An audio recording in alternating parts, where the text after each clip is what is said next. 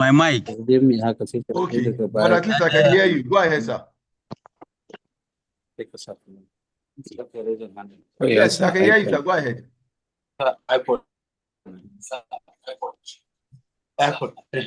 Hello? Yes, Khalil, hello, sir. Good morning. Go ahead. Hello? Good morning, sir. Okay, iPhone. Your name is still showing iPhone here. I think you need to change the name it's of your... It's not iPhone, sir. It's Ahmad Yakubu, sir. But you have not changed it. Maybe you change. You go to your setting and change your... Okay, I will change it, sir. Okay, so go ahead. Go ahead, introduce yourself, sir. Then you do that later. My name is Ahmad Yakubu, a legal practitioner. Yakubu, yes, sir. Yes, sir. Member of Zaria NBA branch. Okay. Currently having my chambers an associate in BI Jahun, Bella Ibrahim Jahun, an associate. Okay. Number 118. Okay, so Council, I think what we are most interested in is the name. Is the name so that others will be able to introduce themselves. Thank you very much. Radia, please, can you yourself? You're instructing. Okay, yes. Okay. Sani Abdullahi, can you go ahead? Yeah, good morning. My name is Sani Abdullahi. I'm a legal practitioner. Yes. All right. It's nice meeting you. It's nice meeting you, Sani. Yes, sir. All right. Good morning. Good morning. Yes. Bashira's hand is still up, and I gave her the opportunity, but she didn't say anything. Okay, so I think that's the much we can take for the introduction. We'll be getting to meet ourselves subsequently as the session proceeds. Okay, so Deborah Jacob, can you please mute yourself? Deborah Jacob. Okay, so. Good morning, sir.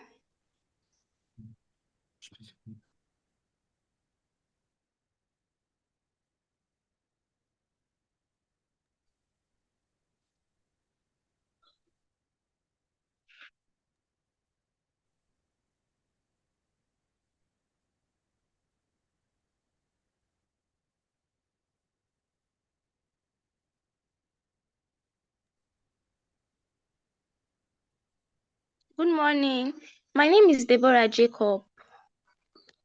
I'm a student of Ahmadu Bello University, 400 level student. Yes, that's it. Thank you.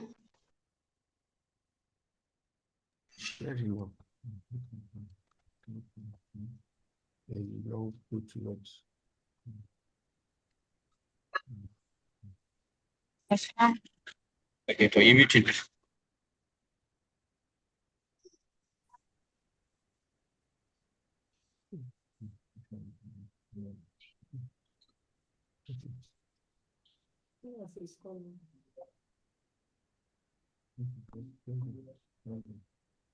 I should continue with the introduction while I should continue with the introduction. Okay. This person just introduced herself, so I just continue. Okay. Yeah, I think it's this area possible. Okay, so if I want to take back the screen to reduce this so that we'll continue the introduction. Yeah. Okay. Yeah, already on start.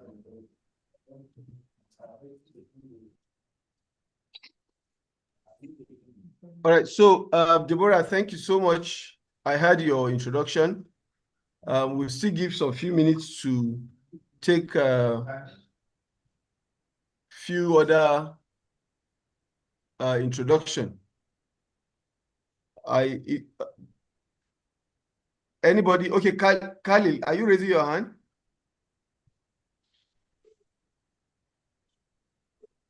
Is Khalil raising his hand?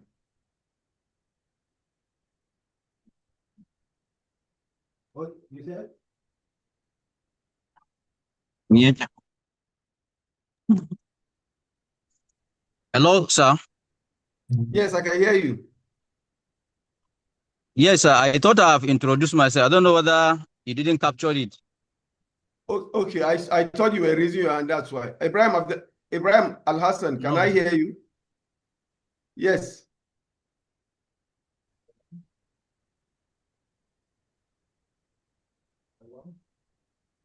Yes, Ibrahim Al-Hassan, you are raising your hand.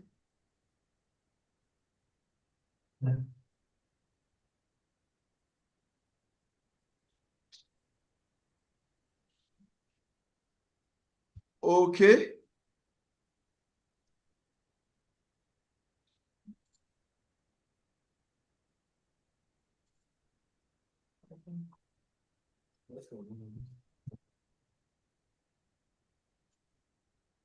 We're still taking the introductions. Yes, Bashira Jayola, we have given you the opportunity. Go ahead. You raise your hand. Go ahead. My name is Bashira Yusuf. Bashira Yusuf. All right. Yeah. I am a private legal practitioner. Okay. I work with Musa and Co. at number 5 Wolf Road, Zaria. Okay.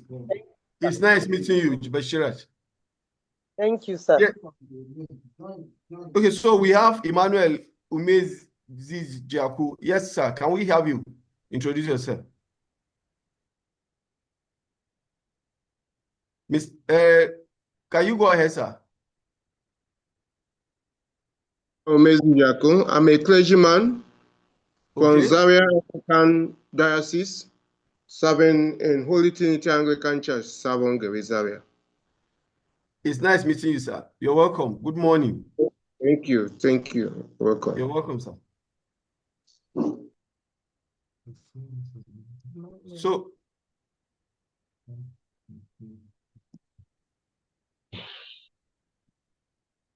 okay.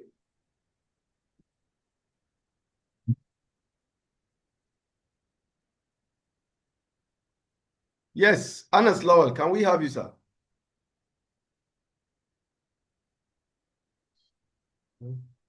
I've unmute you, Anas Lowell. Go ahead.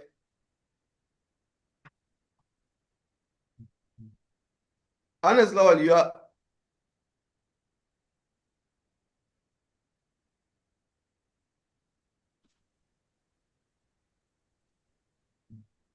Hello, sir.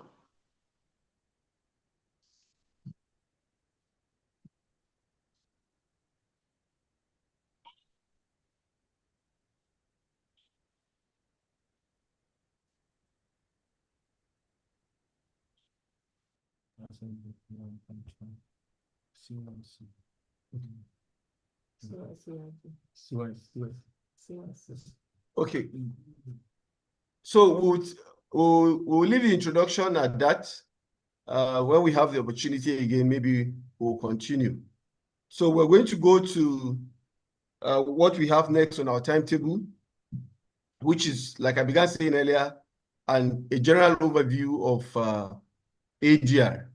It will be taken by a seasoned mediator in the person of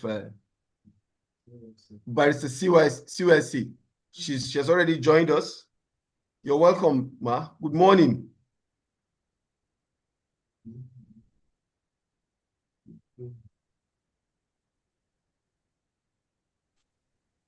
Good morning, sir.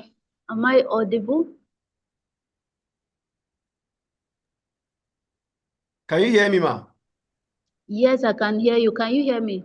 Yes, I can hear you loud and clear. Good morning. Nice to have you around. Nice to have you joining us. So we're going to hand it over to you now, Ma, as you take the next session. Okay.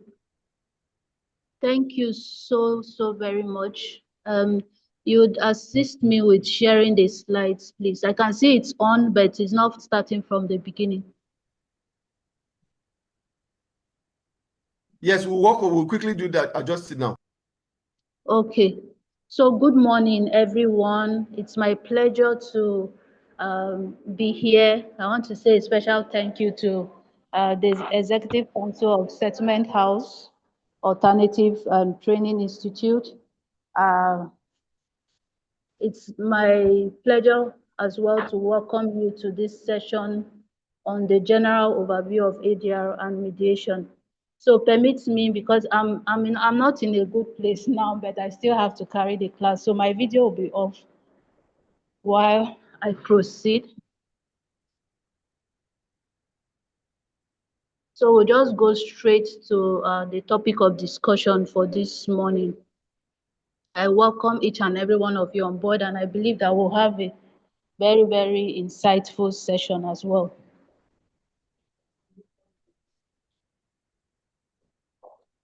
So please, can I?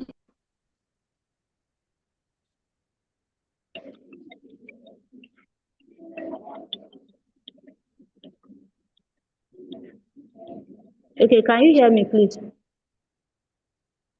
Yes, we can hear you, Ma. Go ahead. This is the beginning of the slide. Yes, go ahead. All right. So, well, like I said, we are going to consider the general overview of ADR and mediation generally. So, by way of introduction, I want to say that ADR has evolved over time from being a merely an alternative to litigation to becoming a very integral component of modern justice systems around the world. And when we hear ADR, it can refer to, a lot of people have ascribed various meanings to ADR. Some say it is alternative dispute resolution. Others refer to it as appropriate dispute resolution. And then on a larger scope, we'll also look at it as African dispute resolution. But for the purpose of our class today, we'll just focus on the definition, its definition as alternative dispute resolution. So you see that today, a lot of governments, courts, multinationals, and international organizations have continued to encourage parties to resolve disputes through consensual means other than adversarial methods. So, and that will be our focus today. Our discussion today will introduce the concept of ADR. It will trace the evolution of mediation, then go ahead to examine why it has become the preferred dispute resolution mechanism.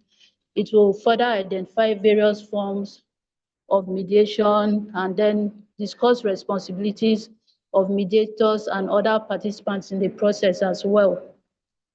So by the end of this session, I think the focus is that all participants on board should appreciate that ADR is not simply about settling disputes. It's also about preserving relationships, promoting access to justice, saving time and cost, and creating sustainable solutions. So having said that, I'll go straight to the history of mediation. So mediation as we have it is not a new concept at all. So from ancient times, from before the pre-colonial era and all of that, we've had mediation both traditionally and internationally. So while I'm still on the first slide, please.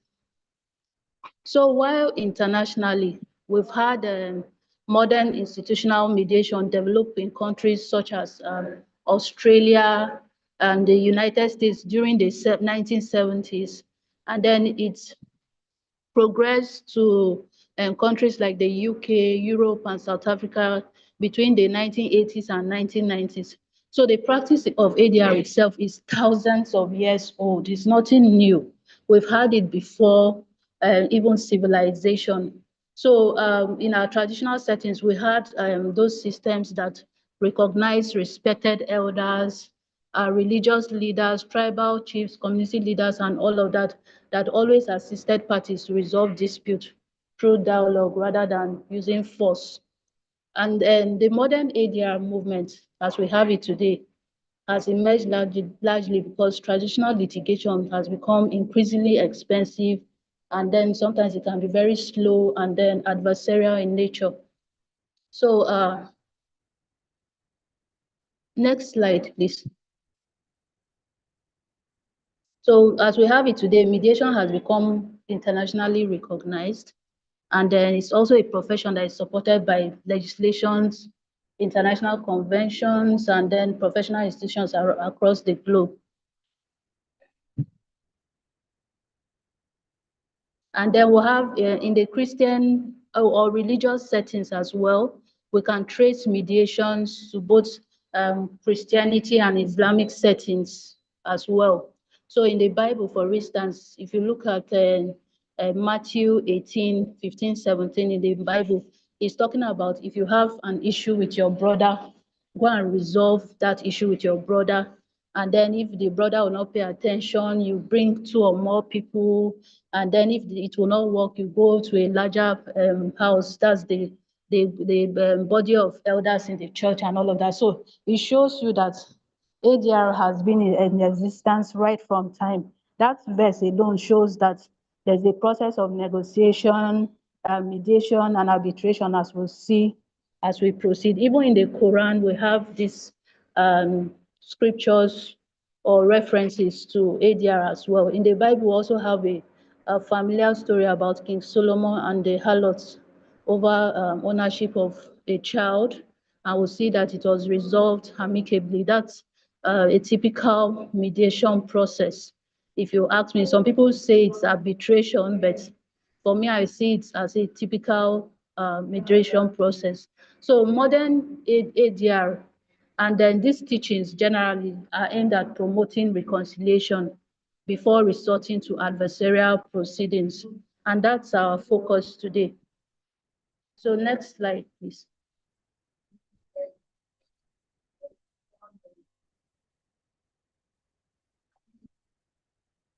Then we'll see that in Nigeria specifically, ADR or mediation has been in existence. Like I mentioned, we had community leaders, we had respected elders in various communities where we had dispute resolution institutions or mechanisms in place, but we can trace it formally. The development of mediation can be traced formally to the 1990s, and 2 institutions specifically played significant roles in the development of modern mediation in Nigeria. That's the Negotiation and Conflict Management Group, and then the Institute of Chartered Mediators and Conciliators. So these organizations played a role of training mediators, promoting ADR awareness, and advocating for institutional reforms. And then specifically for the Negotiation and Conflict Management Group, it pioneered the establishment of the Lagos Multi-Court House, which is was the first court-connected ADR center in the entire African sector. Sorry, in the entire Africa. And today we can see that almost nearly every state high court in Nigeria, not all states though, but most states in Nigeria have a form of multi-door courthouse.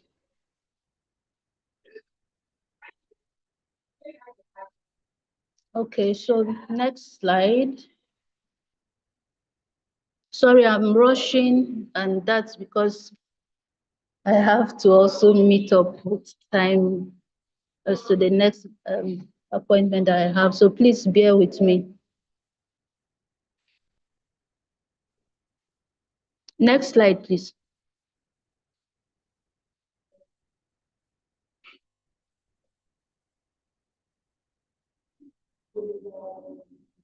Okay, so as we proceed, we'll consider the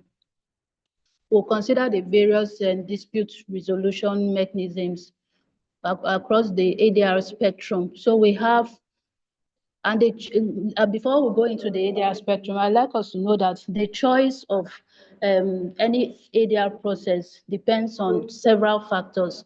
So whether you choose negotiation, whether it's mediation, arbitration, conciliation, or anything, it depends on several factors. So as ADR practitioners, when advising your clients or handling matters, you should also have that in mind. So it will depend on the nature and complexity of the dispute. And sometimes even you are looking at the preservation of relationship between parties. You are also looking at the urgency of the matter, and then of course confidentiality requirements, and then the willingness of parties to negotiate and enforceability of the outcome. And you know that ADR processes are unique because of the privacy and confidentiality that entails. So negotiation, we'll start with negotiation. Negotiation is simply the most common and oldest method of dispute resolution, and it involves direct discussions between parties. So the aim is reaching mutually acceptable agreement. So a unique characteristics of negotiation is the fact that there's no third party involved most of the time. So the parties in a dispute will attempt to resolve that dispute by themselves without involving a third party. So basically, that's what distinguishes the negotiation process from other processes. So we see negotiation occurring in our everyday dealings, whether it's in commercial transactions, whether it's in family disputes, labor relations, diplomatic engagements. Generally, ordinary daily interactions will see negotiation taking place. Then mediation, on the other hand, it's also a dispute resolution. Most people refer to mediation as assisted negotiation, right? And the difference between mediation and negotiation is the fact that there's an introduction of a neutral third party known as the mediator. So the mediator facilitates the process. It does not impose decisions on the parties. And then before now, we would also say that the mediator is not even allowed to suggest, but the Arbitration and Mediation Act 2023 gives room for the mediator rather to suggest to parties. So basically, under mediation, the role of the mediator is facilitative, and it's a party-driven process. Parties decide the outcome, they decide the venue, selection of mediator, and then it's also a very confidential process. And then in mediation specifically, you see that in terms of confidentiality, there's a dual layer of confidentiality. So you have confidentiality with regards to the process generally, and then you have confidentiality with regards to private sessions, that's caucus sessions, where the mediator has to meet one-on-one with the parties. So if they do not permit the mediator to disclose to the general session or to the other party in the general session, then the mediator does not.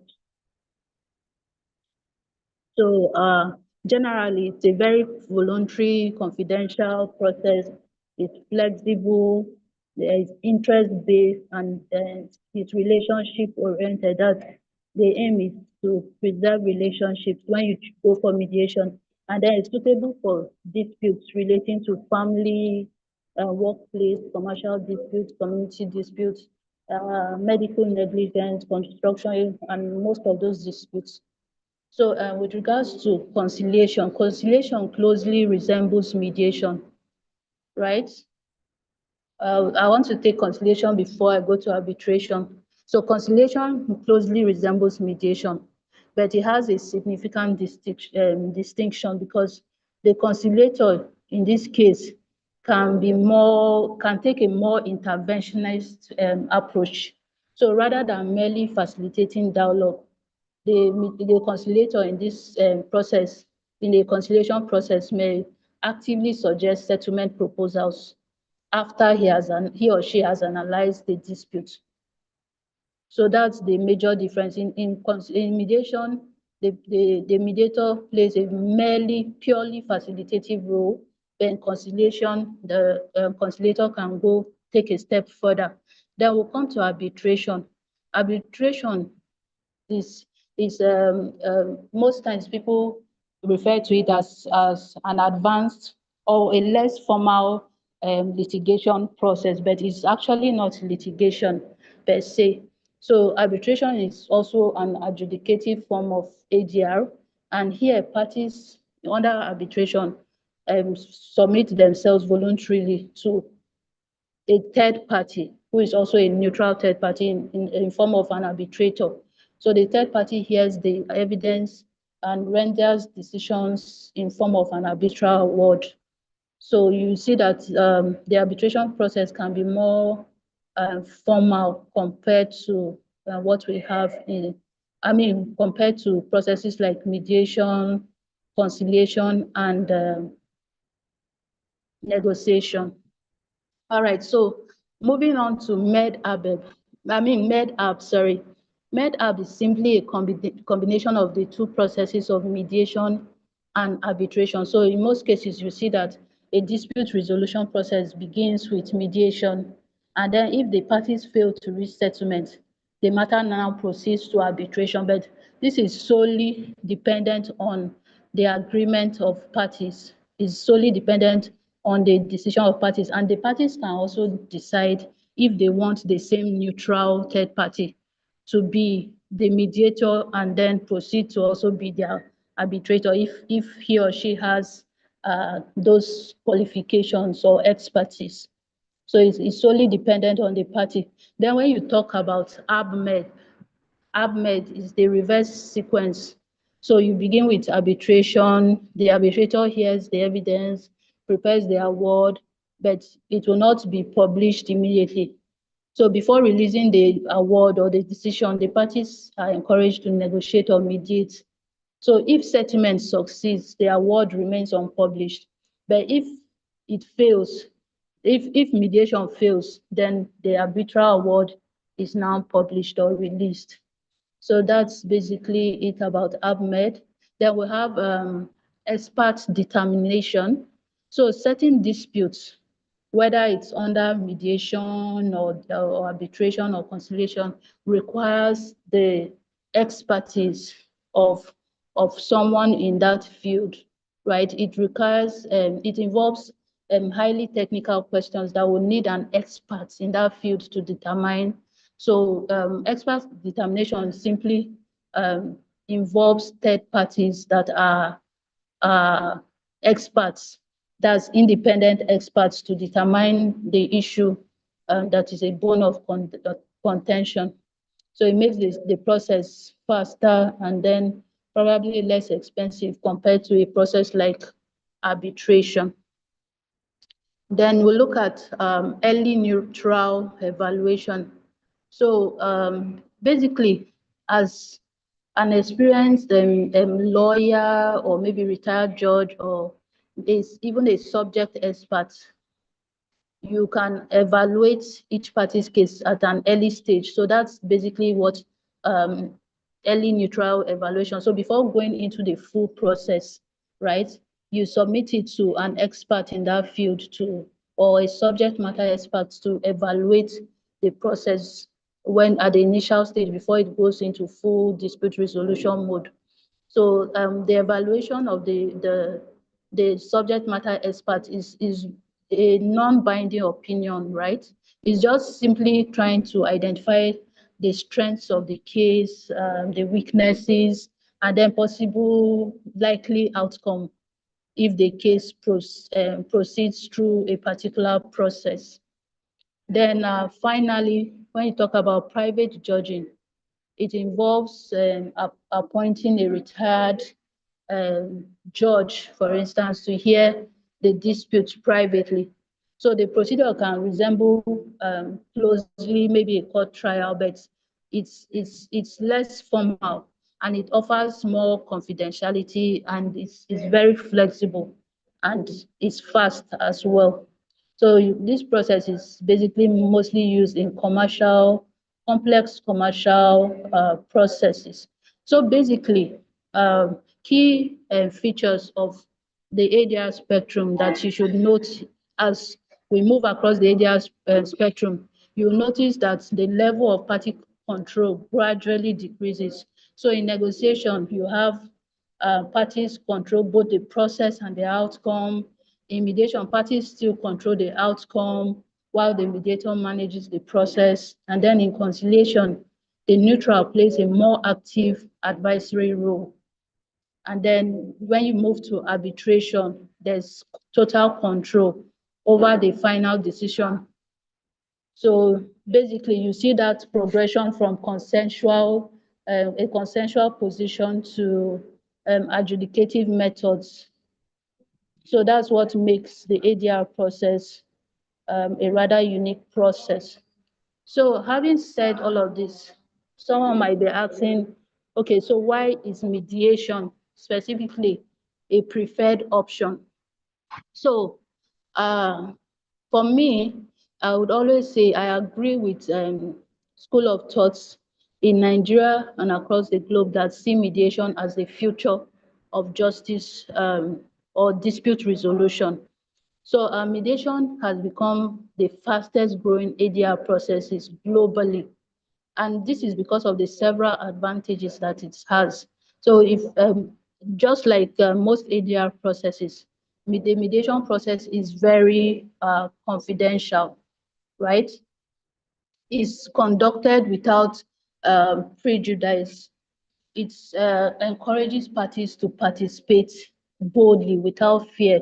So it's a confidential process. And I mentioned earlier, if you can recall, that it has a dual layer of confidentiality, both at the main joint session level for the entire process, and then at the caucus level where the mediator has to meet one-on-one with parties as well. So everything discussed during mediation remains private unless parties agree otherwise.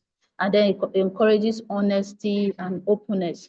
Then when you talk about it operating or being a process, no, sorry, I'm still on that slide. Okay, so when you talk about it being conducted without prejudice, you are simply saying that the statements that are made during mediation generally cannot be used later in court if mediation fails. So it has that layer of privacy and confidentiality, and it protects both business relationships, family relationships, and commercial relationships as well. Then we'll see that the mediation process is also very voluntary. So next slide, please. So it's a very voluntary process. So unlike litigation, parties retain complete control over whether to settle or not, right? They maintain ownership of the entire process. The parties are treated respectfully. And then there's the third party neutral that facilitates the process. It facilitates the dialogue, but he is never allowed to decide the outcome or impose any solution on parties. And then because parties own the process, they are more committed to implementing agreements, right? And then unlike courtroom proceedings where you find parties often attack each other's credibility and all of that, mediation encourages respectful communication. And then the third party is always expected to remain neutral and impartial. So neutrality simply means that he or she has no interest in the outcome. And then impartiality means that his focus is treating all parties fairly to the best of his or her abilities. So next slide.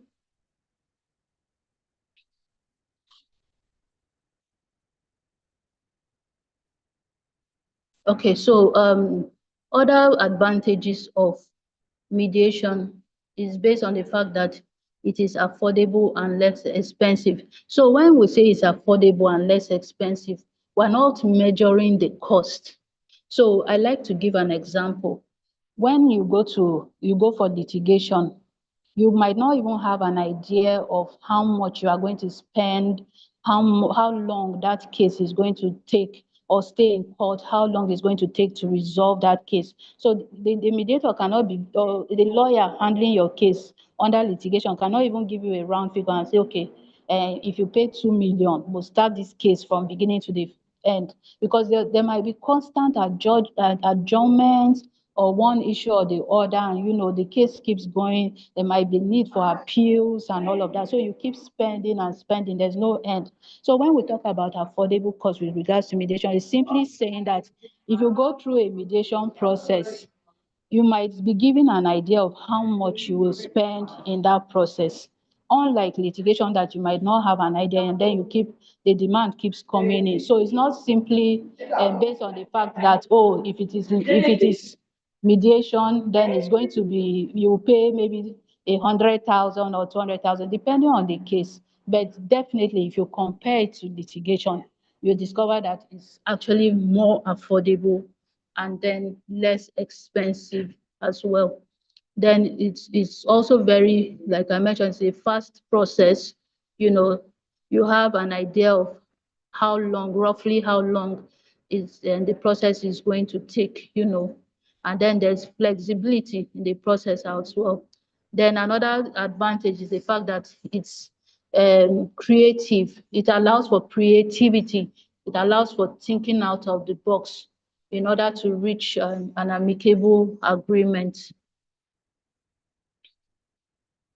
So next slide.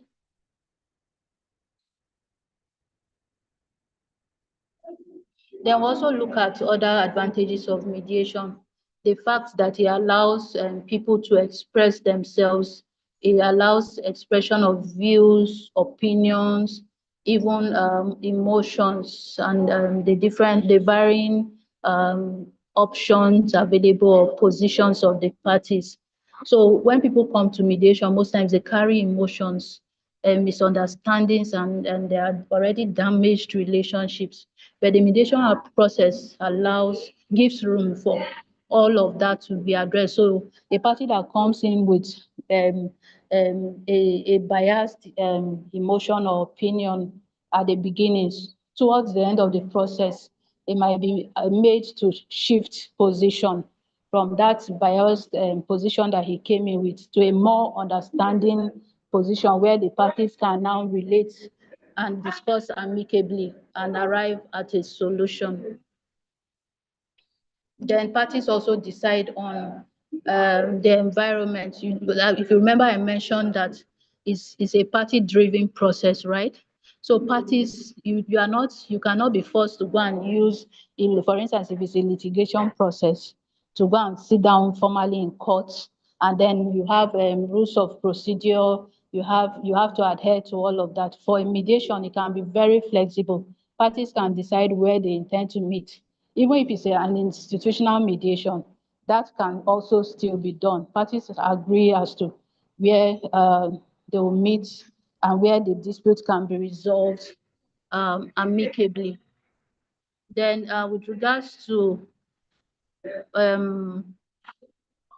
agreements reached under mediation as well. So most times, instead of going through the long litigation process, you submit a dispute to mediation, and then it is fast.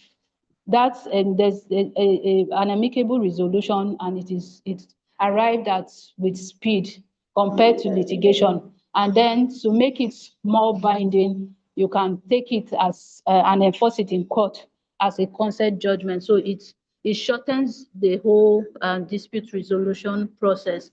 And then finally, mediation also restores relationships. It restores it to the original state, the relationship level or status where parties were at before the dispute. It tries to maintain that, compared to court, where once you go, you discover that you have warring factions. You people are attacking each other, and then it's a case of one person must win and the other person must lose.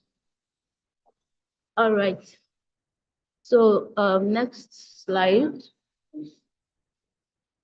Okay, so we'll go ahead to look at the types of mediation.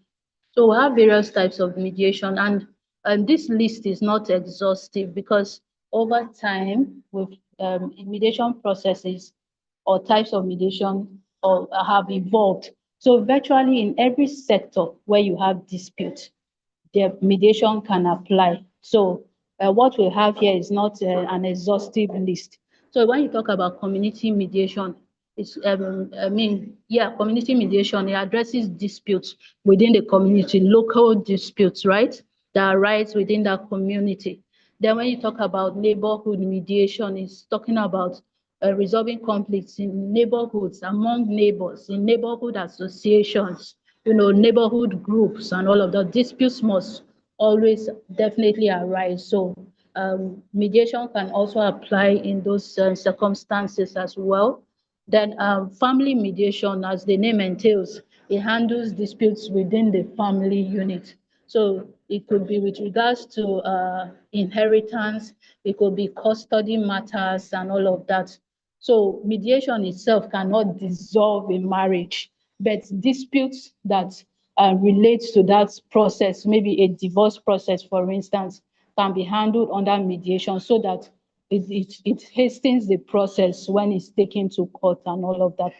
Then faith-based mediation is simply facilitated by religious institutions, right? So in churches, in mosques, and all of that, disputes always arise. So it's an avenue for you as an ADR practitioner to be able to also apply mediation skills in those areas. Most of those organizations do not even have an idea that they can use mediation. So you just create the awareness, and then you can apply mediation to resolve religious disputes or disputes that arise within religious institutions.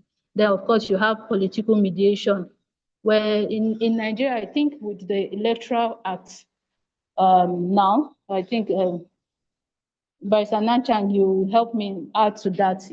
There's that amendment that allows for ADR in the, I don't know whether it has fully been passed into law, but allows for ADR as a means of resolving electoral disputes as well. Then with regards to workplace mediation, a lot of disputes arise between the employee and the employer, between employees themselves. It arises from at the board level or management level and all of that. So disputes arise in the workplace, and mediation can be applied as well. Then we have peer mediation, which is commonly found within schools, secondary schools, even primary schools or universities, just institutions of learning generally. Okay, so next slide, please.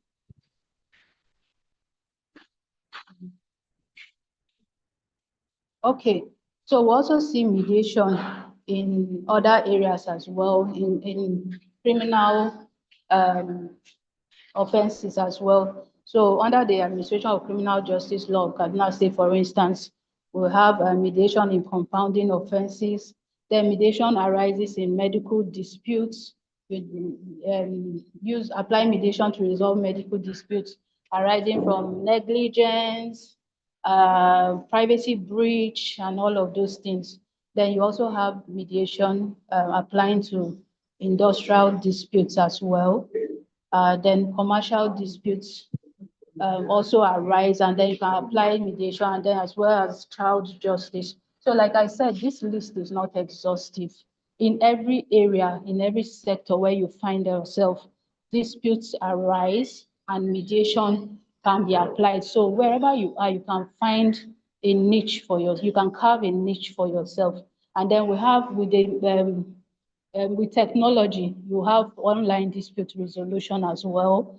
And then you can also apply artificial intelligence tools as well with regards to mediation.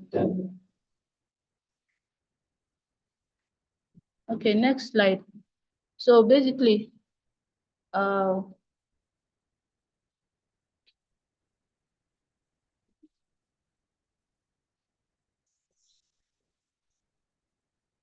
okay, so we cannot look at we cannot take an overview of ADR without considering the role of mediators, parties, or mediator advocates. So basically, the mediator's role, like I said earlier, is facilitative, right, rather than adjudicative. So the mediator helps to develop communication between parties by establishing rapport and using non-judgmental language and demonstrating empathy. So the mediator's role is to build rapport. The mediator must be able to create trust in the process, right? You must be able to manage emotions. The mediator must be able to maintain neutrality, to keep discussions focused, and then to also help parties identify their interests and probably generate options and all of that. That is a major role of the mediator. And they entirely or generally, the mediator should be able to manage the entire mediation process and always remember his or her position. He's never allowed to impose decisions. He can suggest, he can facilitate the process, but he's not allowed to impose decisions on the parties, right? Then the mediator and in conjunction with parties is also expected to create an enabling environment, a conducive environment for the mediation process to thrive. So you ensure that the venue is comfortable, the settings are comfortable, even if it's an online dispute resolution process. You also ensure that everything is in place, and then parties can express themselves effectively. If it's for a physical mediation process, then you have to put them through the rules, you know. In your opening statement, you state all of that. If they need to take a break, if they need to use the restroom, but above all, you ensure that everything is conducive and comfortable with regards to facilities and even the seating arrangement and all. Okay, next slide.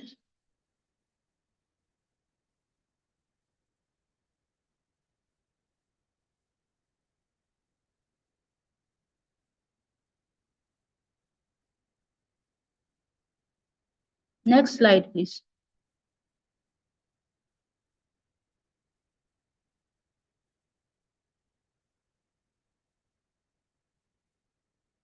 Okay, so I've already explained most of what we have here, talking about creating solution for encouraging parties to create solution for their disputes by reminding them of the purpose of the process, helping them to explore new perspectives, documenting relevant areas of agreement.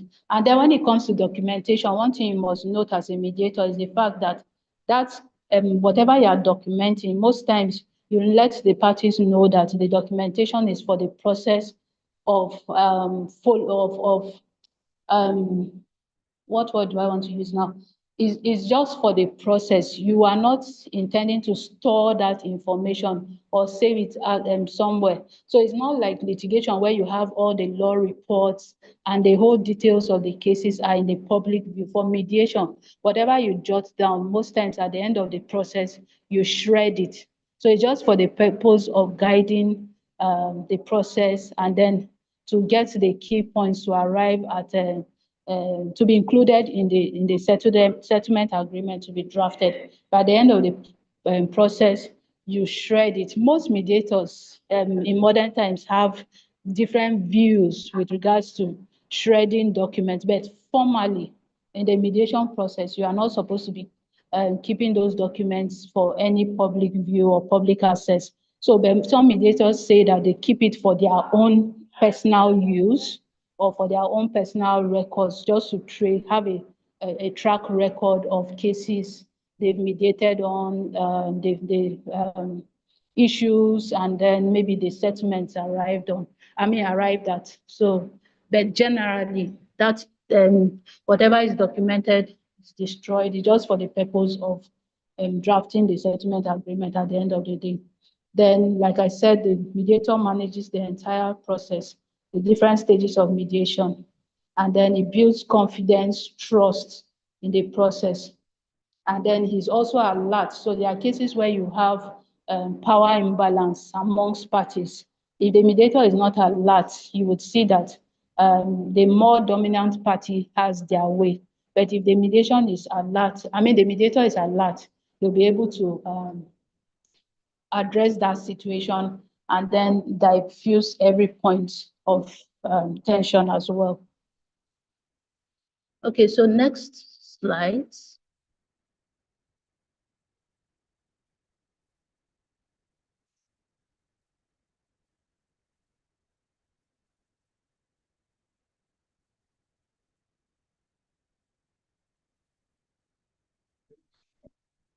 Okay, next slide, please.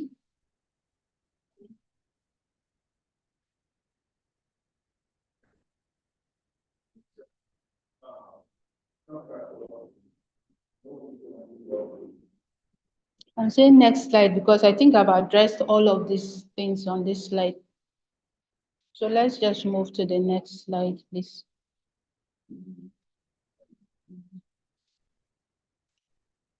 Okay, wait, is there, sorry.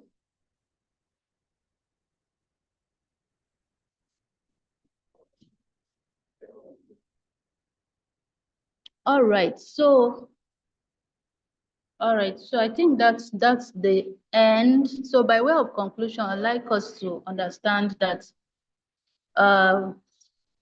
every dispute involves people, and then you have to understand those people, you have to understand their emotions, their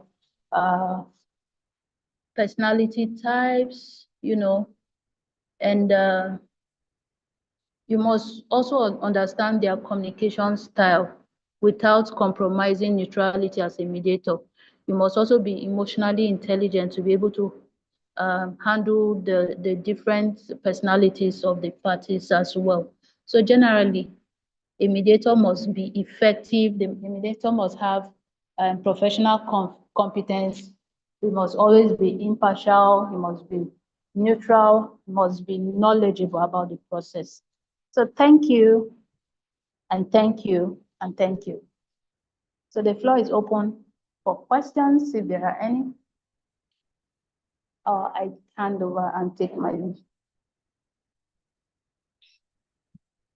Sorry, am I audible?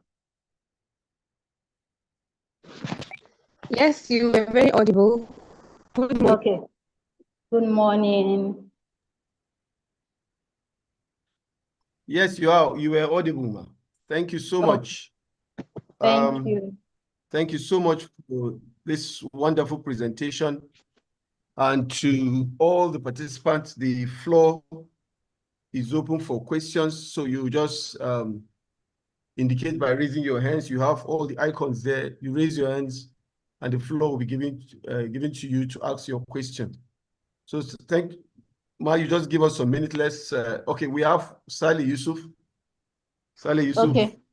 Okay, so let me, yes. Salih Yusuf, go ahead, sir. Ask.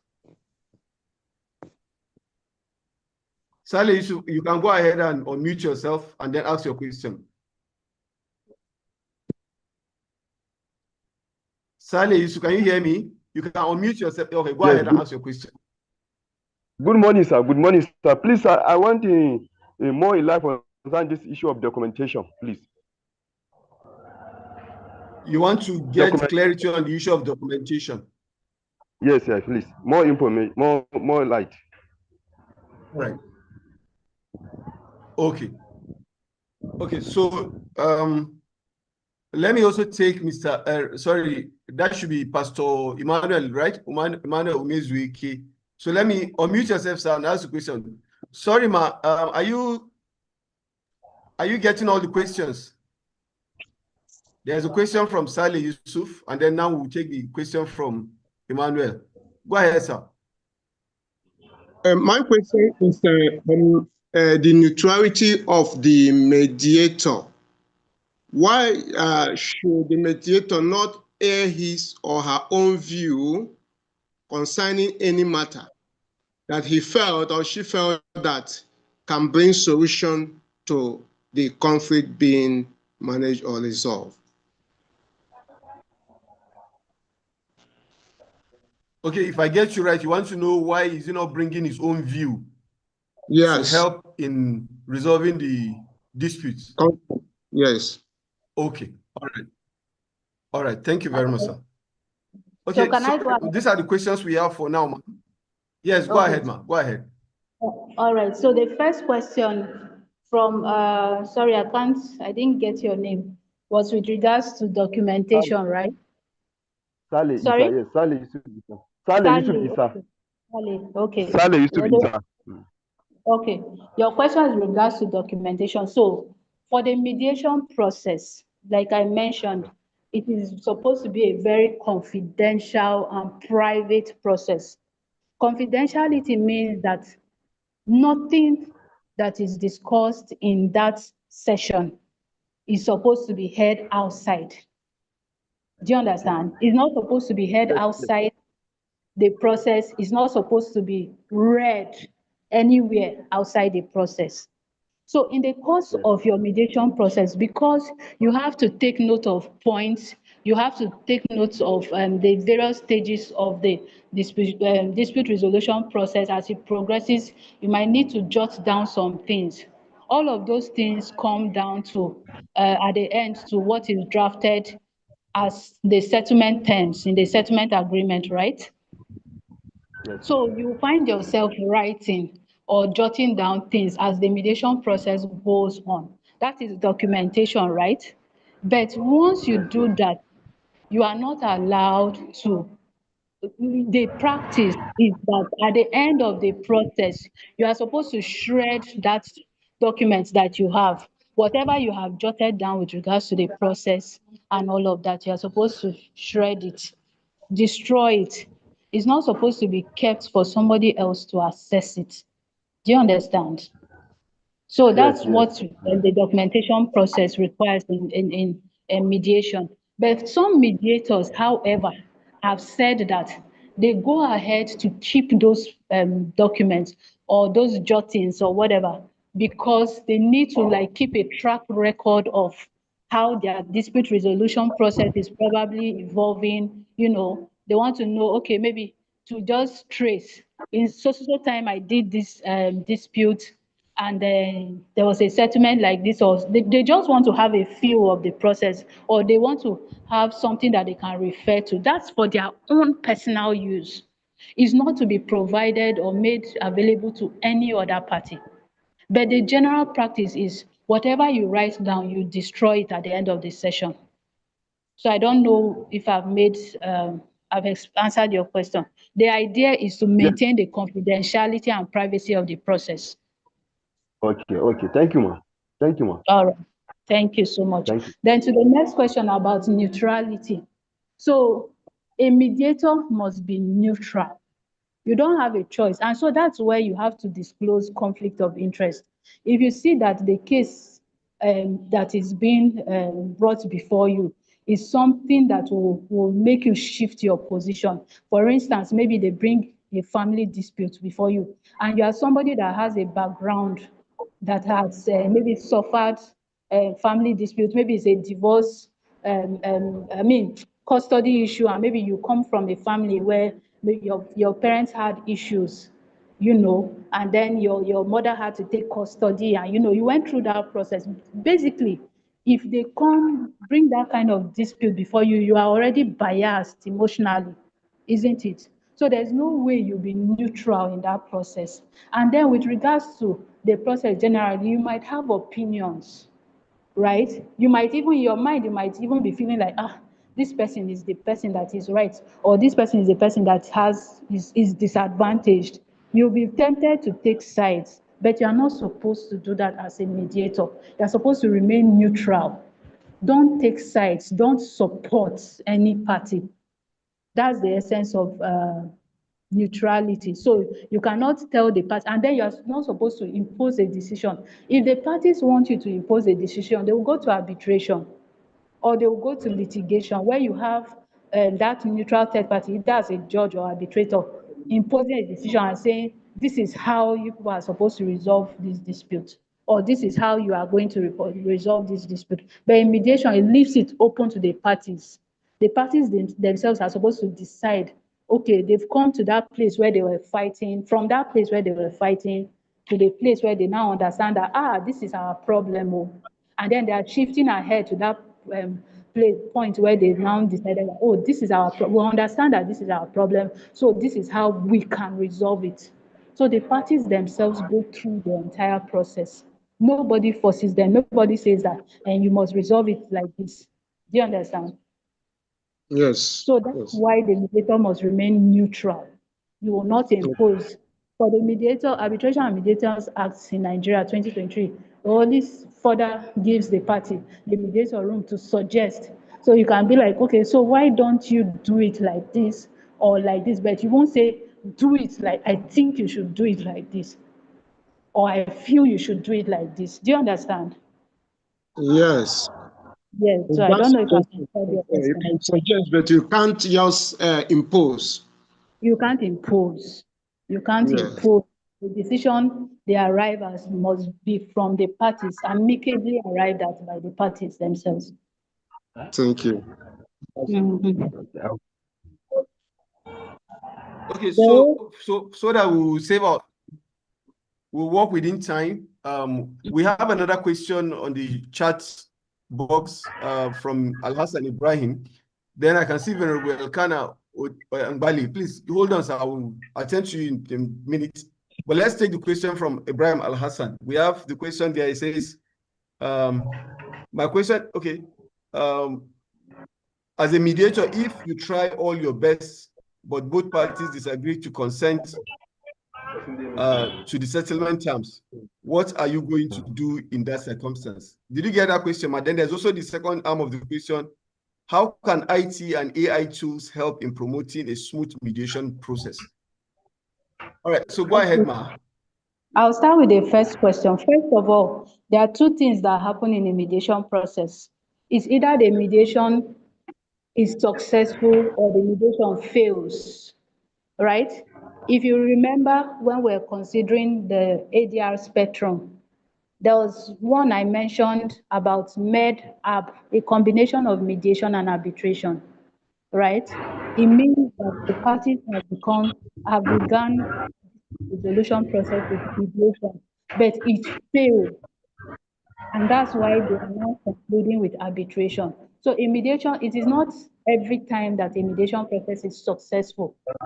Parties themselves will come to amicable terms, and arrive at a settlement agreement. So, but if the mediation fails, if parties do not agree, then it means that the mediation process is not successful. So there's nothing you can do about it as a mediator. Everything is in their court as parties. It's a party-driven process. I don't know if I've answered that question. Then with regards to using AI tools to resolve dispute, that's a topic on its own entirely. I don't think that the time that we have here can allow us explore that field, but there are a lot of AI tools in this era of technology that we can use to facilitate the mediation process. But I know that in one of those sessions, a question arose as with regards to using AI or technological tools, and then somebody would be asking, oh, that's AI tool or that AI assistant that you are using, is that not a third party in the mediation process? A process that is supposed to be confidential. But if you have to use AI tools, if you have like an AI assistant, for instance, before you use it in a mediation process, you have to notify the parties, right, that you are making use of your AI assistant and it's going to be part of the process. If they agree, you go ahead. If they refuse, then you cannot force it on them. So with regards to the specific tools to use, there are a whole lot of tools out there. But I don't know, I might not be able to state them verbatim at this point. Maybe I'll just do that after now and then forward it. Okay. So I'll just do that after now and then forward it to you. Okay, sorry, I don't know. Okay, then we take the next question. We're trying to see how we manage the little time we have to take the questions before our next speaker come on board. So we have Venerable Elkanah raising his hand. Go ahead, sir, with your question.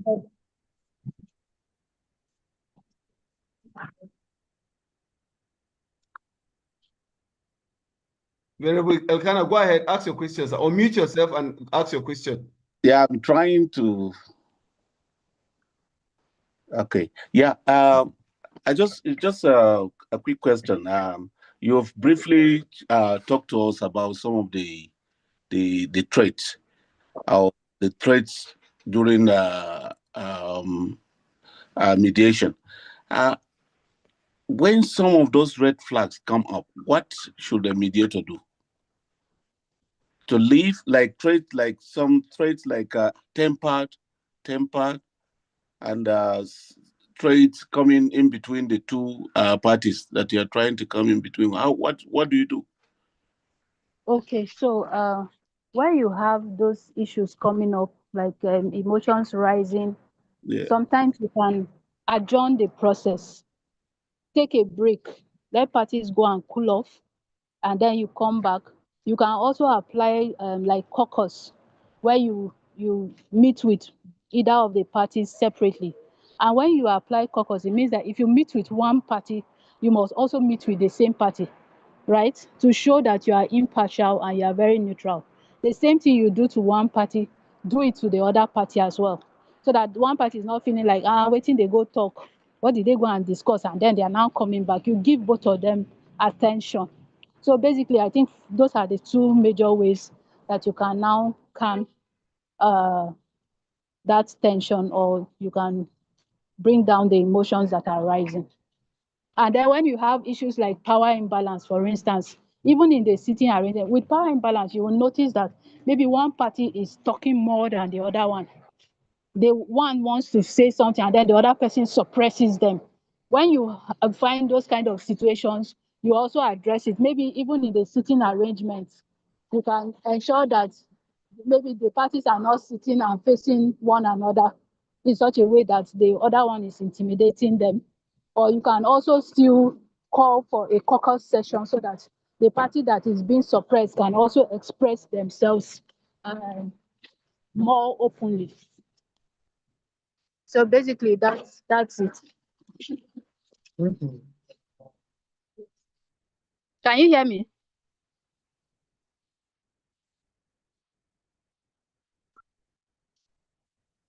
Hello? Yes, we can hear you, ma. We can hear you. Okay. Hear you. Somebody is also... I was on mute. So I'm on mute. Okay. But so are you clear of your question? Yes. Yeah, I'm clear. Very clear. Thank you. Okay, sir. Thank you.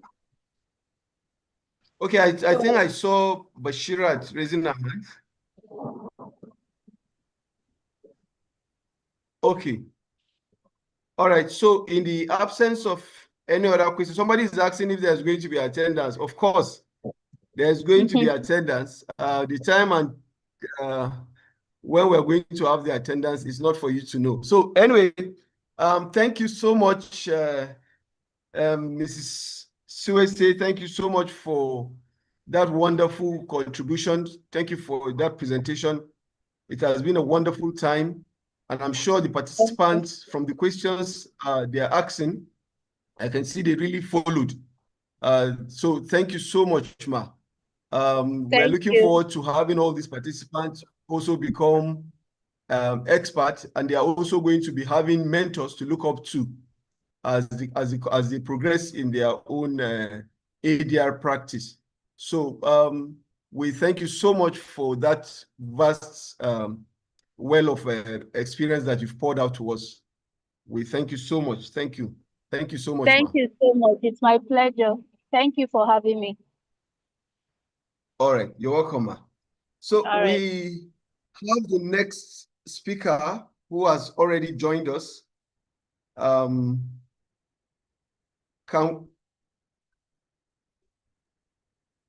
Yes, we have our next speaker. She has already joined us, and she'll be coming right away to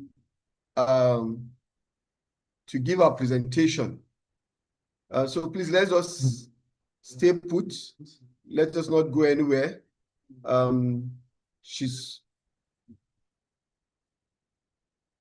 Yes, go ahead.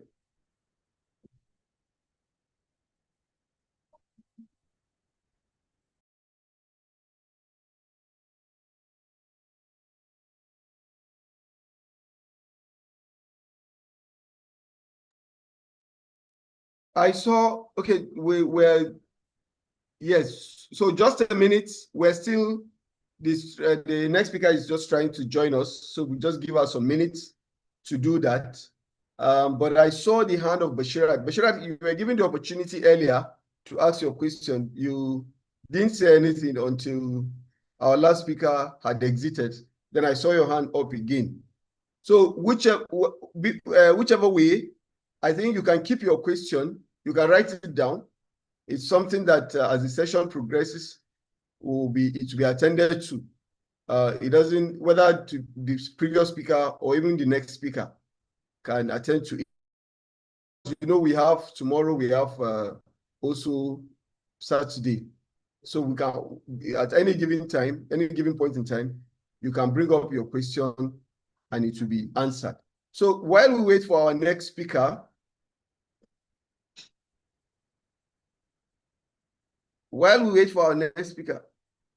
just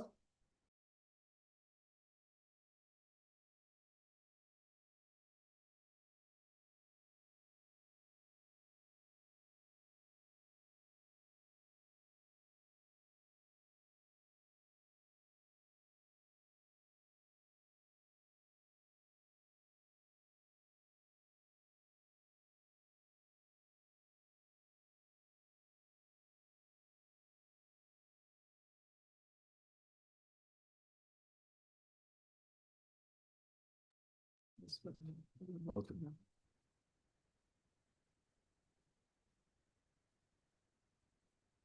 So let me continue the discussion. So can you all hear me?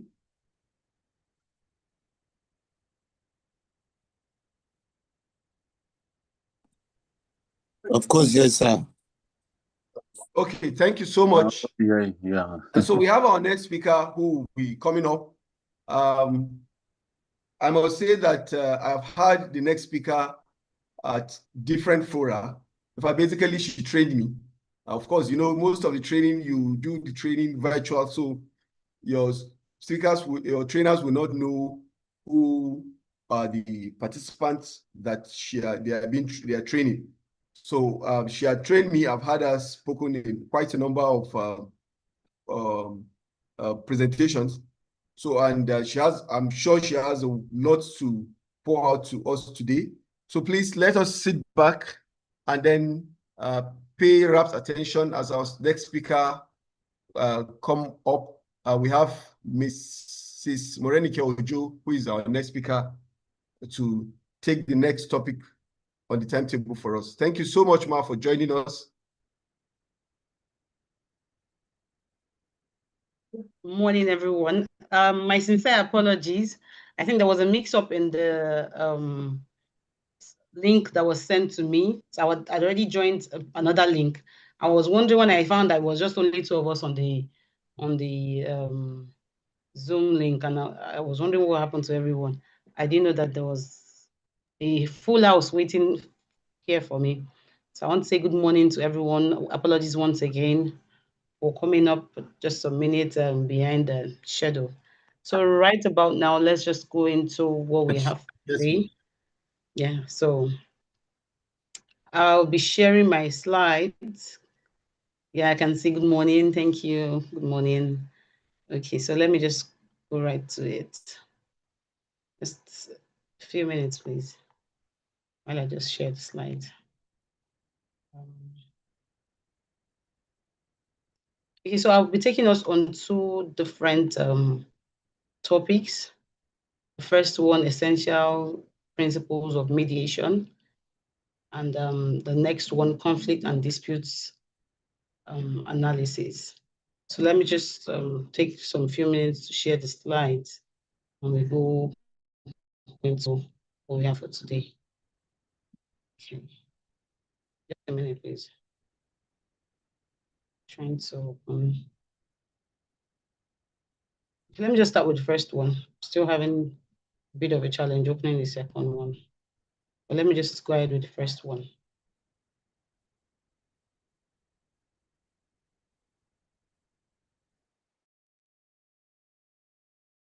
Oh, sorry, I didn't even know my video is not on as well.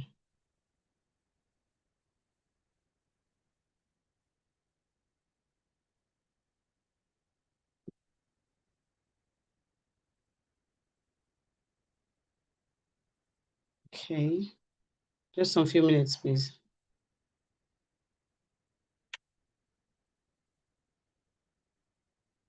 Okay. Okay. I've been able to, I was trying to download.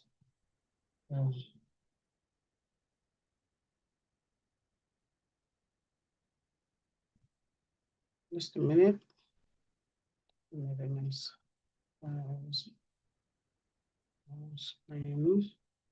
I don't know if it's possible to help me share the slides from that end. I'm having a bit of a challenge sharing it from here. So I really wouldn't mind if the slides can be shared from your hand.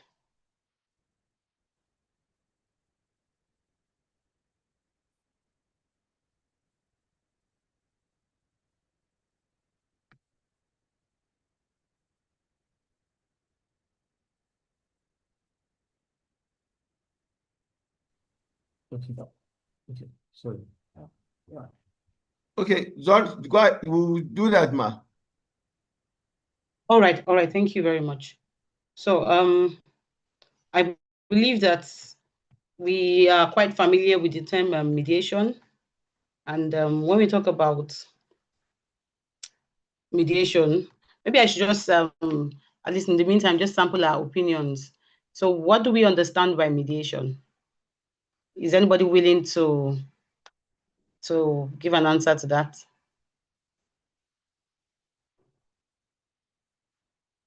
I would appreciate a show of hand. I'm not seeing any yet.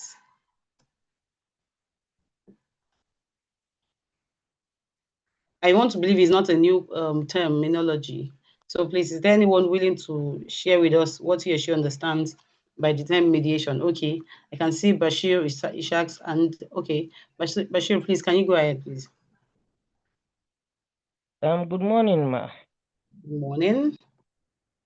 From my understanding, it simply means intercession, the act of intervening into crisis or misunderstanding between parties. Okay. All right. Yes, thank that you. is from my understanding. Can you hear me? Can you hear me? I want to be sure that I'm being heard. Yes, I can hear you. All right. Okay. So intervention, yeah. Intercession. Yes, or intercession. Yes. Intercession. Okay, that's a good word. Thank you. Any other person, please? Emmanuel, please go ahead. Well, I would say that mediation can be said out of coming in between two opposing factions. Okay. With the aim of making peace. Okay, coming in between an intercession. Okay, somebody else? There's somebody else that wants to attempt to define what he or she understands by mediation?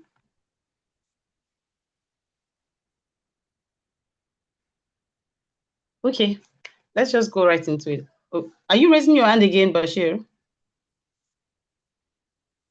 Okay, Anna, I can see Anna's hand. Anna, yeah, please go ahead. Anna, you can unmute and go ahead, please.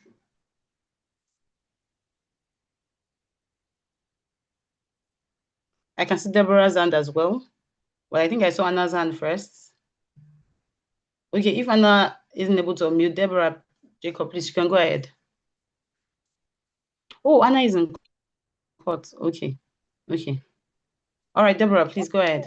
It's a mechanism. Can you hear me?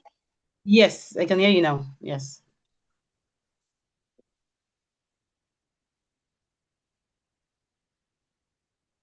But we can't hear you anymore.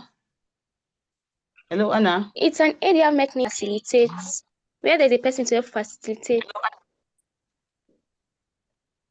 Can you hear me? It's breaking, but I can hear you now. Yeah, please go ahead.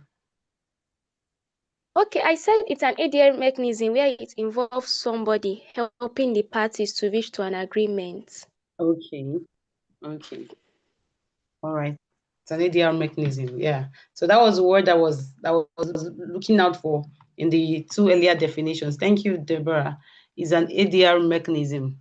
It's an ADR, particularly in the light of what we are going to be learning today.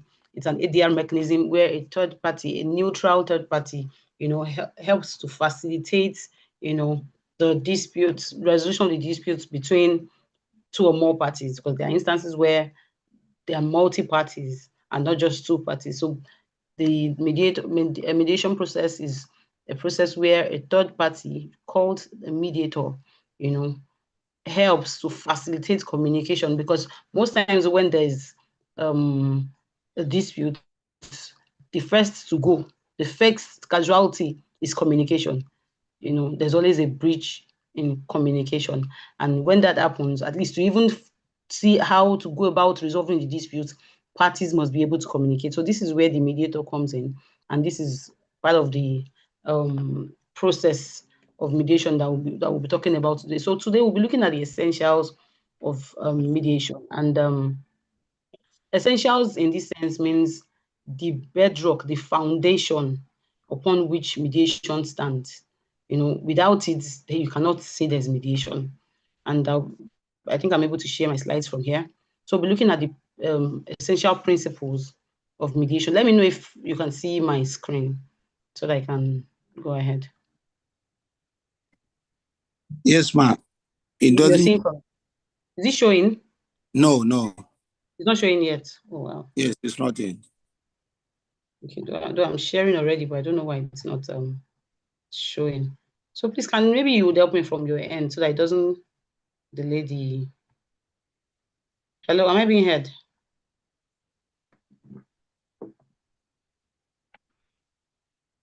Yes, you are being heard, Mike. Okay, so I don't know. My screen is even frozen here, so I don't know if it's from my end or from your end. Okay. All right, you can see it now. I believe so. Yeah, it's on now. Yes, ma'am. All right. So sorry for the, sometimes, technology can just decide to have a mind of its own and decide to show you shaggy, as it is showing me right now. But we will still not give up. No, we won't give up because it has come to stay and stay it shall. So let's move on. And what are these principles?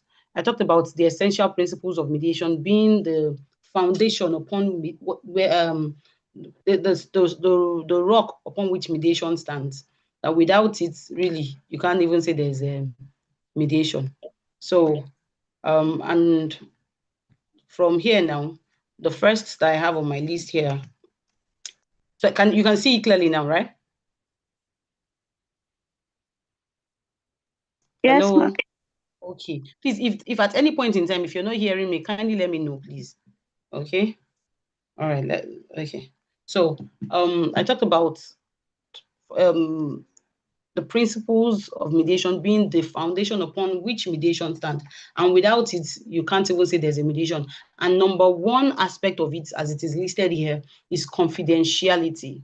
Confidentiality is like the very foundation. When you're building a house, without the foundation, you cannot just be laying blocks. So to start with at all, mediation, one of the important principles of mediation is confidentiality. And it's in two stages, on the part of the mediator and also on the part of the parties. And when we talk about confidentiality here, it goes to the point where whatever it is that is discussed in the mediation session stays in the mediation session. So in most cases, when a mediation session is about to commence, parties are made to sign that confidentiality agreement that no matter what is said here, it remains here. What happens in Rome remains in Rome. So it's as basic as that. And even as a mediator, the notes you're taking, you cannot share it anywhere else. You cannot discuss about it anywhere else. It just gives the parties that assurance that, oh, the fact that my matter is being heard here, or I'm bearing my mind here, I won't go and be hearing it maybe in the news tomorrow, where if the mediator by any chance goes to go and share it to somebody else. So confidentiality is very, very key. And even, it's one of the things that gives the parties the liberty to pour out their mind during mediation sessions. And it even goes to the root of to the point that what a party tells the mediator, particularly during caucus meeting, if the party does not give the mediator the go ahead to discuss it with the other party, for example, maybe there's party A and party B. If party A says something in confidence to the mediator should not, except with the express permission of the party, mention it to the party B. when they are caucusing, when they are having their private session. And number 2 is impartiality. It is very, very important, because if you as a neutral person, I mean, talking about the mediator now, as a neutral person, if any of the parties sees any form of bias, it can affect, the proceedings, because mediation is actually built on trust. And, it's written impartiality stroke, no conflict of interest. For example, you cannot be a mediator in the matter that you are personally involved in. No. That's the concept of impartiality has already been, it's not possible. You can't be a mediator in a matter that you are personally involved in, or maybe in a matter that your brother or your family member, it's better, although there are instances where even after declaring this interest to the other parties, if the other party doesn't have any issue about it, but it is best, that you don't act as a mediator in that circumstance. So number 2 principle of mediator is impartiality, and the expression of conflict of interest. If there's any, it's better that you just hands off and say, oh, I can't take this matter. I'm personally interested in this matter. Then number 3, a whole lot of active listening is embedded in mediation, on the part of the parties, and even most especially on the part of the mediator. The mediator must be an active listener.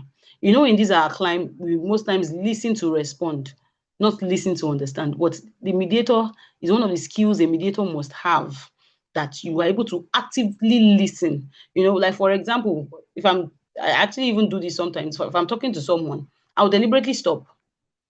And the reason why I'm stopping, even if it's a gist, I'll deliberately stop. And the reason I'm stopping is to know whether why I'm stopping is to know whether this person that I'm talking to is actually following what I'm saying. If the person is not following, I will know, because you will not be wondering, oh, so you were saying, So instances like that, parties can even come up with that tactics to know whether the mediator is actually following what the party is talking about or what the party is saying at a particular time. And one has to be very careful to ensure that you listen actively to both sides.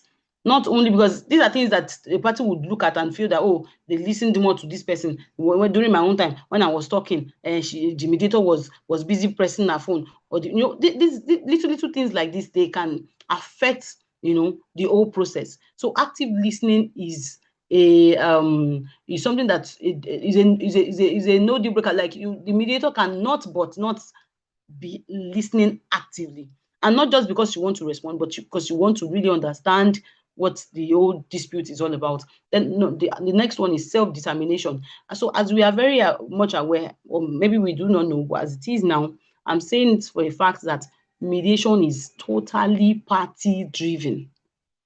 It is in the court of the parties. The ball is in their court. It is not what their lawyer is saying or what somebody else is saying. It is what the party wants. So self-determination is very important. If you have a mediation session that one party is not really, really keen on resolving the dispute, you might not be able to make a headway, because both parties have to be on board that, okay, we really want this matter to be resolved. So self-determination is another important ingredient, I would say now, as element in mediation. Then neutrality, it has, of course, I've spoken a little bit about it when I was talking about impartiality. You have to be seen to be neutral at every point during the session. So this is one very key ingredient also in mediation. It's just like when you want to cook a pot of your favorite soup. If the key ingredient, let's say for example, salt, is missing, that soup at the end of the day, it will give a very different taste. So neutrality is as important as every other ingredients, let me put it that way, that we're using to cook that pot of mediation for the parties to be able to resolve their issues amicably. Then voluntariness, it is important in the sense that you cannot force a party to mediate.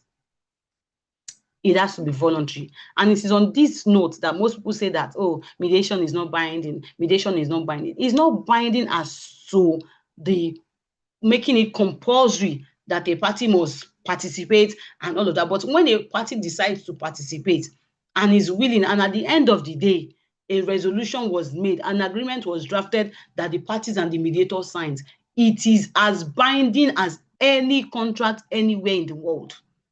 So maybe you do not know before now. I'm sure you must have also heard the misconception or, oh, mediation is not binding. It is not binding as to the fact that you cannot force the parties to mediate. For example, unlike litigation, if the defendant decides not to show at all in court, it does not mean that the matter will not go on, and even the claimant will get judgment. And same also in arbitration, that a party is not willing to participate in the arbitration does not mean that an award cannot be granted against that party or that the matter will not go on. But when it comes to mediation, if a party is not ready, then you cannot go on. Okay, so then the next one is bindingness of the signed agreement. And like I've just mentioned, as I was talking about voluntariness, whatever it is that is agreed to, by the parties after the whole process, it is very binding. In short, it is glue. Let me put it that way. It's as binding as any contract, like I mentioned earlier, anywhere in the world. And also, mediation is interest-based, as in, the negotiation between the parties is not about what this person wants or what that person wants. Because at the end of the day, during the process of mediation, what the mediator helps the party to see is to see the dispute from the other person's perspective. And when you see a dispute, not just only from your own position, from the other person's position, it gives you a broader sense of what the whole dispute is all about. And also, mediation goes to the root of the issue, and not just, okay, oh, you want this, you don't want it. The reason why you want that thing. Mediation goes as far as digging deep. I don't know who this is in Phoenix. Thank you for helping me to mark the screen, but please, you can just hold back. Thank you. It goes to the root of the issue, and that's why it says is an interest-based negotiation. It goes to the root of the matter, and a case in point that I would always use, and of course it's hypothetical, and was one of the things that was said during years ago during my training. For example, two persons are fighting over one orange. A mediator will not go to the point, oh, okay, you take this, you take that. Will not dictate how the matter will be resolved. But what the mediator will do is, for example, if the matter gets to court, at the end of the day, it's one person that will take the orange and the other person will go without anything. But when it comes to mediation, the mediator will go to the crux of the whole matter. Okay, so why exactly do you want this whole orange and not half of it? Why exactly do you want this whole orange? And, like the hypothetical case, by the time they found out, each of the parties had their different views. So one of the parties needed the whole peel of the orange, and the other party needed the juice of the orange. So if the mediator didn't go deep to find out, the mediator wouldn't have known. So mediation is interest-based. It looks beyond the position of the parties and goes right to the root of it. So, okay, why exactly is this issue lingering? There was a particular dispute at some point between two business partners, and at the end of the day, they were very good friends, but along the line they had a fallout, and the fallout was something that shouldn't even affect their business. But it got to the point that they were even willing to go their separate ways. And at the end of the day, by the time the mediator probed, and they realized that, okay, so at some point, one of the business partners, the daughter was having a wedding, and the wedding was strictly by invitation. But along the line, the invite that was sent to the other partner, didn't get to the partner. So it was not around. Apparently, the invite was given to someone to give to him, and the person didn't deliver it. So in his mind, he just concluded that, oh, so I don't deserve to be at the wedding. That's why he didn't even give me the invite. That was the reason for the whole trouble. Only, but it spiraled even into their relationship, business-wise, at the end of the day. But by the time the mediation session was over, the other party was able to explain that, oh, I actually sent this invite. I sent it to so person, only for them to find out that the so person forgot to deliver the message. So, mediation would go to the nitty-gritty, to the interest, but to the main thing that actually caused the dispute. So that's why mediation is an interest-based negotiation. Then the next is without prejudice. So at the end of the day, no Jupiter, no court of law can force a mediator to come and give evidence of what happened in a mediation session. And also, it same applies to the parties. Whatever is discussed during the mediation proceedings is without prejudice. So you cannot, for example, maybe a document that was tendered during mediation, that was tendered in good faith. Maybe there was a fallout in the end. You now decide that, oh, you want to use it again. No, it will not be acceptable. The court will not accept it. Are we together? So at the end of the day, mediation is beautiful. Then also preparation and competence, which is very, very key. If a mediator is not well prepared, it can as much as spoil the whole proceedings. It can spoil the case. And also, a mediator should be competent in handling, dispute between the parties. All right. So next slide. Oh, sorry. I think I went too far. Just a minute, please.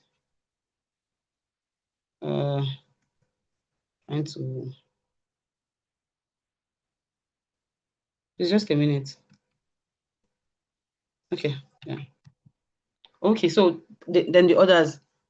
Are we together, please? I hope I'm not boring us. I'm actually running ahead of myself. Sorry, I'm trying to. We're together, man. We're listening to you loud and clear.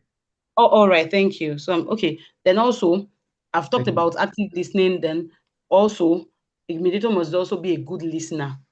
You can, I talked about how a party can decide to put you to test to see whether you're actually listening. So it's not that, no matter how long. So for you to do that, at the end of the day, you can fully maximize the proceedings. You can apportion time to each of the parties to speak, and you must be able to listen and listen well. Praise. I want to say praise the Lord. Don't mind me, please. I'm the pastor's wife. Don't mind me. So the next thing also is resourcefulness. A mediator is very resourceful, and mediation proceedings at the end of the day, it's not one size fits all, because there are no two disputes are the same. No two disputes are the same. So at the end of the day, you have to be ingenious, and you know that even the resolution of the dispute does not really have to follow one particular way, because by the time the mediator is done with the parties, they will be able to come to that point where they can see that, okay, this is how we should go with our dispute, or this is how this dispute should be resolved. And also, patience is something that is very, very important. You cannot even rule it out in mediation proceedings, because sometimes parties will test that patience to see whether you're actually a very patient person. So any patient person has nothing to do with mediation. Just carry your bag and go home. Because you have to learn to be patient. For example, maybe you have two parties and the other party is so emotional, and every now and then the person is breaking down and crying and crying. If you're not a very patient person, you can just get pissed off as a mediator. And of course, by the time that comes into play, the session is not is over, because by the time the party reads your action and sees that you are intolerant of his or her emotions. At the end of the day, if the person can just form that bias that, oh, this mediator does not like me. Then emotional intelligence, oh, this is so key. It's so key, because you can be in a mediation session and the parties will feel like breaking each other's head. But as a mediator, you're supposed to be able to help manage the emotions in the room. For example, emotion can rise as high as the current of the electricity that is being supplied into that room. So at such point, it's okay for the mediator to ask that, okay, let's take a break so that at least tension will calm down. There might be instances that somebody is even about throwing punch, So it's very important that the mediator has plenty emotional intelligence. You are very much aware of yourself, of your own emotions. Then you are able to manage the emotions of the other parties in the mediation room. Then also, a mediator is important that a mediator is approachable and warm. Sometimes parties test you. They test to see how accommodating you are. And there are different kinds of people. I'm sure over the years, during our interaction with the world, we can see that people, as in, they are people and they are people. There are some people that you just think that when they gave birth to them, they gave birth to them with pettiness. There are some people that you just look at them and you just see, how do people cope with this kind of person? But as a mediator, you have to be warm and approachable, and you must be seen as that, because no matter how terrible a person is, there's still always that point in that person, that can be appealed to.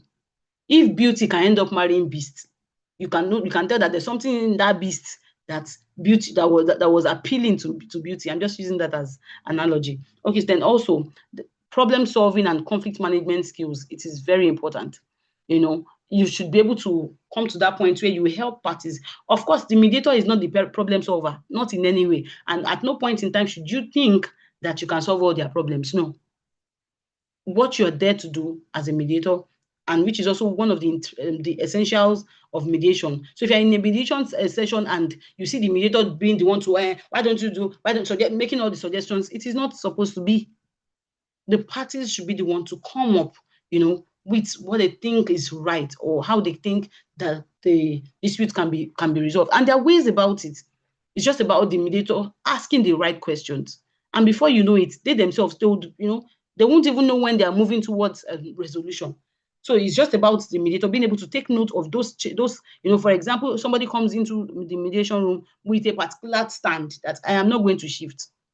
But along the line, you see the person shifting, encourage the person, thank the person for moving from that position. You'll be surprised how people thrive on appreciation. Encourage, when we started, you were at this point, but now you have, encourage that milestone and, record it that, you moved from here, encourage, you don't just, okay, so let's just move on. No, so, and these are steps, that you'll be able to take as a mediator to help to manage, the conflict, and also effective questioning skills, which is very important. There are some questions that you ask, the parties will just shut down. So you also have to know how to ask the right questions to be able to get the right answers. Then also, quick thinking, it is very important. You have to be able to think on your feet as a mediator. So parties are, they are loggerhead. The dispute doesn't look like something that will be resolved anytime soon. Tension is rising. At that particular point, you can ask, please, let's take a break.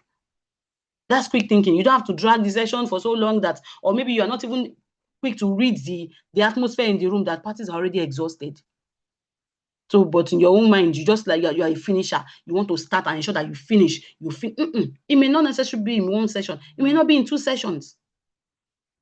So you have to be very creative in your thinking. You have to be very quick in your thinking, and also then reframing problems. Seeing problems from different perspectives can lead to more effective resolution. Somebody comes and one party is describing the problem in a particular way, and you can even go to the point of even slandering the other party right in your presence. At that point, it's not for the mediator to just sit back and just allow them. Of course, you would have given the ground rules, which is very, very important, and an important element in mediation as well. You'd have given the ground rules as to what should be said and what should not be said, or how things should be said. You'd have given all of that, so the parties are aware. And when the party now finishes, talking about the particular the dispute from his or her side, it's your duty as a mediator to be able to help to reframe. You mean, like that, in a way that it will be more acceptable to the person that is on the other side. All right. So, using questions to challenge assumptions is very important. It's very important that you're able to, use questions to challenge the assumptions that have already been made.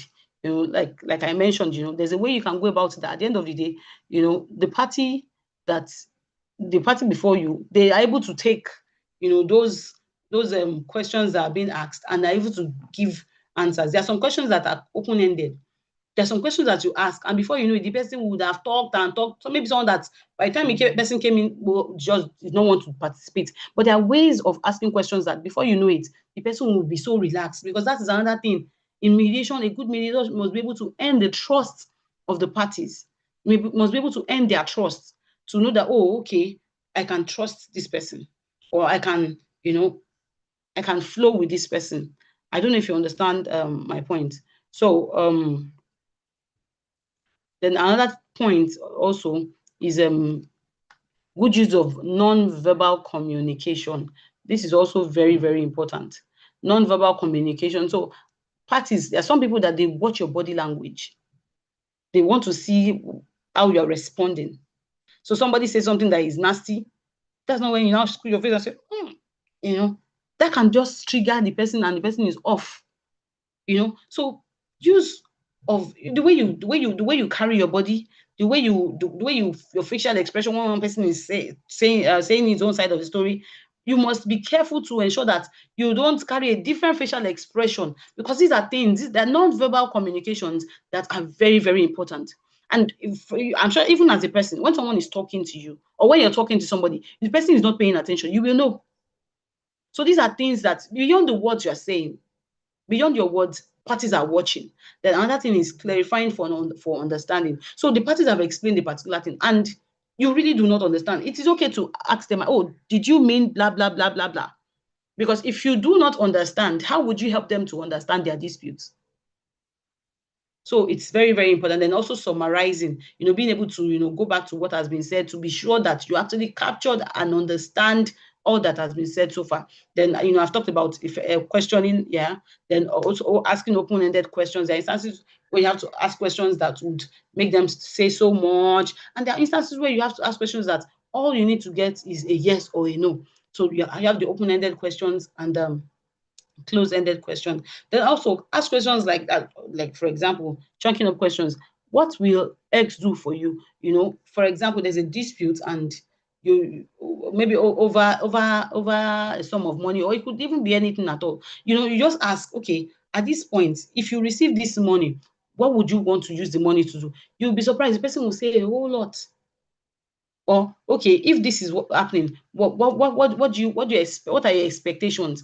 And from that, you see people pour out and say so much, even much more than they had envisaged from the very beginning of the proceedings. Because when parties come to mediation, most times they just come like, oh, Basha here, particularly court referred matters. You just see them just like, let's just come and hear what they have to say. And maybe they do not even have the interest or do not even want to participate. But there's a way that the mediator can actually call out a part of them that will make them want to be willing, to see that the matter is resolved. All right, so the next slide. Okay. A minute, please. Sorry, I'm trying to. Sorry, something I opened. Okay. Please, can you see the next slide?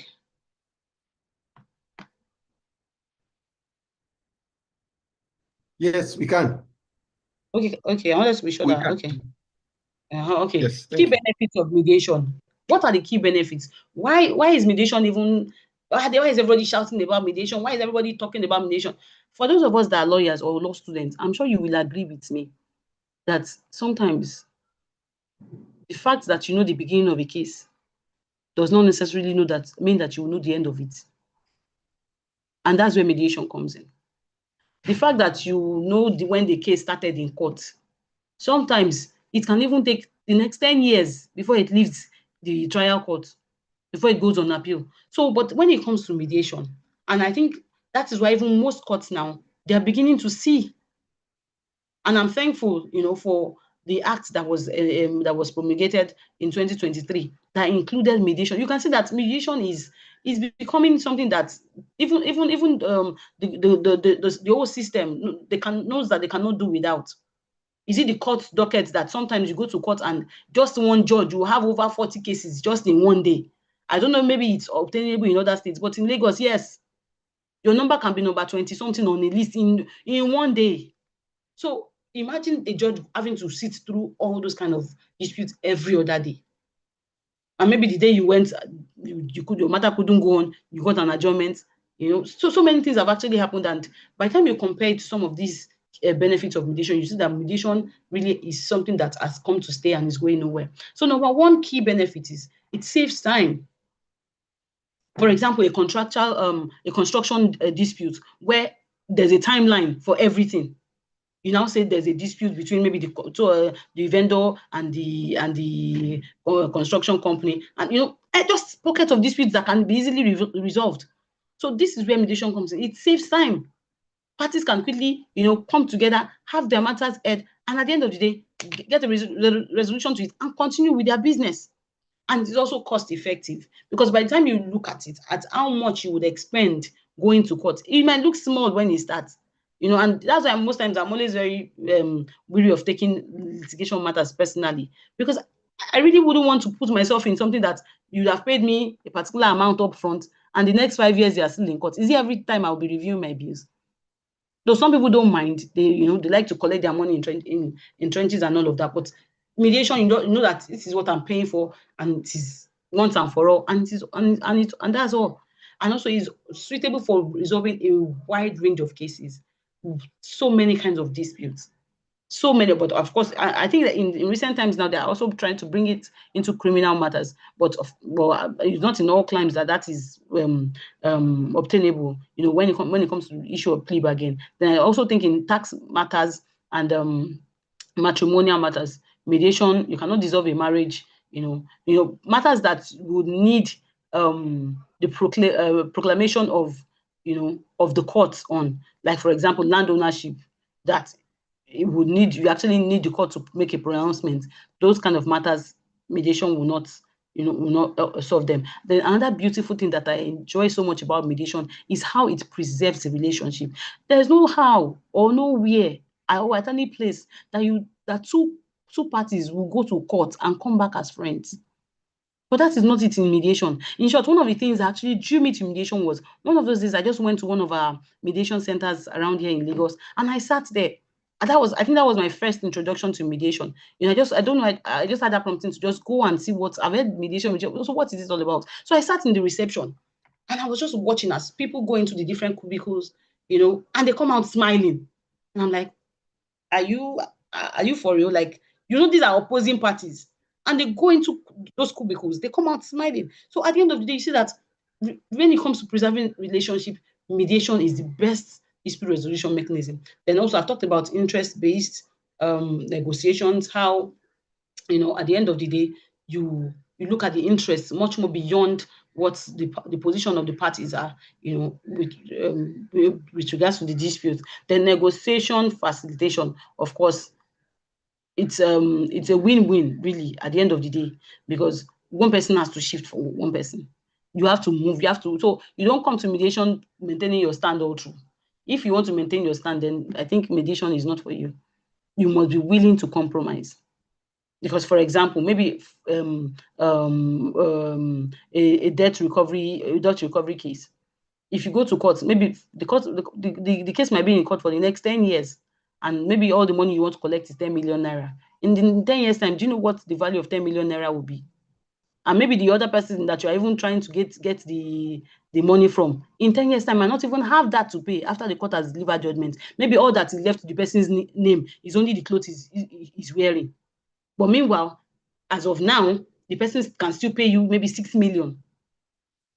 So instances like that, mediation helps parties to be able to, facilitate the negotiation smoothly to the point where parties come to a point and they're able to agree. Then also it preserves trade secrets very, very important, because there are some matters that should not even be heard in court, because reporters are already waiting to go and it's not even in this age of bloggers everywhere. Everybody wants to trend. So before you know it, the news is already out there in the media.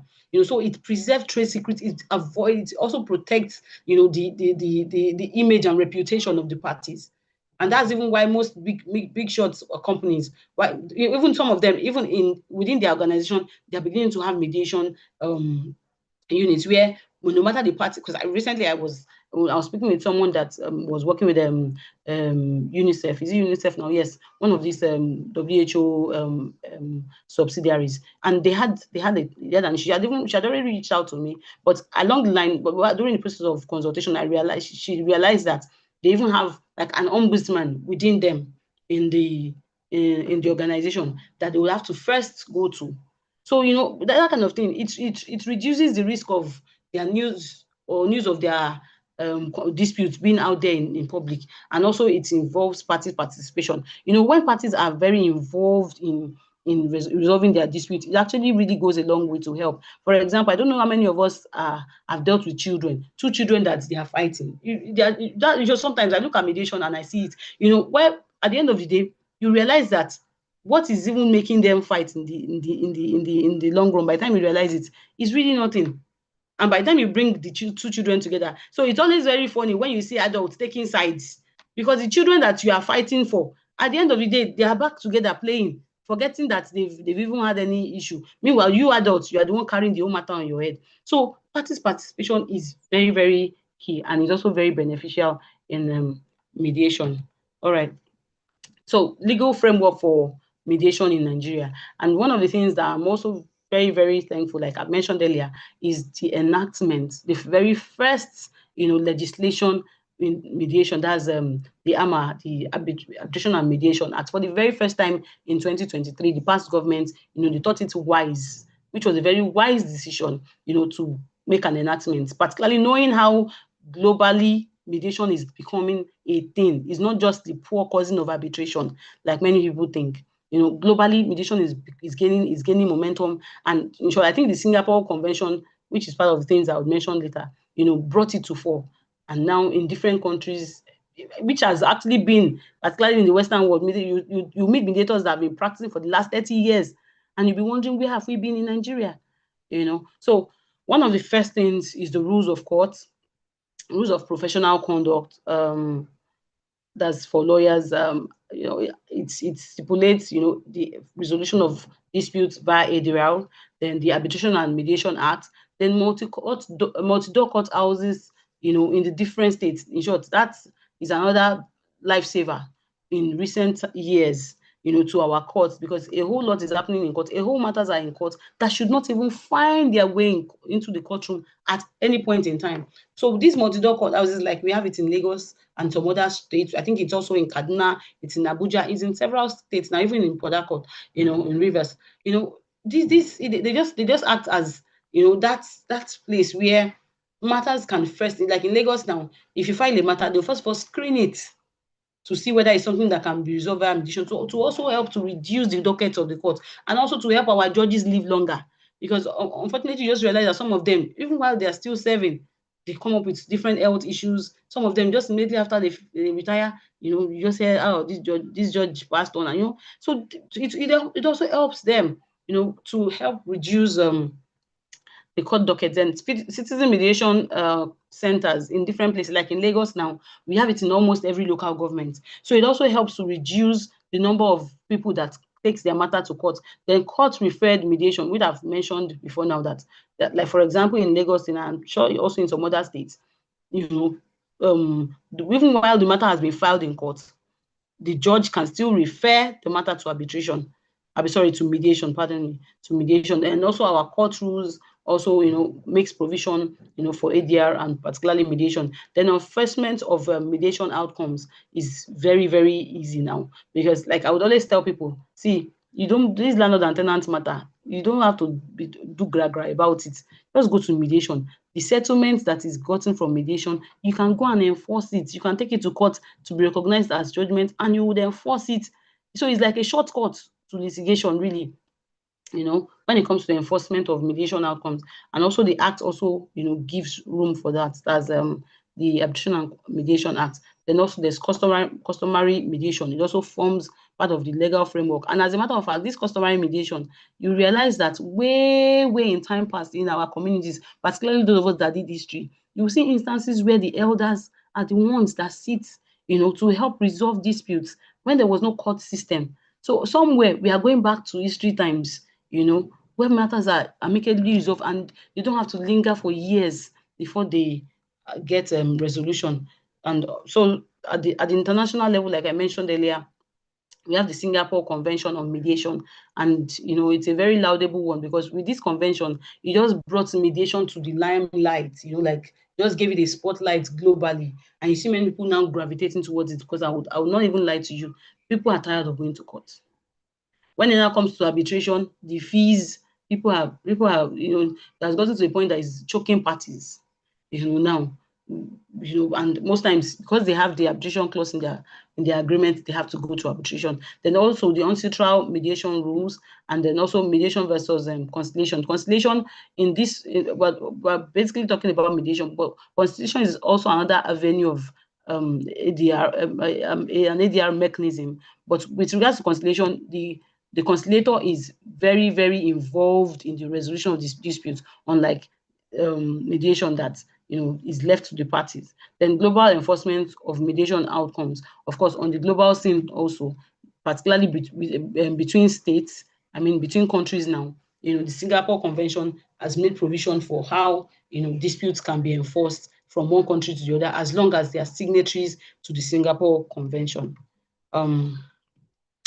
Understanding personalities of disputants. This one, it is just important. So without emotional intelligence, you really cannot go far in mediation. Human beings have different personality traits. So it is very important that the mediator should understand these traits and should know how to relate with these traits and balance the power throughout mediation. You know, you have, I think Tim Lai give a distinction of sanguine, melancholy, choleric, but really at the end of the day, I really do not, I know these are the categories of personalities, but you'll be surprised. Some will be melancholy, sanguine. You know, people change. People come up with different things happen, and someone that you think that is a sanguine can just begin to act in a particular way. So at the end of the day, it's just about studying people and knowing what really works. You know, checking the room and knowing what really works. We'll be talking about conflict analysis soon, and so you'll be able to see how this comes into play. You know, as a mediator, are you able to, you know, to check people, to analyze situations even before the parties get to meet with you. All right, so it's important that you just understand the personalities of the disputants. It really goes a long way to help you as a mediator. For example, you enter into a room and you can tell someone that has the aura that everybody around me has to bow. Some people, that's the aura they carry, and that's just their personality. It's not because they are proud, but that's just how they are. So you as a mediator, you should be able to be wise enough to ensure that that person does not take over the proceedings. Because there are some people, like, they just, once they are around, everybody must know that they are around. So that kind of person, if you're not very careful, you might be swayed by the person's personality, and you might want to be doing things in favor of that person, and it can spoil the whole process. All right. Then we've talked about understanding issues. I've talked about how mediation goes to the roots, you know, knowing the issues, the underlying issues, which would not have even been discussed at all if it was the court matter. Or is it arbitration? Is it the arbitrator that wants to be knowing what the issues are? They just look at the law, what the law says in line with what the fact is, and they give their judgment or they give award. But when it comes to mediation, you know, you are looking at the substantive issue, the main issue that brought them. Then the emotional issue, there's some issues that has emotional attachment. So as a mediator, it's part of your responsibility to be able to know how, you know, how these things are linked together. So you can separate them and help parties, you know, come together to that point where they're able to resolve their dispute. Then there's serious substantive issues, you know, issues that really at the end of the day is a no issue. So that's where the work of a mediator comes in, that you're able to, you know, to be able to detach, you know, things and help parties see things in proper perspective. So interests are the basic things that people want to protect, which is true, and priorities may be traded away, but not interest. So interests are underlying premise for the issues being discussed. All right, so let me rush up because I still have one more. Then consensus building relates to getting the parties to work together. Yeah, and which is very important in mediation.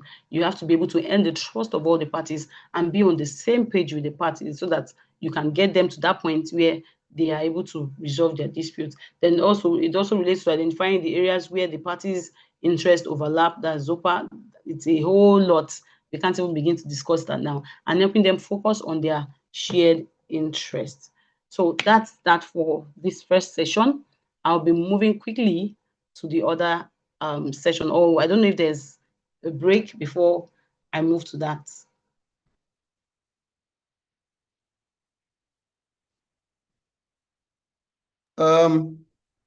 Yes, I will. I want to suggest that just a stretch, and I want everybody to kindly put on his camera. Can we? Can you snap the camera screen? Okay, so please let's have our cameras on. Can you all hear me? Most of us are hiding behind our cameras. So let me also have my own. So we're going to have the attendance. Is the camera, your camera on that determines your attendance. That will be a little exercise that will help us. Help us break the ice. I can see some of us that have been hiding since in the morning. Please, can we have our cameras on? It's very important so that we'll have the attendance. Okay, if your camera is not on, it simply means you are not you did not attend. And then for those also who completely did not join. So let's have our cameras on.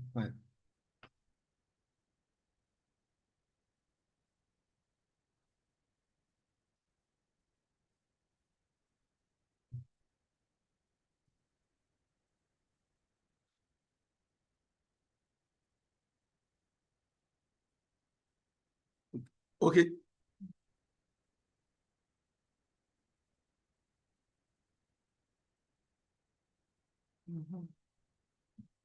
Okay.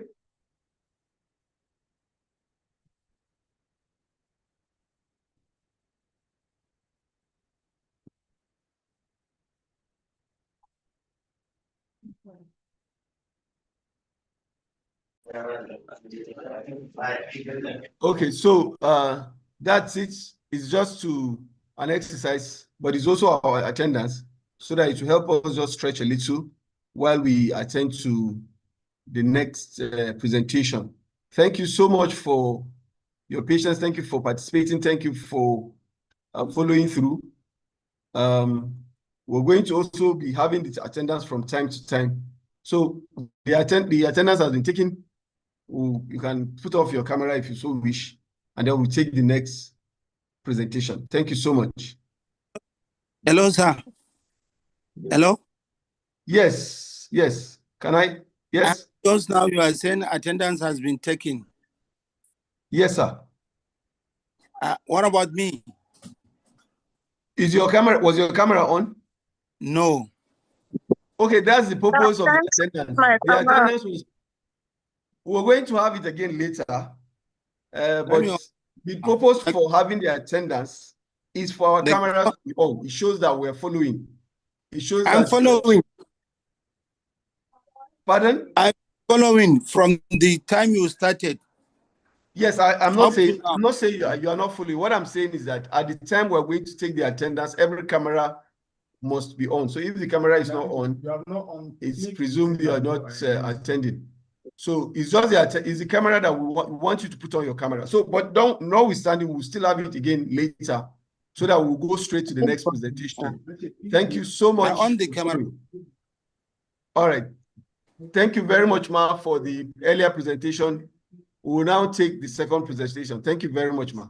And then if they have any questions, please, that's regarding the previous presentation, please jot it down so that by the end of the second presentation, our presenter will take all the questions. Thank you very much.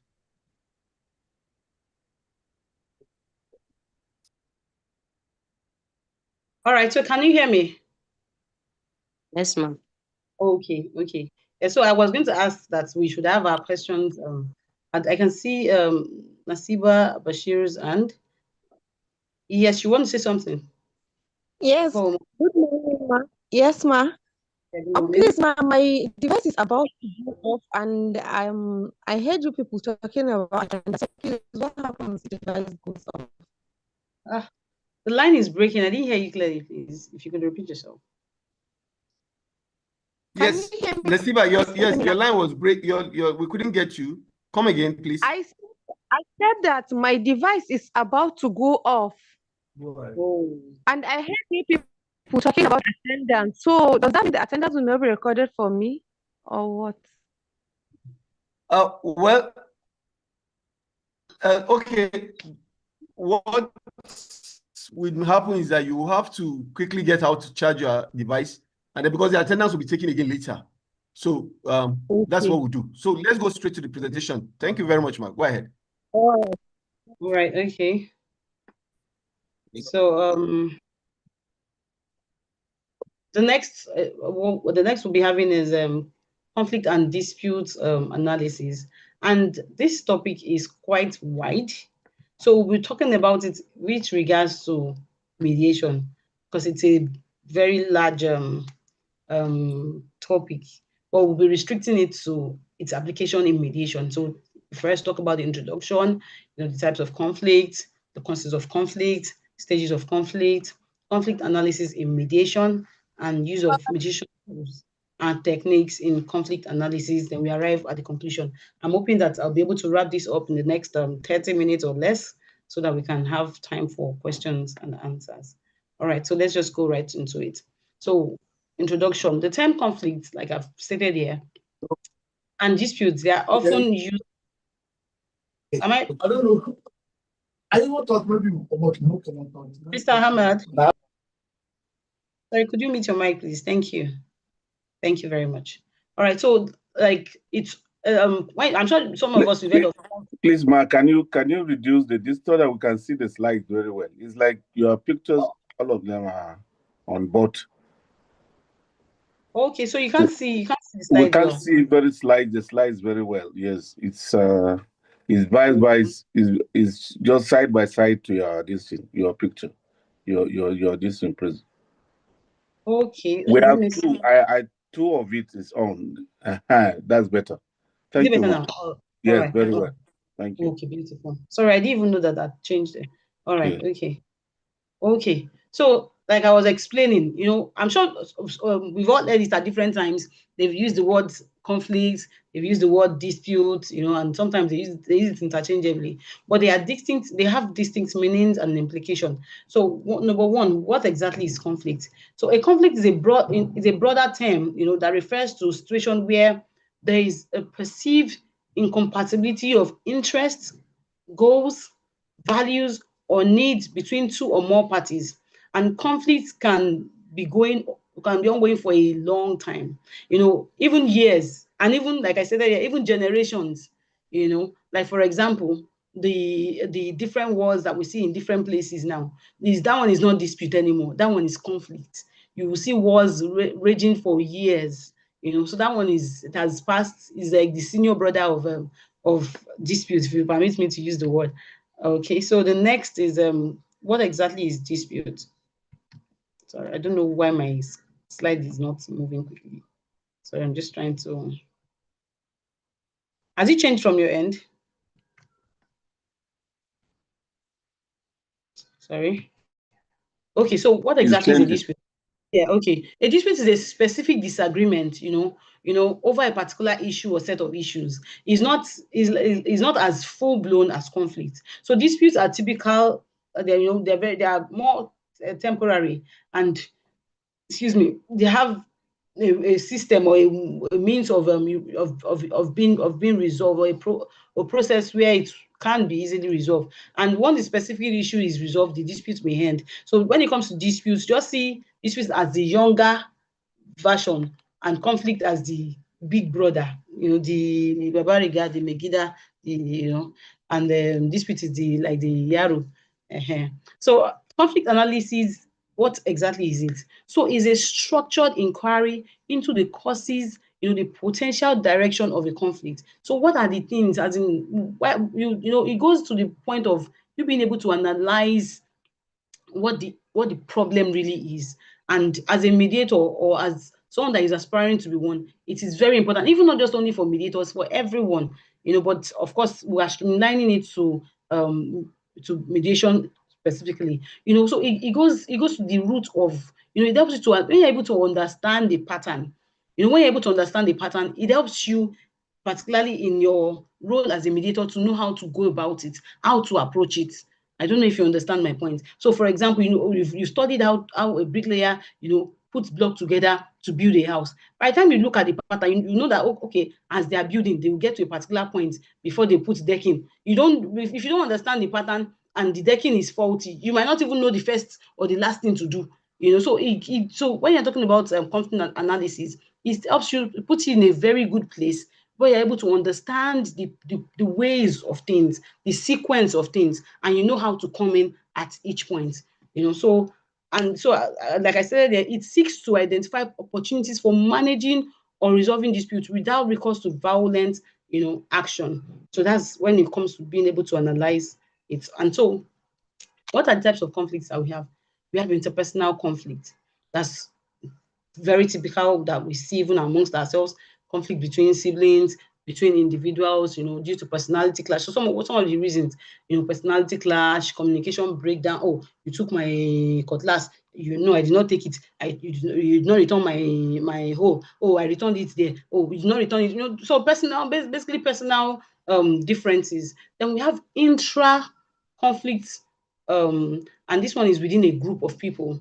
It's often caused by competition, resource allocation. So, for example, conflicts within a particular community, resource allocation or differing goals. Then we have intergroup conflicts. So these are conflicts between different group of people, like a particular faction and another faction entirely. And of course, it can even be organizational based. This is a particular organization against this particular organization, and in most cases, it's due to competition, miscommunication, or incompatible goals, like I stated here. Then we have international conflicts. So these are conflicts between countries or states, often driven by political, economic, or ideological differences.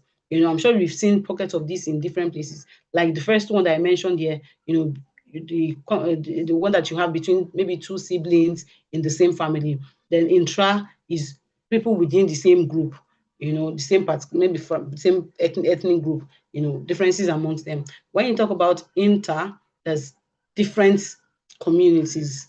Just picture it in that line. Then when we talk about international, is beyond that particular geographical location, a particular country to another country. All right, so let's move on. So what are the causes? I've mentioned some of them while I was explaining the different in the last slide. So what are the causes?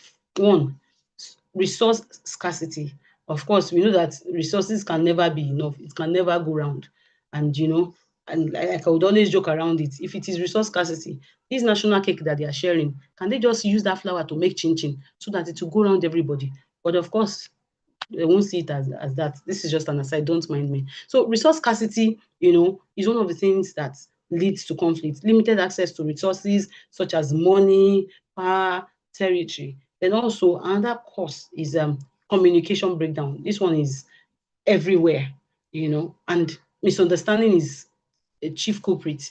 When one person says one thing and another person conceives it to mean another thing, of course, and lack of effective communication. You're saying A and the person that is hearing Z. Of course, there will be conflict. Then differing views and beliefs, which can be based on cultural differences, religious differences, or ideological differences. Then power imbalance, inequality in power dynamics leading to dispute. Of course, maybe this person has a higher position and is using that position to inflict someone in the lower position. So power imbalances also too can cause conflict, and personal issues, like I mentioned in personal conflict. Personal issues like individual behaviors, emotions. Oh, I like these things being done in a particular way, or this person comes in and decides to just scatter everything. Just personal issues, can actually lead to conflict. Then stages of conflict. So, like I said, the reason why we are doing all of this is so that by the time you get involved in a conflict and you're there to resolve, you will know how to attack it. At what point you will be able to tell, okay, where at what point has this dispute gotten to, or this conflict, what point has it gotten to?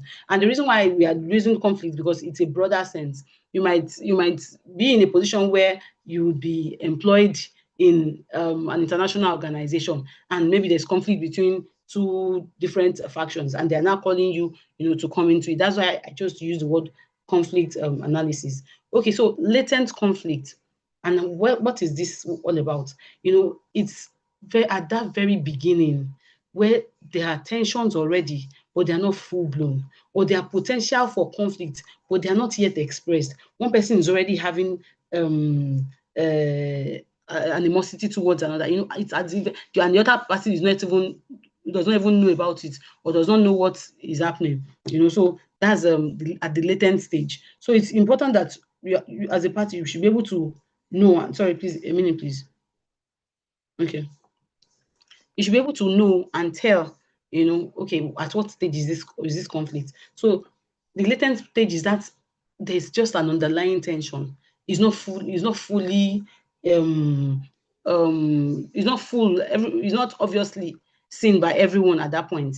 So then also there's perceived conflict. So perceived conflict now moves from the latent to perceived, in the sense that the other person is now aware that, oh, this person has misgivings towards me, or this person has grievance towards me. So is awareness of a conflict by one or more parties. So the other party is aware that, oh, at this point, oh, there is conflict. Then felt conflict, emotional involvement and escalation of the conflict. So at this point, emotions are already now involved. Oh, this one feels that way, that one feels that way. They're already beginning to give themselves attitude, or they're already beginning to, to show emotions, unnecessary outburst of anger here, unnecessary outburst of anger there. You can already see it, just a little bit of it, and getting to that point that is, getting to escalate. Then there's a manifest conflict. This is actual confrontation, where the parties now really come to confront each other. It is not just felt anymore. It is not just perceived anymore. It is not just latent. It is now, finding expression, and such kind of, maybe there's a fight can break out at that point, exchange of words and differences. So these are stages of conflict. Then there's also the conflict aftermath. So, and at this point, that's where you see the result of the conflict, what it has led to. It also includes resolution on one side, which can be an aftermath, or continued tension if the conflict is not resolved. So the next, conflict analysis in mediation. So I've talked about it in the broader sense. Now I'm streamlining it. Of course, I cannot exhaustively talk about it in the broader sense because it's a whole lot. So now we're streamlining it to conflict analysis in mediation. So as a mediator, the ability to analyze conflicts cannot be overemphasized, like I stated here. And the following analyses are very crucial to the success of the mediation process. Number one, you have to understand the context. Okay, is somebody saying something? Okay.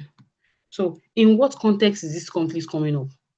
What is it all about? Is it a maritime conflict? Is it a neighbor, a family conflict? Is it a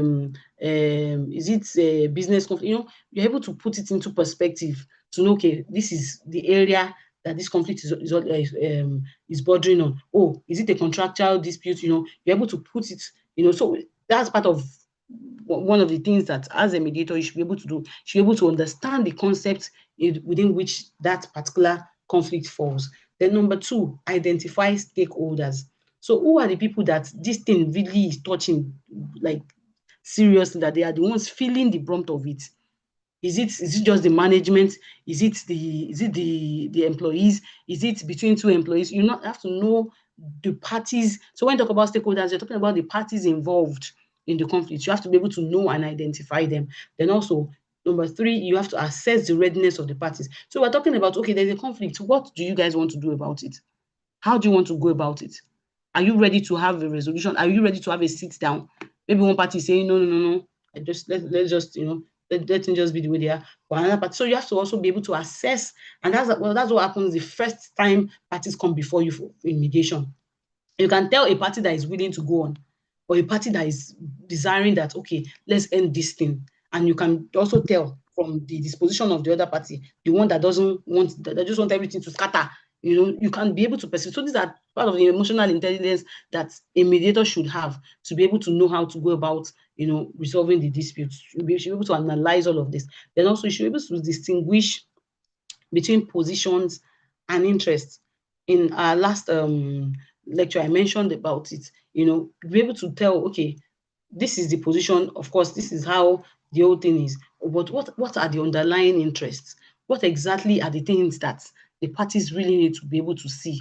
And by the time they come together, they can, have forge ahead, from this particular point. So these are things that as a mediator, you should be able to distinguish the positions from the interest of the parties. Yes, they might come in with a particular position. Oh, I will not agree accept this. I will not agree accept that. But by the time you are able to go through the process with the parties, you should be able to get to the point where you understand the underlying interests, why they are taking those particular positions. Then also you have to assess and neutralize power imbalance. I mentioned about people's what's it called now? Personalities. Someone that is just bossy and just wants to come in and already from the disposition of that party, when the party is talking, he's talking down. So you should be able to identify it and neutralize it. So mediation table is a level ground. Both parties must have equal opportunities. So the fact that somebody comes in with Babariga and is looking like the one that is in charge of everybody, and the other party is just coming in, you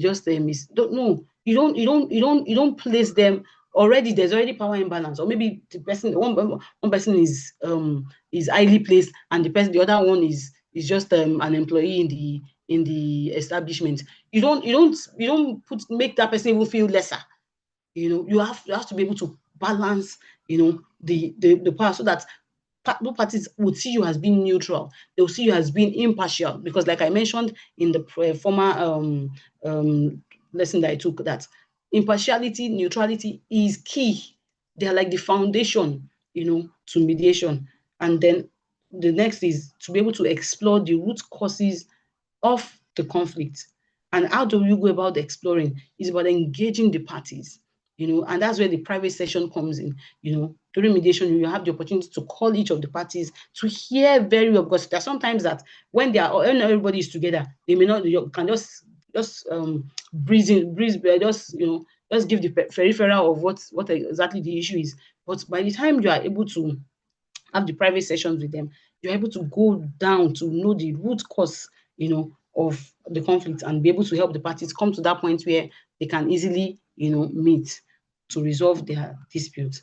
Then, okay, it's part of things I've mentioned in the last lesson that I took. So use of mediation tools and techniques in conflict analysis. I talked about active listening. It cannot be overemphasized. You should be able to listen, and listen well, to the point where the parties will feel heard and understood. You don't give a different body language when one person is talking, another body language when another person is talking. The parties will see it. Those are the non-verbal cues that you have to master and ensure that you are seen as impartial all through the process. So it involves, paraphrasing, summarizing, and reflecting on what each of the parties says. So it even goes to show how much you're paying attention. By the time you're able to sum, after the person has finished saying all that he has to say, or a particular party has finished saying all that he has to say, you're able to summarize. And okay, so when you were saying, it even makes the party feel like, oh, this mediator understands my point. This mediator sees what I'm saying. Then asking open-ended question. I mentioned it earlier, that questions that would encourage dialogue and explore underlying issues. So you can ask questions. Can you tell me more about why this issue is important? There are ways that people like to talk, really, particularly when it asks the things that is affecting them personally. It's just knowing the right questions to ask to make them to talk. You can know, this person is a conservative, or this person is an introvert. Trust me, even the introvert of the introvert wants to say something. But the problem is, will somebody be listening? So that's why it is very important to ask the right questions that will make people, make the parties, say what needs to be said during the proceedings. Then also reframing, I mean. So you help parties reframe negative statements. A party is saying something during the course of course, must have given the ground rule at the beginning that, oh, when one person is talking, you should not interrupt, and all of that. So a party, while doing his own presentation, presenting his own version of the case, is calling the other party names, or is saying things that are derogatory. It is the job of the mediator to be able to help to rephrase those things and say it in a way that the person will not feel insulted. You help to construct negative statements or positions that, into more constructive terms that focus on the shared interest of the parties, or that would lead to positive outcomes. There's some ways that some people can just say some things, and at the end of the day, the other party will be offended. So that's where the summarizing and the reframing comes in. When the mediator steps in to explain these things, you explain it in such a way that the other person does not feel offended, move from that position of feeling offended to, understanding what the other person is saying. Because by just saying one wrong statement, the person can just shut down. So this is where the mediator comes in, to be able to help, to reframe such, to paraphrase what has been said, so that each party is willing to hear the other. Because when there's no communication, and the other, and of course, communication is a two-way thing. It's not just about the talking; it's about the talking and the hearing. So at least what the other person is hearing well. So it's your responsibility to be able to ensure that, and that's where this comes in. So, conclusion. A mediator can effectively analyze the conflict, facilitate constructive dialogue, and guide the parties towards a mutually acceptable resolution. The focus is always on maintaining neutrality. You know, I've said it, it's like the very foundation. No matter how high the momentum is, and you're building, once that aspect of neutrality is not solid, once it is not sound, at the end of the day, the whole house will come crumbling.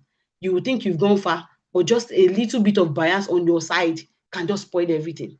So neutrality is very, very important to ensure that you maintain neutrality, and it also helps to foster a safe environment, and it also promotes collaborative solutions. So when a mediator understands the whole context of the dispute, and you're able to analyze it at every stage, it would help you to even be in a position to help the parties. So, and that's it for today's lecture. I hope I've been able to move to the point where we understand all that has been said so far. And in case you have questions, I think this is a very good time for you to ask your questions. Thank you very much for listening. All right. Thank you so much, Morenike. Thank you. We really appreciate this. The floor will be open for questions. We'll take the questions then before you wrap it up. So are there questions, participants? Do we have questions?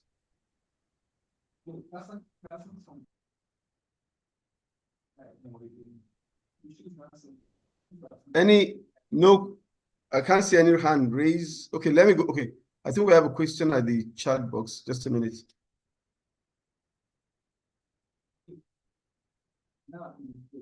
Okay, I was thinking, okay, we have Disu Bashirat, we also have Saleh Yusuf. So Disu, can you go ahead with your question? I can see your hands raised.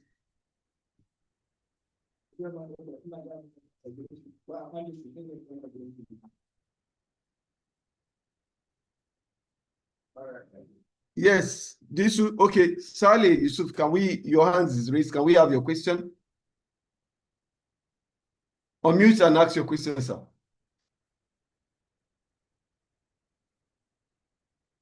Okay.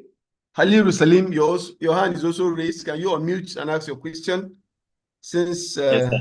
Good afternoon, sir. Yes. Good afternoon, sir. Yes, sir. My question is with respect to the first lecture delivered by the presenter, and if I am allowed to go on, I'm yes, ready. Go ahead. Yes, sir. The question is where both parties participated in a mediation session, and at the end an award agreement is reached, which one of the parties is not conceding to, and it is signed by a party, leaving the other party without signing because he is not conceding to same. Can that be binding? As a general rule of law, I know a contract not signed by a party cannot be binding on him, but in this circumstance, having participated fully in the mediation session and the agreement is reached, though he hasn't conceded to same and he hasn't signed it, can it be binding? That is my question, sir. Thank you very much. Okay, so I think yes, go ahead. Let me just take it one at a time. Okay, so when it comes to a contract, and even an ordinary contract, the signature of the parties is very important because the document will definitely speak for itself. So in a situation where at the end of the day, one party signs, the other party doesn't sign, of course, it won't be binding. I don't know if you understand my point. Even though the person participates, because like I mentioned from time, that mediation is totally party driven.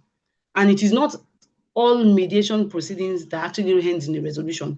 There are instances where at the end of the day, parties still go to court after mediation. It happens very well. And that's because at some point there is a fallout. So where the parties are not able to amicably settle that amicable resolution is key. If there's no amicable resolution, then there's no mediation. I don't know if you understand my point. I've understood. Yes. So that's it. question because the reason why I asked the question was that just today, before I joined after the commencement of the program, I was before High Court. A judgment was delivered against me for the plaintiff on relying partially or partly on an unsigned mediation agreement, because when the mediation went on, we participated, but we didn't sign the agreement, have not conceded to same. But the court delivered ruling, a high court delivered the ruling relying on that agreement that we have not signed and conceded to. So that is why I asked the question. We'll test it on appeal. Thank you. Okay, so I understand your question, your point now. You participated all through, and you didn't raise any objection during the course of the proceedings that you were not in agreement. We raised. It shouldn't be binding. But I would also really like to know, because sometimes it can be quite frustrating, particularly on the part of the mediator. Having gone through the open, it's better that at the very beginning you just say you don't want to do, so that we all know that we have not come to waste our time. So maybe going forward, if it's something that you are not comfortable with, just let the mediator know, so that the mediator will give a report that parties did not settle, rather than putting the mediator in a point where I would have gone through the whole process, and at the end of the day, one party would not agree. Because mediation basically, both parties are, even any contractual agreement at all, both parties have to be on the same page, because the document will definitely speak for itself. Thank you. Okay, Mr. Saleh. Thank you very much. You're welcome, sir. Mr. Saleh, your hand is up, please. You can go ahead.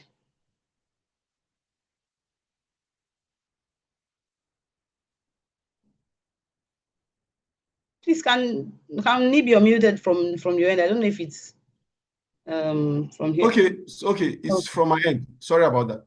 Yes, please. Okay, can you all hear me? I was saying, Mr. Saleh, Yusuf, is your hand still raised? Then yes, you go ahead. Hand is still raised. Yes, he was given the opportunity earlier, and Mr. Saleh, are you with us? Or maybe he doesn't know that he raised his hand. I can see. So. Venerable Elkanaga, you go ahead, sir. Honorable, please go ahead. Venerable, go ahead, sir. I am talking from the point of a clergyman. In terms of mediating, there are some points you raise, I think in the first lecture, concerning being impartial. That is, to be impartial. You want to sort out a problem between two of your members.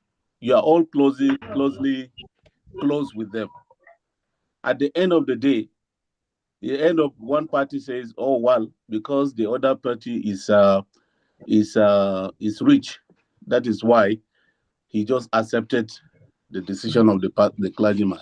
How do you sort out this kind of problem?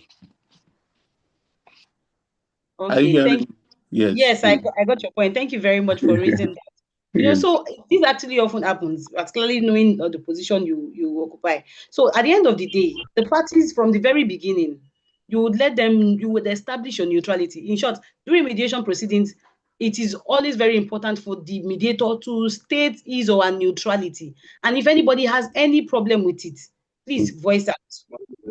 I can recourse myself. So at the point where, because you don't, because of your position, you always have such matters that you wade in between two known parties.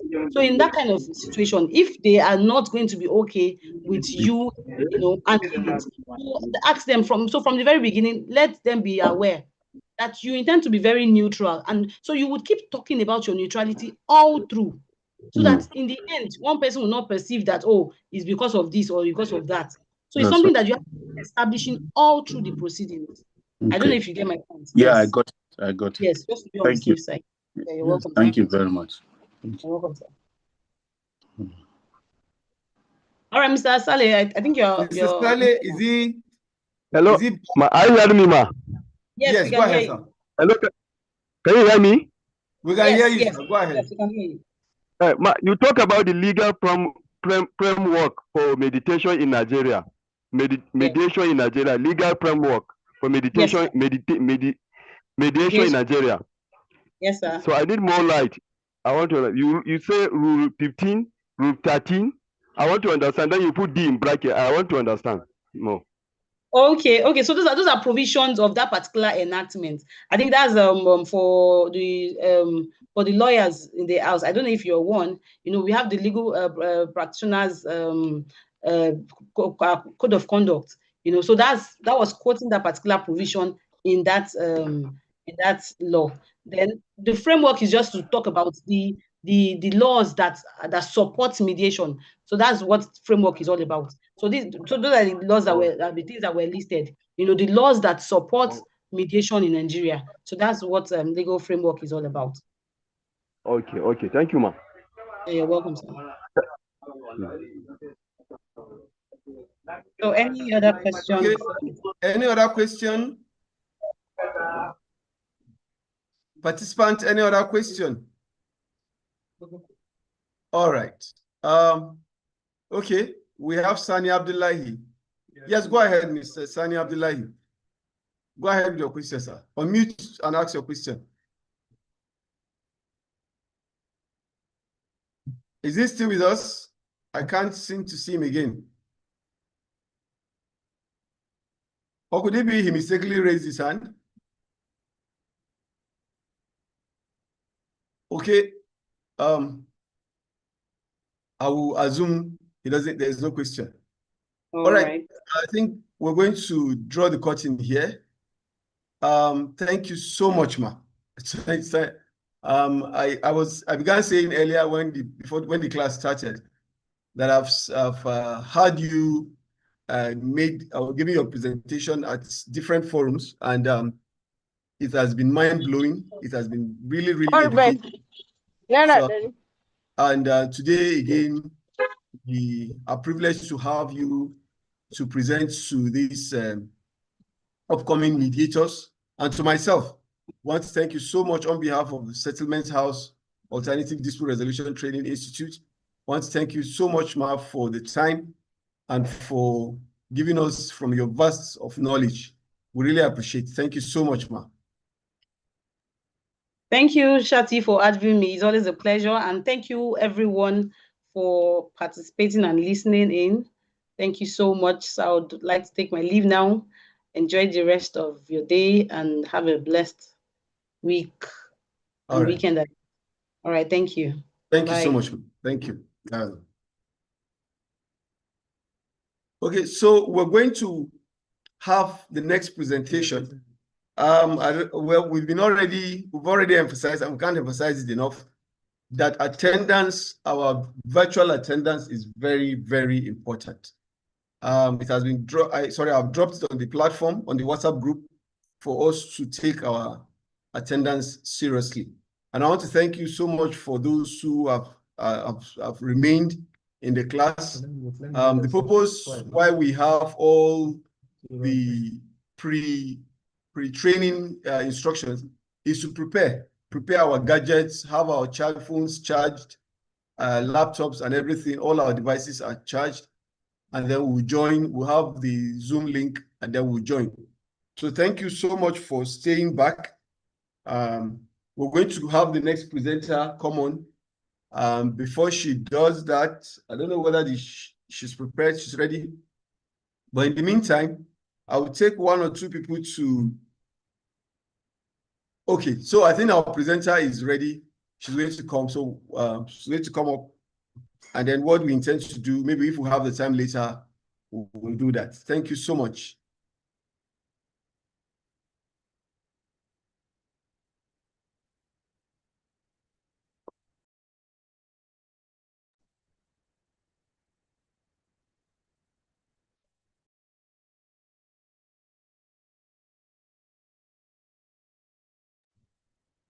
Okay, good afternoon to you all. Yeah? Can I confirm if you can hear me, please? Can I confirm if you can hear me? We're hearing you loud and clear. All right. Good afternoon to you all. Thank you for sitting. for your time, for paying attention. It has actually been back to back. Yes, at Settlement House, we try to give you all that you need so that when you go out there, you will not be stranded. You have all that it takes to be able to say, yes, you have undergone a mediation training, and then you'll be able to stand and defend yourself in the field. So we'll be going for a break around 1 so that we can stretch, we can have a rest, we can take our lunch and the rest, then we'll return back by 1:30 thereabouts. But for our class now, we'll be looking at effective communication in mediation. Effective communication in mediation. So I'll still encourage you to pay attention. If you have questions, you ask after the class. Or if it is very important, you can raise your virtual hands and I'll call upon you to hear what you have to say. Can I confirm if you can see my screen, please? Effective Can you see my communication. screen? Yes, we can All see. right. So effective communication in mediation. Communication, of course, is very, very important. And not just communicating, but communicating effectively. That is very important, for you to have a successful mediation, the process, a successful mediation session. You as a mediator should be able to have the requisite skills, the techniques to be able to communicate effectively, to be able to facilitate the mediation process, to be able to carry your the parties along so that one will not feel and that he's being sidelined or that the mediator is partial. So at this point, we'll be looking at communication, effective communication in mediation. We'll also look briefly at what mediation is about. We'll look at the skills that a mediator is supposed to have to be able to communicate effectively. Are we together? So I'll be expecting responses from us as we go ahead. So are we together to this point? Yes, ma'am, we are together. All right, thank you. So my name is Janet Nanchan. I'm a member of Settlement House ADR Training Institute. For my just a brief profile about me on the screen, I have a national diploma as well as a bachelor degree in mass communication. I'm also the litigation secretary and the human resource personnel at N. Nanchan & Co. I'm a mediation advisor. It's different from being a mediator. Basically, as time goes on and you become familiar in the field, you know what a mediation advisor is about. Then I'm also an internationally accredited mediator. I trained with some international bodies, ACOT International and the rest. I'm also the secretary of the Governing Council of Settlement House ADR Training Institute. I'm a wife to just one husband, and then I think I need to. So thank you. This is just brief introduction about me. So are we together to this point? Are we together? Yes, ma'am. All right. All right. So can I have somebody just read, we have the introduction on our screen there. Sydney J. Harris, a journalist, said something. Can somebody read what we have on our screen there? Yes, we have introduction. Okay. Sydney versus Harris. Yes, Journalists, information and communications are often used interchangeably, but they signify quite different things. Information is given out, communication is getting through. All right, thank you so much, Hallie writes. So can you just speak into just a brief comment on what you just read? What do you understand? Yeah. Yeah. What I've just read, what I've understood from what I just read, that the word journalist and information, I think, is it? Okay. Information and communication are used interchangeably, but they are slightly different. Means there is slight difference between the two, but they are often used interchangeably. All They are right, virtually not the same. All right, just like he said, information and communication are used, when people talk, you can just use them interchangeably, but they mean quite different things. From what we have there, you can see that information is just giving out. You are just informing, while communication is getting through. It means communication is a two-way thing, while information can just be one way, someone just passing across an information, while communication is between two or more persons. Thank you. So the next there we have Nat Turner, who can help us read what Nat Turner talk about. Nat Turner, American slave who led a rebellion. Good communication is the bridge between confusion and clarity. Okay, so what do you understand by what you just read? Just a comment. So a comment, whenever there is a communication, a good communication is just a way of avoiding any confusion. Whenever there is a communication, all dispute can be avoided. That is my clear understanding. All right, thank you. Zaria, right? If I pronounce the name correctly. Yes, ma. Yes, ma. All right, so it's a good communication is the bridge between confusion and clarity. So we can see that communication is very important, especially when the communication is effective, if it is good. Because without effective communication, you can either cause confusion, but when the communication is effective, of course, there will be clarity. So we have just a simple scenario here on our screen, an example of a workplace dispute on mediation, because we are looking at effective communication in mediation. So two employees, Alex and Jordan, are in conflict over project responsibilities. So Alex believes Jordan is not contributing enough, while Jordan feels excluded from key decisions. So the tension is affecting team performance.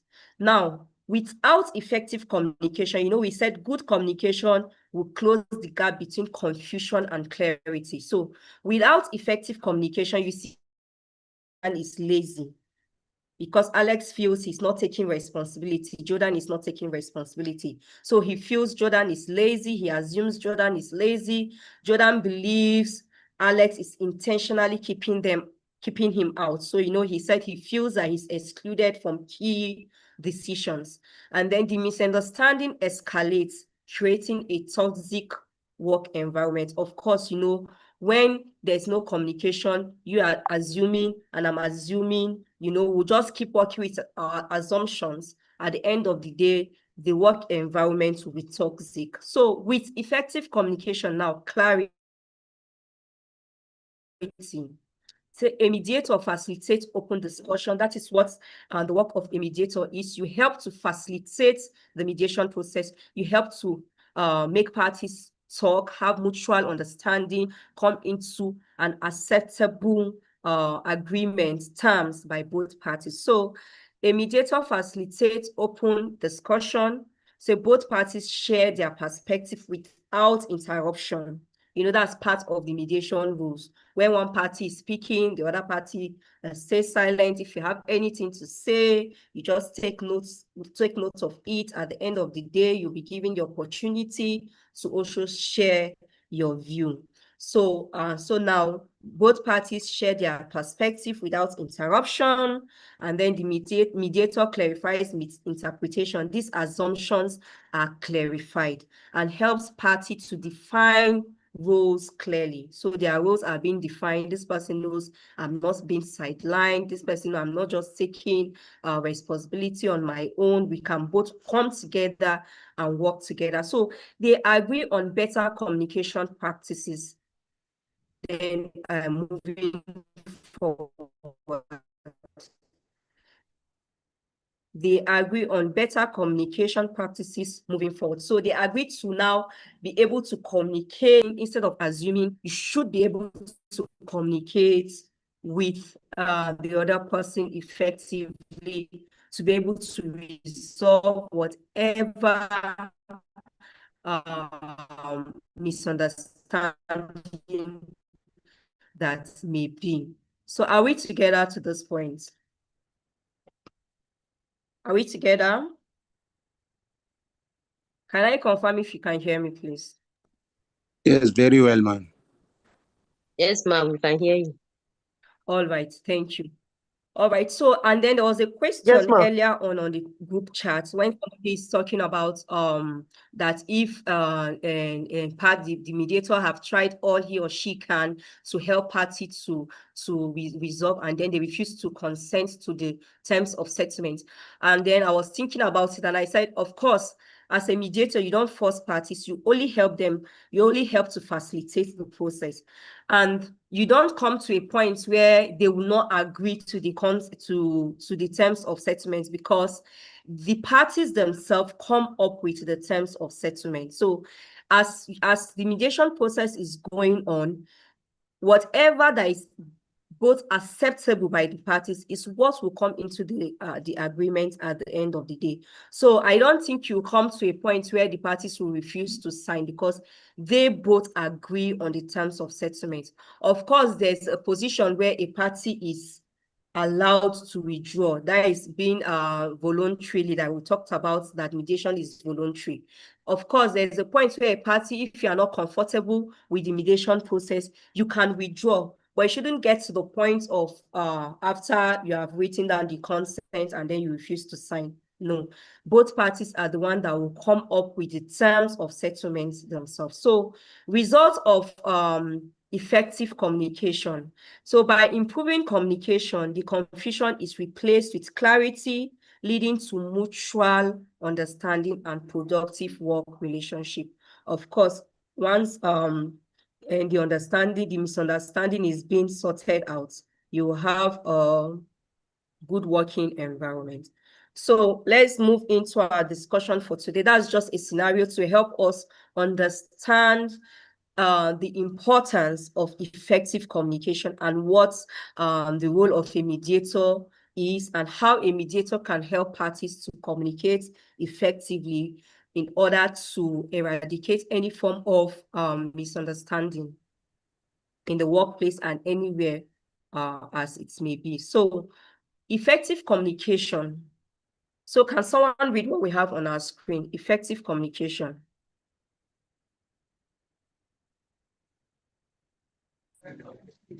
Yes, effective communication is the foundation of successful mediation. It helps parties express their concerns, understand each other, and reach a mutually acceptable resolution. Thank you, Haliru. So we can see from what we have been saying so far, that's what effective communication is all about. It helps parties to express their concern, where parties are given equal opportunity to be able to express their concerns, and then they'll be able to understand each other and then reach a mutually acceptable resolution by both parties.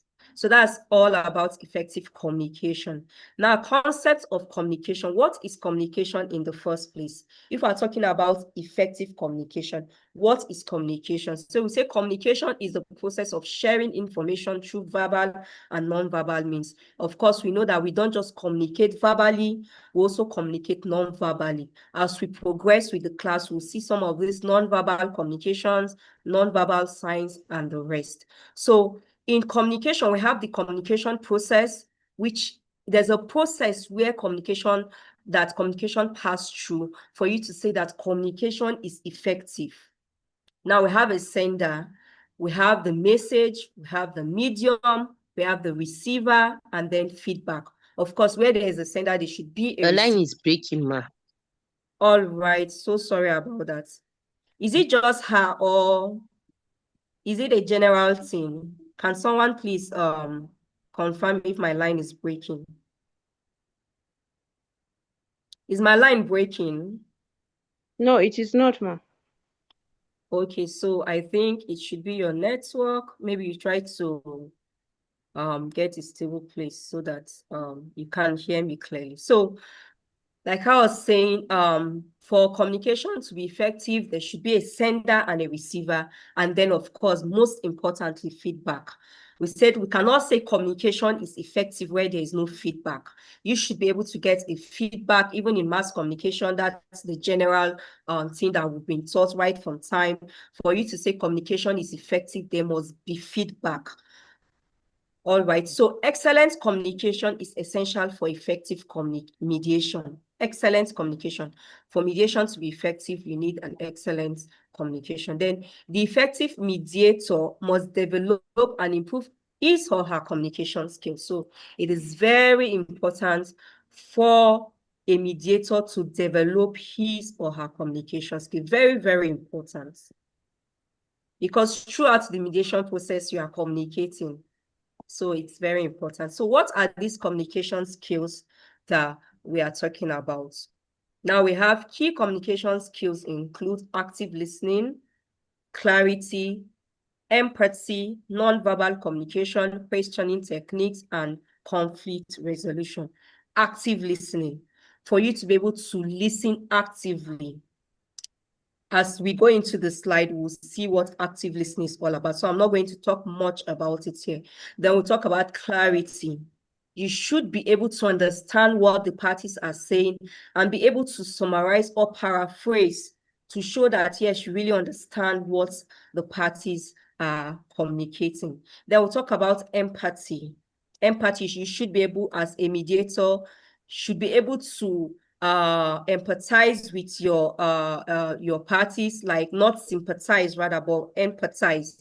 Now, that's one of the skills that you should be able to develop, because if you are not able to, you end up sympathizing with a party, and then the other party will feel you are taking sides. The other party will feel the mediator is partial. So you should be able to know between empathizing and sympathizing with the parties. And then nonverbal communications, you should be able to read nonverbal communication clues as you go into the mediation process. You should be able to know when a party, when somebody is saying something, agreeing to something, but the facial expression is saying a different thing. You should be able to read it and then know that, no, this thing is not going down well with this person, and then be able to see how you can balance it. Then questioning techniques, very, very important as a mediator. That's one of the skills that you should develop, how to ask questions and ask good questions that you get feedback.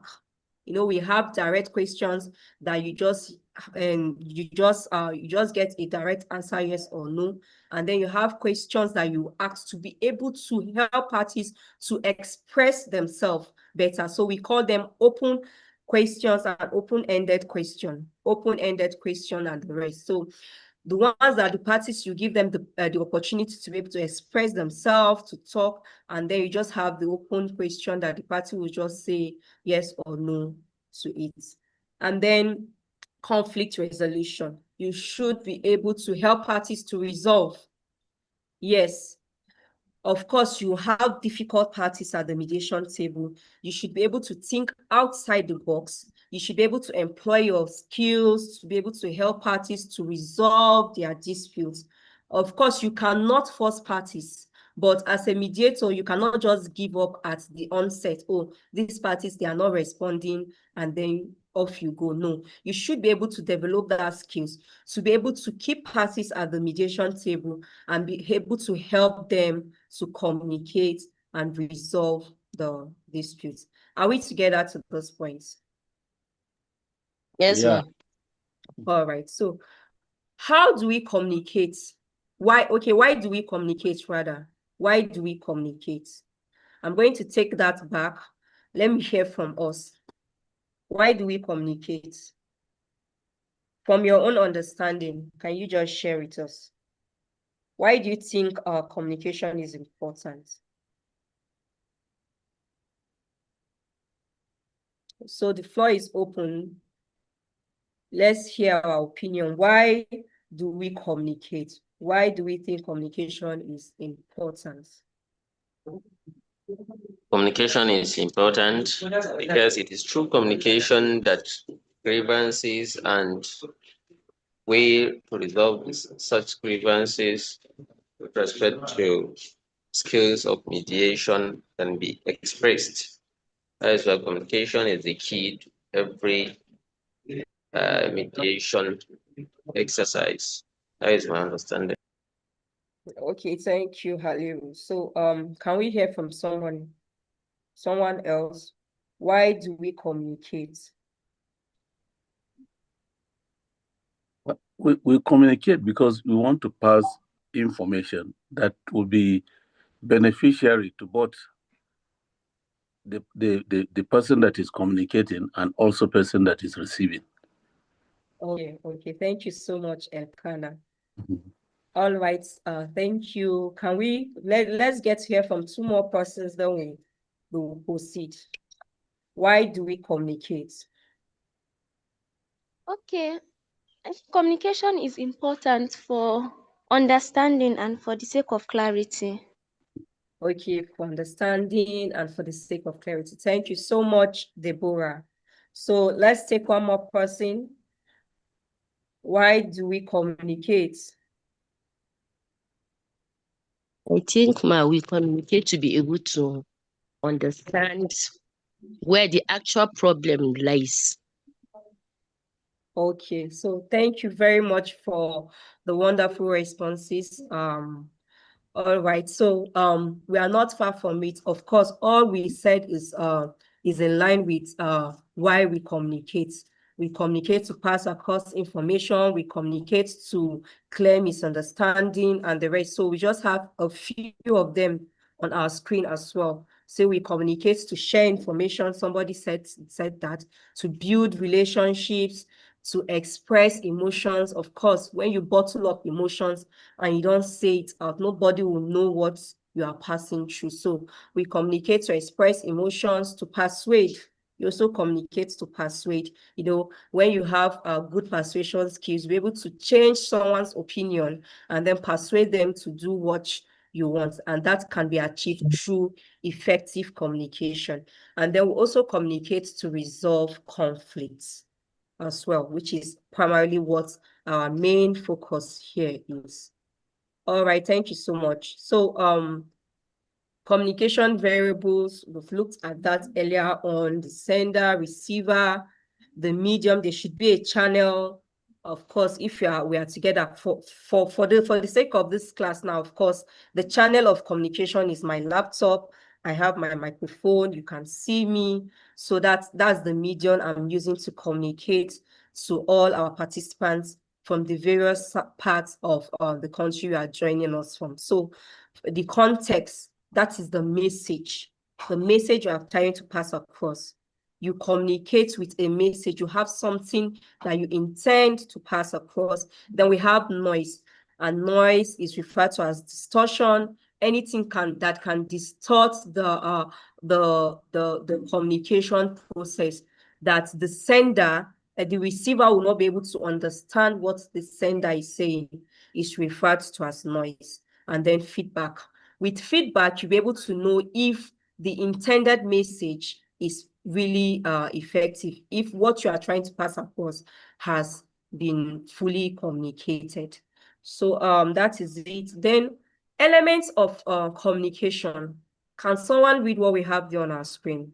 Elements of communication, where we have a diagram and then we have the explanation by the side. Okay, elements of personal communication.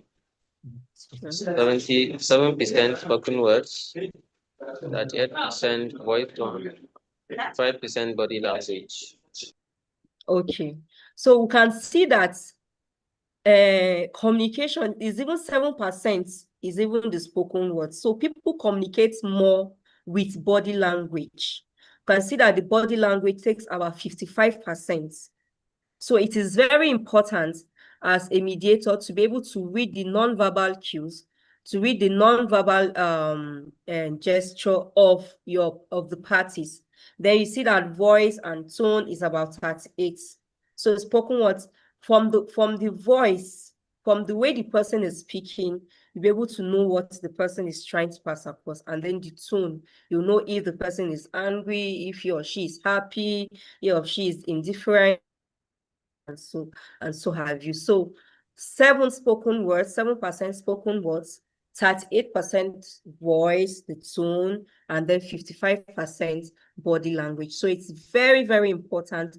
Like I said earlier on, someone might be saying something and then the body expression is saying a different thing. So you should, as a mediator, be able to read those nonverbal gestures and then be able to break through that person to make the process effective. Now, components of non-verbal communication. Am I too fast? Or are we together? We're together. Okay.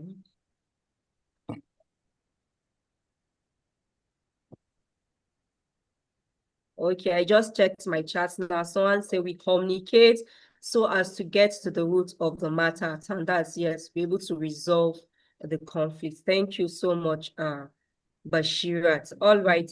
So back to our slide.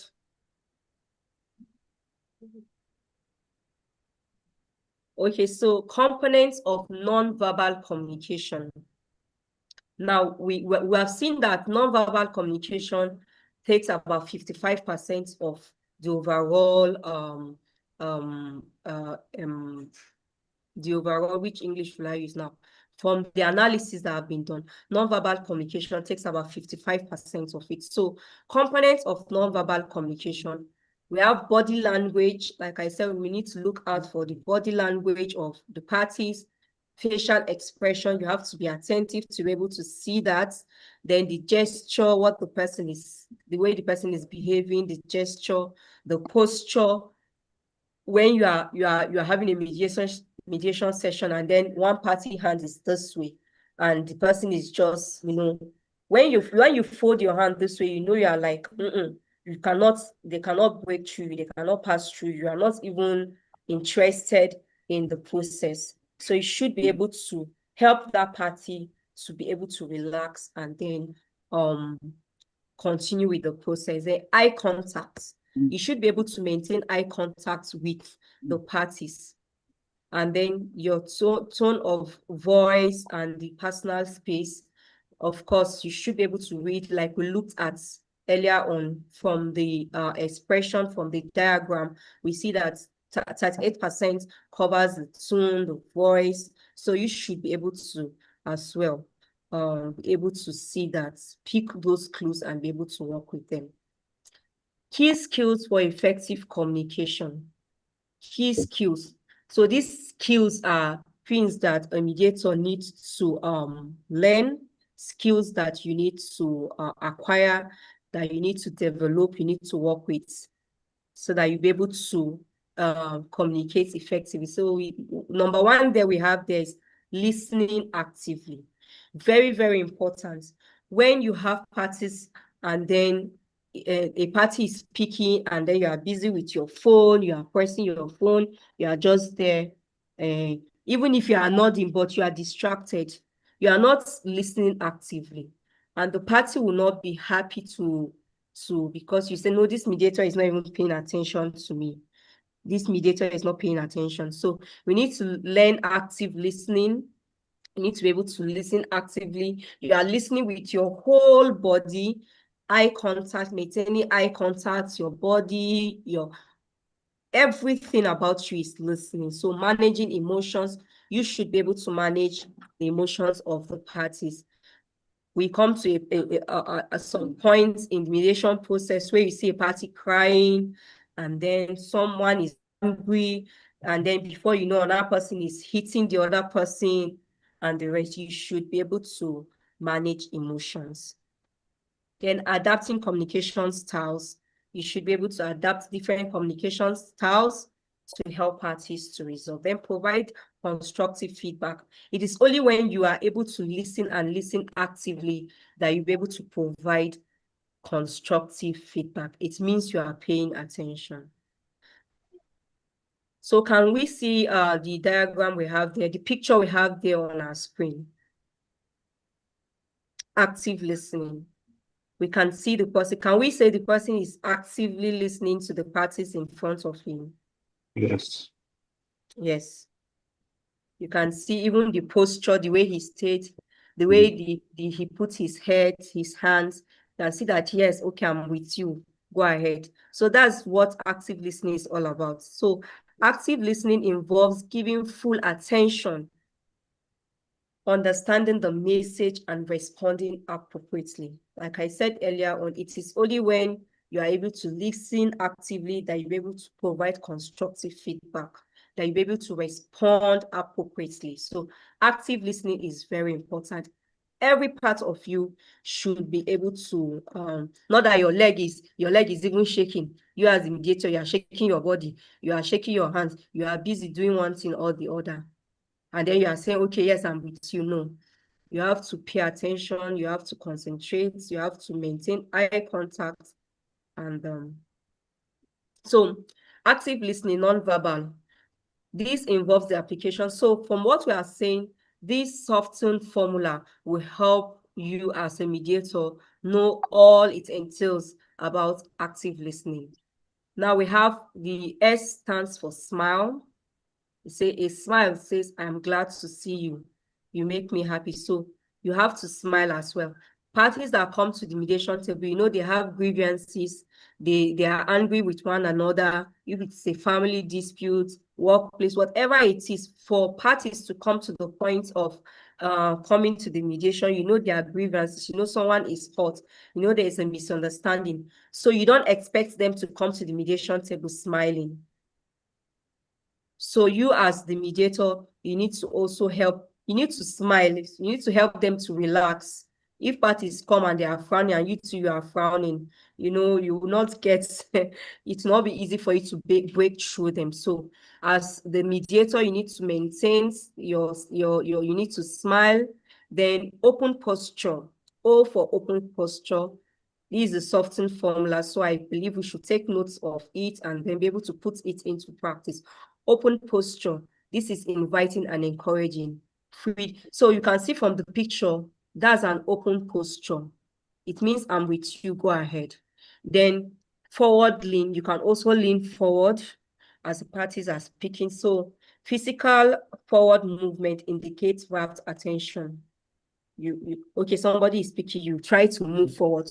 As you do that, you say, okay, yes, I'm trying to understand what you are saying. And then it's also important. Then touch. An appropriate touch says, I am with you. Please go ahead. Of course, that's when you have parties that you can touch you. You know, also in mediation, we look at cultural differences, cultural barriers. That's another aspect where we talk about those things. You know, the culture of the people, you know what is acceptable by them and what is not acceptable. And that is a background information that you gather before the mediation commences. Of course, when you have a dispute, you are handed over the file, you need to take a background. That's what you do first before the mediation process. So you know the parties that are coming before you, you know their culture, you know what works for them, you know what's acceptable. So if you have two females, of course, you know that you can touch one and then you can also touch the other. Hadiza, you want to say something? All right. So but when you have a male and a female, and then when it's a male that you cannot touch, so you need to also be aware of that. But an appropriate touch, that's why it said an appropriate touch says, I am with you. Please go ahead. So when you know the touch is appropriate, when it's not appropriate, because in mediation, you need to be balanced. So when you are touching one party, you should know that you should be able to touch the other party. But if you find yourself in a situation where you cannot express that gesture to another party, you let go of it. But if not, it is also important, it's part of active listening. Then eye contact. Show attention and interest in what is being said. You maintain eye contact with the parties. Then nod indicates acceptance or I am following, please speak on. Okay, as the person is speaking, you are nodding. Okay, it means you are actually following and you are paying attention to what the party is saying. So, but you should be careful about acceptance, because don't make one party feel the other person is making more points and you're accepting what the other person is saying than the other. So if you are going to be nodding and accepting, you should also display such gesture to the other party. Now, nonverbal signals, we've looked at that: facial expression, gesture, posture, eye contact. I'm not going to talk about that, so we'll just move on. So guidelines for active listening. Just like the soft tone formula, you maintain eye contact, you nod to show understanding, avoid interruptions. You cannot be at the mediation table and your phone keeps ringing and keep saying, oh, excuse me, sorry, please, let me pick this call. Oh, excuse me, let me respond to this message. Oh, I'm sorry, please, you need to avoid every form of interruptions. Then summarize key points. Very, very important in mediation. You are not repeating word to word what the parties have said, especially when they are having their opening statement, when they are saying what the issue is, when they are narrating.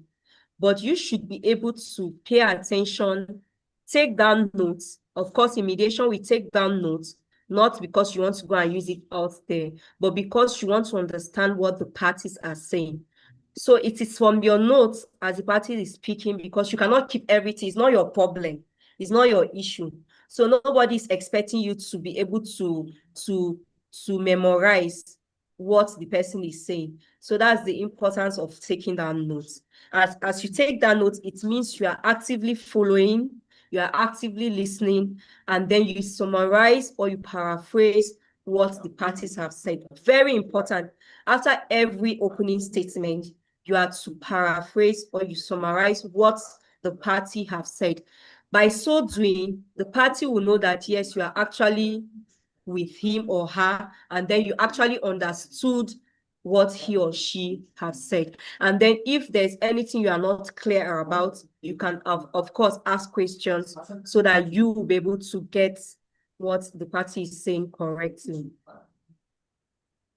So active listening techniques, I've just talked about them. Paraphrasing, you should be able to paraphrase correctly.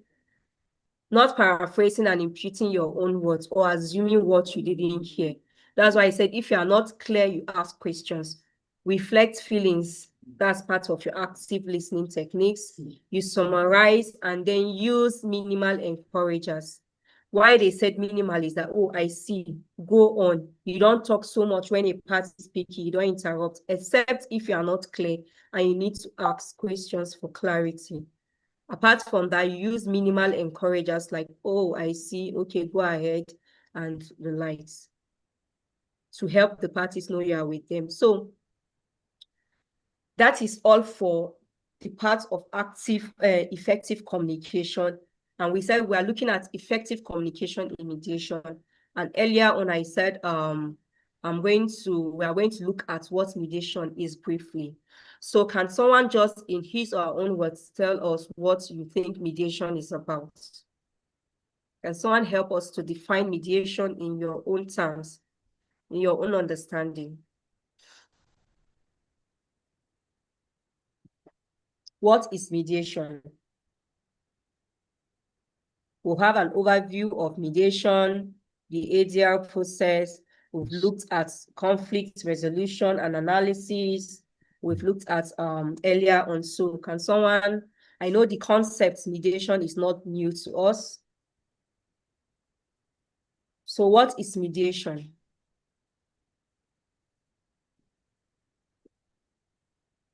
Anybody? In your own terms, in your own words, what do you think mediation is about? Are we together? Yes. Yes, we are together, ma'am. All right.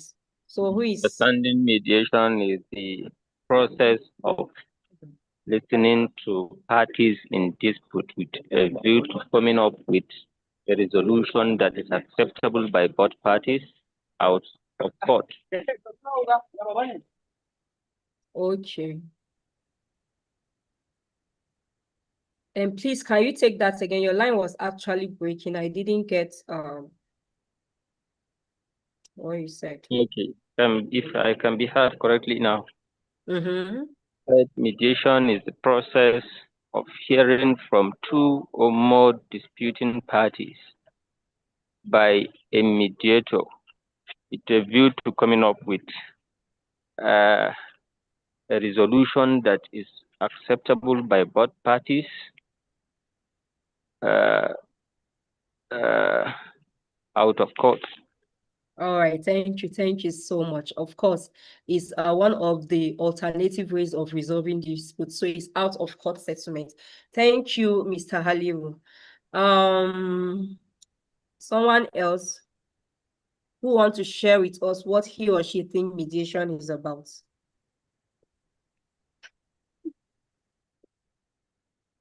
Can I get another response?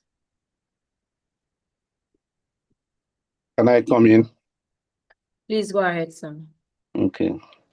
For me, mediation is it's a voluntary and confident process in which an individual or a person, a neutral person, as a third party, come in between to resolve between two people or many people to resolve a conflict. All right, thank you so much, Mr. Elkanah. Thank you. So let's continue. Thank you so much for sharing your thoughts with us. All right, so we said mediation is a structured, of course, and a voluntary process, which they have mentioned, where a neutral third party, very important, the third party must be neutral, because of course you have two parties or more people that are in dispute. The mediator now should be a neutral third party, assist disputing parties in reaching a mutually acceptable agreement. The agreement should be mutually accepted by parties. That's just simply what mediation is about. We have other classes that will look at mediation in details, but this is just briefly what mediation is about. We have the processes in mediation, and it includes introduction. When you come, of course, the mediator makes his or her opening statement. We call that introduction, where the mediator introduces himself, tells you about his certification, places he or she has been trained as a mediator. The mediator will help to explain the mediation process, because some parties are coming to the mediation table for the very first time, so they are not familiar with the mediation process. So the mediator helps the parties to understand what mediation is about, what the process is about, the voluntary nature of mediation. He or she is free to withdraw at any time. The mediator will help the parties to also know that confidentiality is very, very important. Whatever is said at the mediation table remains there. That's just a brief summary of what the introduction is about. Then statement of issues. The parties will come in and then state the problem, the issue that brought them to the mediation table. Then discussion. The mediator helps to facilitate discussion, gives each party time to explain and see how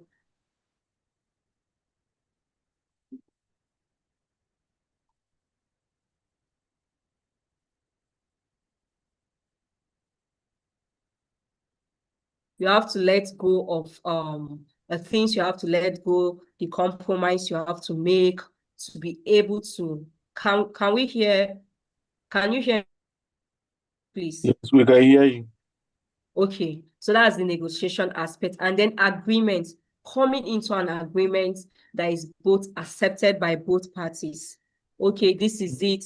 This is it. Okay, I accept. Okay, I'm letting go. I'm accepting. That's what will form part of the terms of settlement. And then closure, where you come to a close of the mediation process and parties to sign the terms of settlement and the rest. So that's just briefly what the mediation process is about. So advantages of mediation. So can someone tell us, let me make this open as well. What do we think there are the advantages of mediation? Advantages of mediation, that is out of court settlement. What are the advantages? I want other persons, Mr. Haliu have been speaking, Mr. Elkanah have been speaking. Okay, Emmanuel, please go ahead. Advantages of mediation. Emmanuel, go ahead, your hands are up. You can, okay, you are still muted.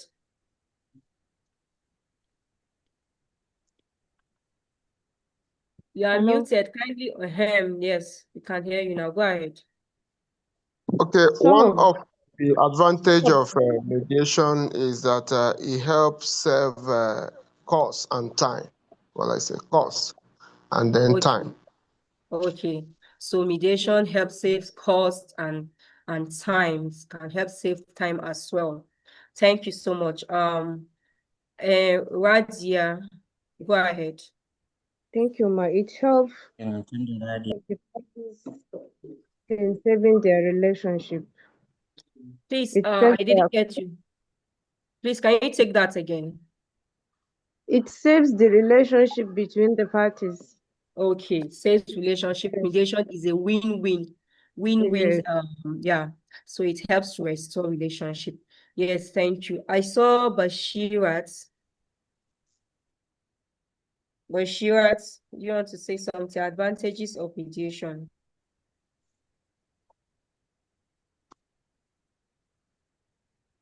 Okay, so thank you so much. Let's move ahead. So we have advantages of mediation, like Mr. Elkanah said. He said is okay. Is it Elkanah or Emmanuel? Thank you, Emmanuel. Said mediation is cost effective. You don't spend as much as you do in litigation, because for litigation you don't know when it's going to end. So you keep spending, you keep paying appearance fee, you keep filing processes and the rest. But mediation is cost effective. So we have confidentiality, unlike in the open courts where anybody can walk in and listen to your disputes. In mediation, it is only the parties that are allowed that can come to the mediation table.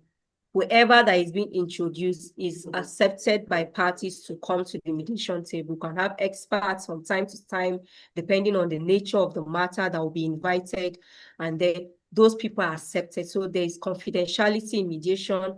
It is less adversarial, unlike litigation. It is flexible. Flexible in the sense that it is the parties themselves that agree on the terms. It is not like in the court where the judge will decide. Now parties decide for themselves. They foster long-term relationship, which someone mentioned earlier on, a win-win situation. Both parties go home happy, not one feeling loose, because in litigation, when the judgment doesn't favor the other party, you see, you keep appealing, you keep going up and keep, that's how you keep doing it. And then you see some matters where parents have died, children have inherited, and it's just keep going on. So that's not the case in mediation. So skills for effective communication in mediation, we've looked at that. You need to be able to empathize with party. And then patient, you need to be patient, listen to parties. Adaptability, you should be able to adapt. Questioning techniques, you should be able to ask proper questioning. I've talked about that. Know when to ask your open-ended and close-ended questions appropriately. And then managing emotions are crucial skills.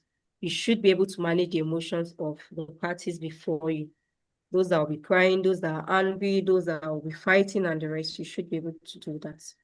And then barriers, we've looked at that when we talk about noise. Barriers to effective communication. Now we have noise. We say noise is a distortion. We have language differences. Of course, as a mediator, if you don't understand if a particular party is very fluent in a particular language, and you as a mediator, you are not fluent in that language, you know you cannot effectively handle that communication and that mediation process. So you should be able to drop that mediation process and then bring in a party that can understand the language of both parties and be able to foster effective mediation. So emotional interference, of course, cultural differences, I spoke about that as well. These are background information, background checks, background research that you need to carry out to be able to know the cultural differences of the parties, what is acceptable to them in their religion, in their tribe, from where they are coming from, and the rest of it. Then lack of attention. You should be able to avoid that. You should be able to pay attention. That's why we looked at active listening. Very, very important. So, wow. With this, I think we have come to the end of our class. We said in conclusion, communication is essential in mediation. From what we have discussed so far, we can see essential. It is just the hallmark of the whole mediation process. Then mastering communication skill enhances mediation outcomes and foster positive relationship. You see that there are some matters or some disputes where if you have to just look at someone that is good at that field, that will be able to communicate effectively and be able to help parties to resolve disputes, come into the matter. You'll see that, okay, if it's this mediator, you'll not be able to do well. But if it is this other mediator, you'll be able to. So very, very important to master your communication skills. The things we have talked about, active listening, good communication skills. We looked at your good questioning techniques. Yes, be able to ask good questions, be able to think outside the box. It's just, you don't just give up on parties. Be able to help parties, break through parties, be able to there's what we call is this stalemate also in mediation. Be able to see how you're able to help parties to resolve, even when a party is difficult, proving difficult. You should be able to have the skills to be able to break through parties. But of course, you don't force them. If it's not working, you can let go. But as a mediator, those skills are very important for you to develop in order to foster positive relationship, in order to enhance a good mediation outcome. So for you to be an effective mediator, you must be an excellent communicator to succeed in mediation. And you can agree with me from what we have discussed so far about effective communication, that being an excellent communicator is very, very important. Thank you for having me. I don't know if you have any question. Before we go for our break, we have been sitting down from morning, from 9 a.m. till this time. So we need to have our break. We need to go and stretch, take our lunch, and then we'll come back. So do we have any question?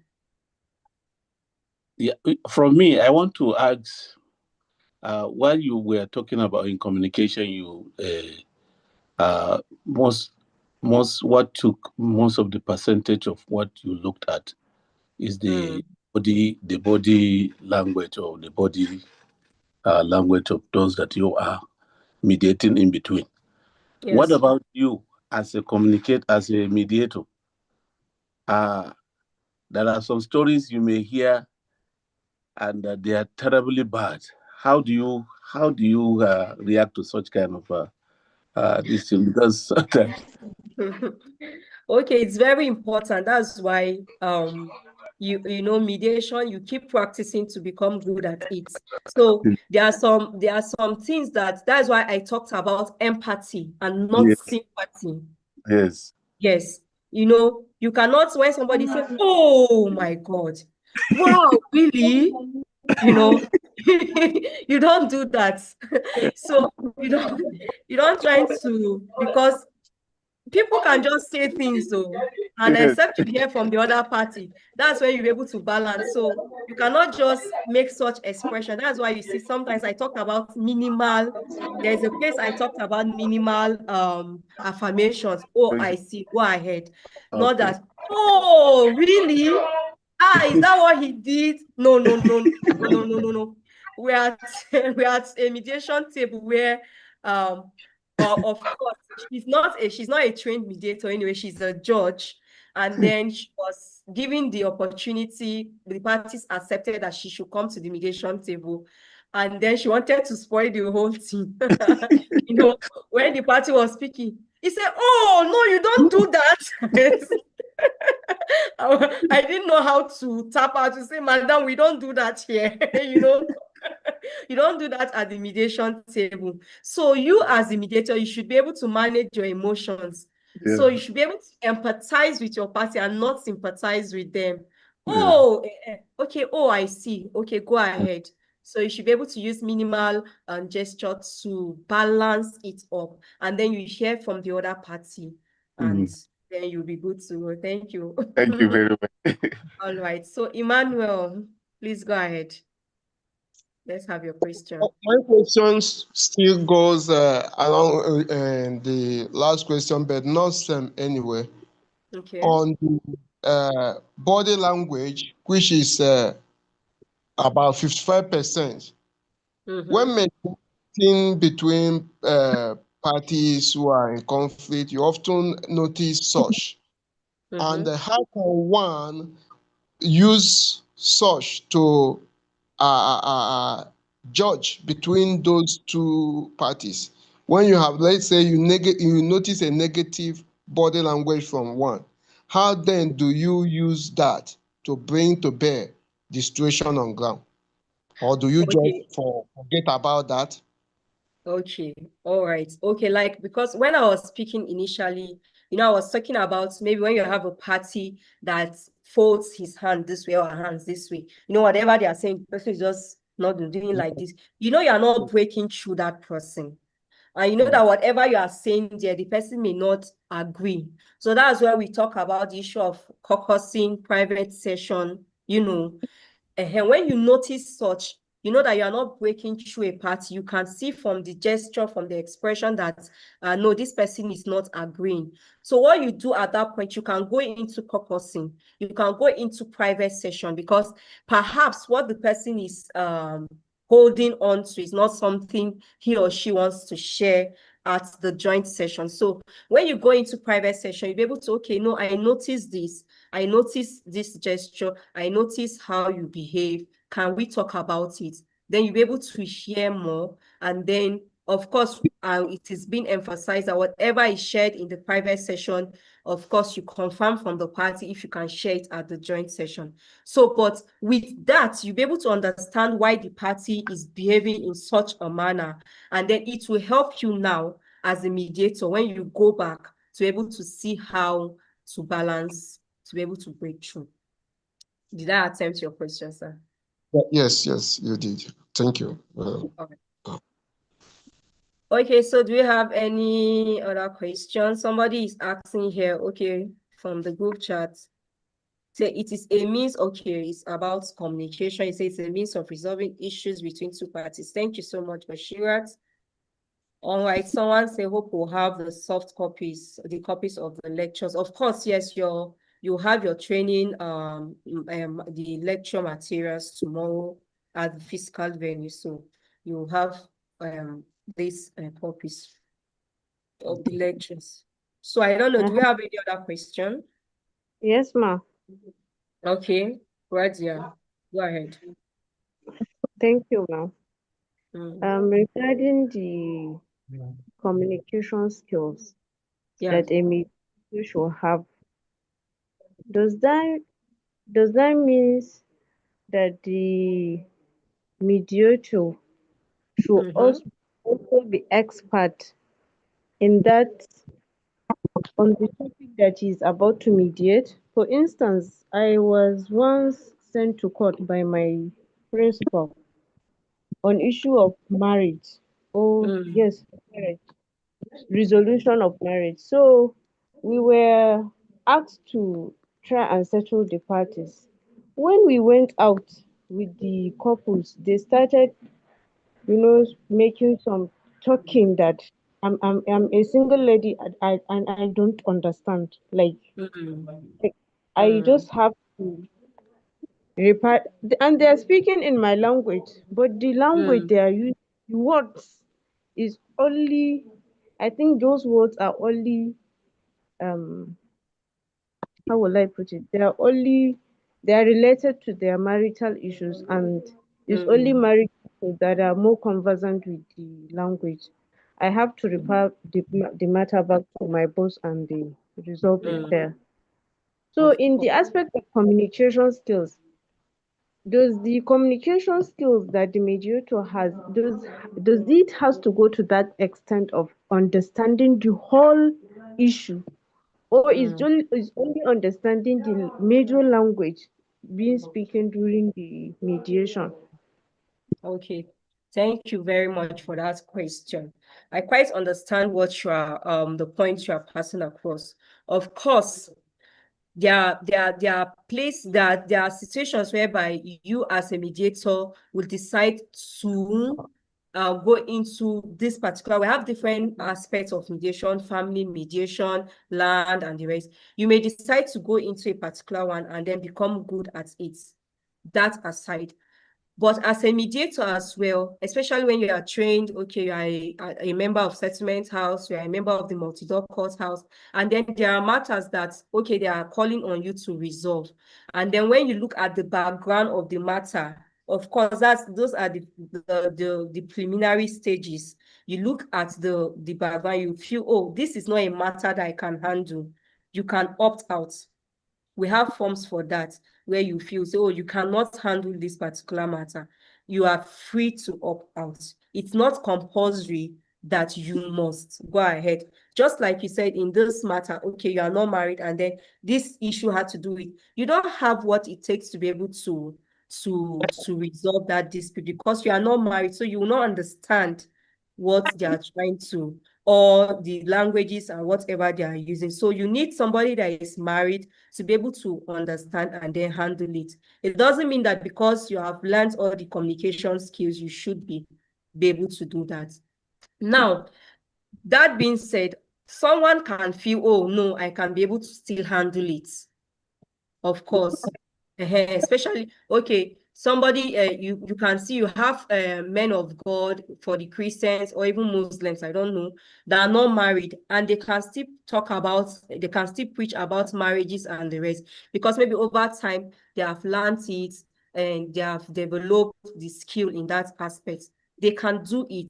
But if for you as a mediator, you know your strengths, you know your weakness, you know what you can do and what you cannot. When it comes to such matters, you can simply say, no, I will not be able to handle it. And then they'll look for another person to do it. Just like in the present situation, you refer the matter back to your boss, you say you will not be able to. That's very, very okay. You must not force yourself to resolve a matter where you feel you don't have what it takes to do that. Is that okay? Yes, ma. Thank you so much. All right, Haliu. Our time is going on.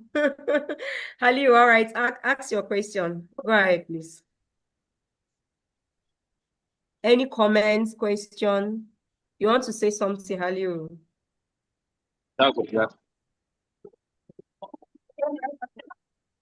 Hello, are you with us? Okay, so I think maybe he's talking at his back. So, all right, thank you. Hadiza, are you raising your hands or you want to say something? Okay, we have a question here, but Bashira, can a person who is too emotional be a good mediator? Okay, Hadiza said, thank you so much for that comment. So, can a person who is too emotional be a good mediator? We'll look at personality skills later on.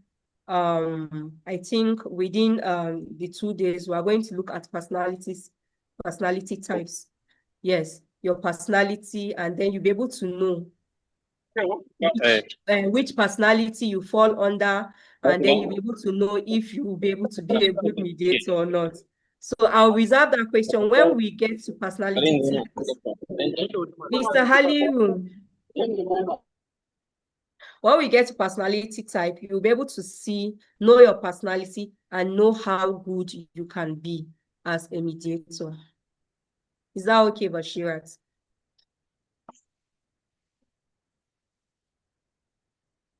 Okay. All right. I think if we don't have any other question, we'll call anyway. Let me hand over to Mr. Just Zaka. He'll tell us the next thing we're going to do. So thank you for having me. We'll see subsequently by God's grace. Thank you. Thank you. You're welcome. Nobody's I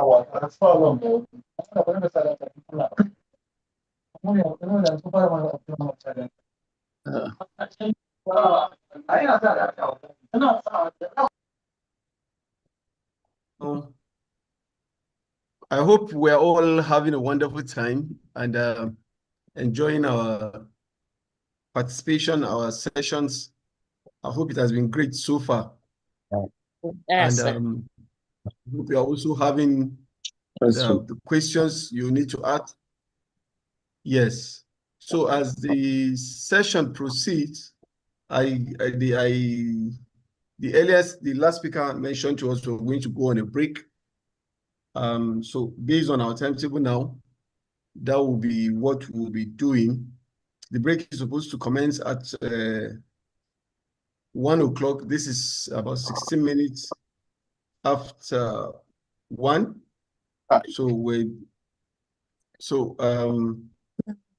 Just a minute, let me double check. So in the next, we have up to a break of an hour, I think. Yes, we're supposed to have a break from 1:30, sorry, from 1 p.m. to 1:30 p.m.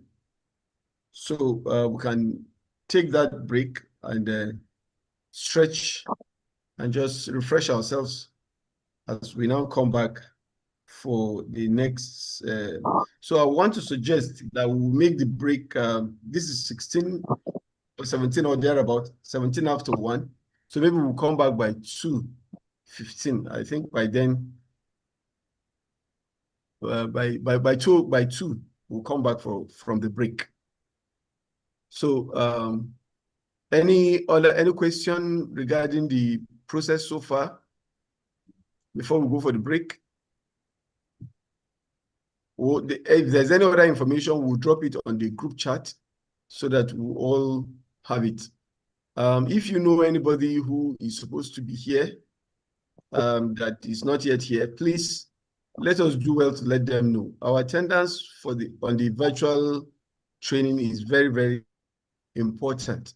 And then, we said participation is also very important. Some of the speakers will engage us to participate fully, to ask questions. So it's very important that we change the names of our devices.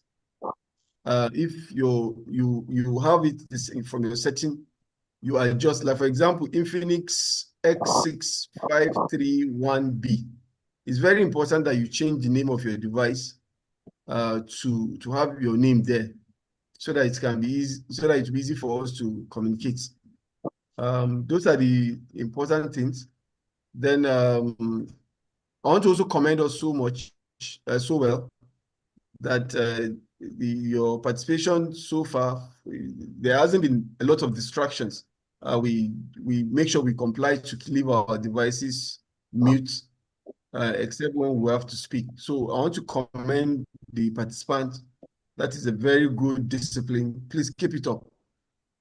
So that when we come back for the next sessions, we'll also continue in that regard. Thank you so much. and then we'll see you by 2 o'clock. All right. Yes, sir. Is somebody saying something? Ali Rosalie? Okay. All right. So see you then. Bye. What about the attendance, sir? Well, we emphasize the attendance. Let me explain it again. The attendance, as far as virtual is concerned, is by putting on your camera. It's very important. It's by putting on your camera. So when we are going to take the attendance, it's not going to be, we're going to just announce at any given point in time. Please put on your camera. And once you don't put on your camera, it simply means you just left it on your, you muted and put off the camera and you left. So it's when we are going to have the attendance, we will let you know that you put on your camera. So it means you are behind your camera whenever we do that. I'm not saying now, I'm only telling you that whenever we have to call for attendance, it is when we call you to put on your camera. So if you don't put on your camera, it simply means you are not the person behind the camera. You may have left your device and gone to do other things. That's what it simply means. So please, and then it means again you are not following. All right. So when we are ready to do the attendance, we'll let us know. Thank you so much for participating. All right. We'll see you by 2 o'clock. See you. Bye-bye.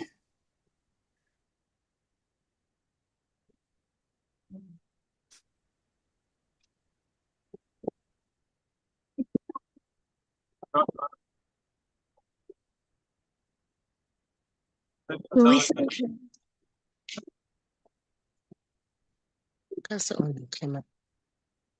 Gaskiya dai.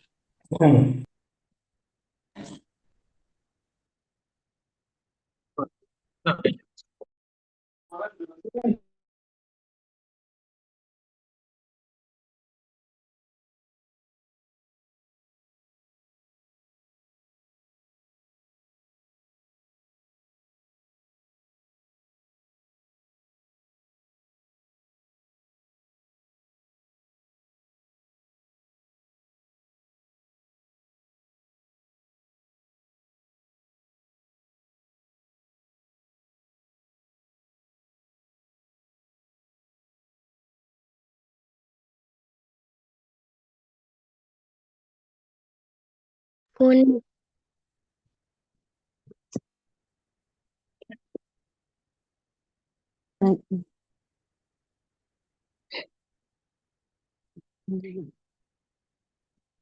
See this. Mute. Where? This is mutum. Suna wani abu suna cewa ki wani abu zoom. YouTube. We're connected.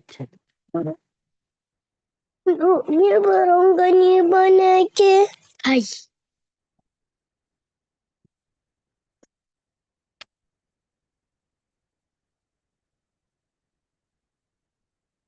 Someone did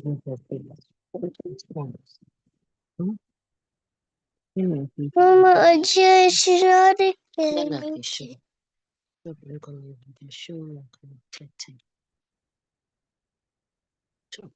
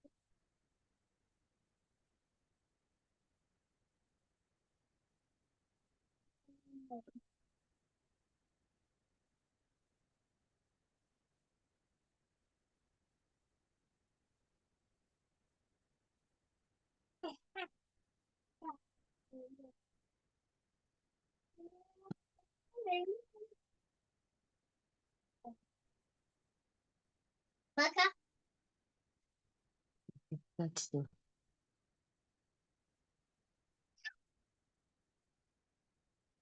everything in there. I see.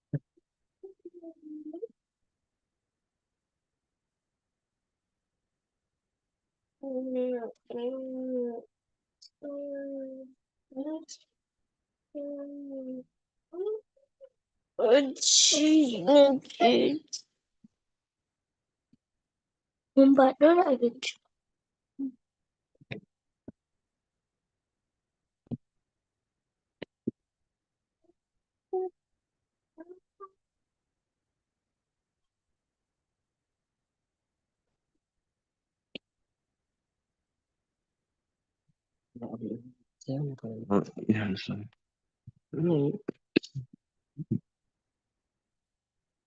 Interesting.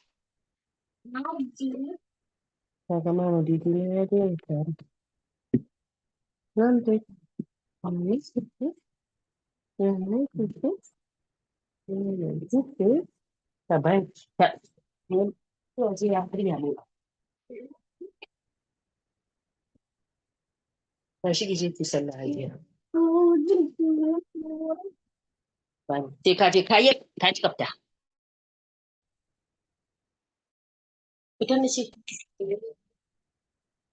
Mami, ka bige hannun shi sai ka ga ta rika mai hannu? Ba za ka ba. Cika je ka tafi ɗaki a tafi yamma ka gani. Mami, ka ce. Sallah wuce. Ka ce ba. Zara.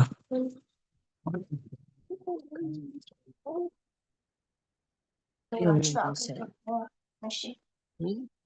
Ne ban sai.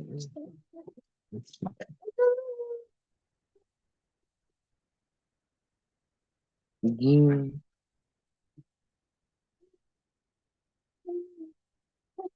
Gashi nan bidiyon ya zo. Amma ba komai a ciki.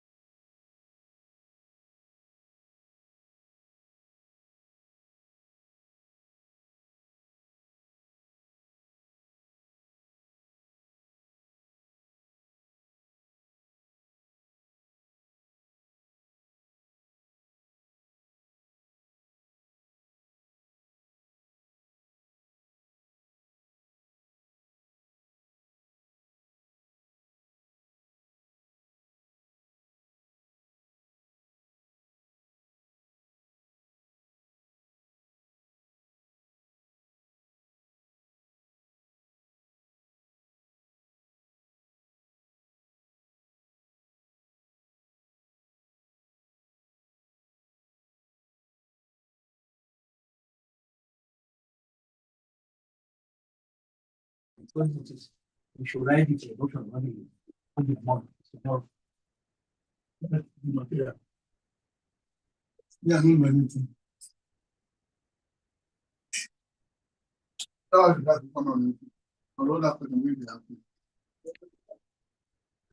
No, I will not break it.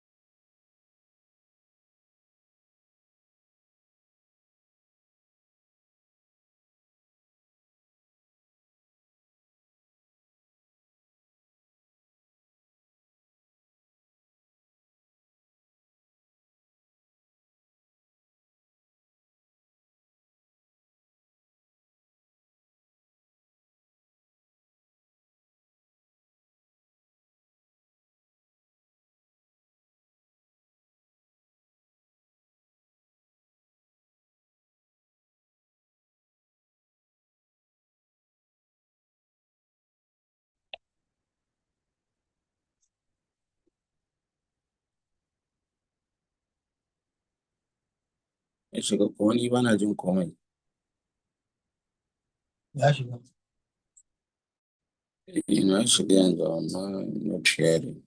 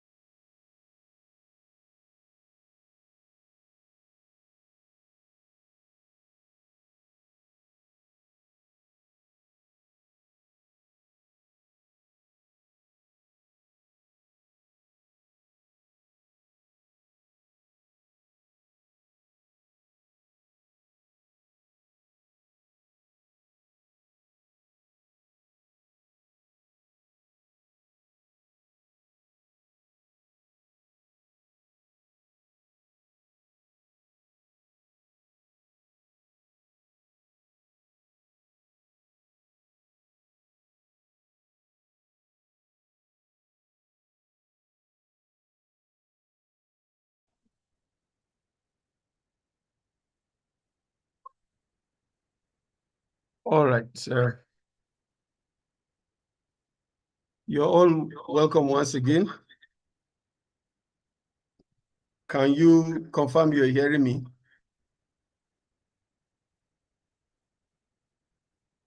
Hello?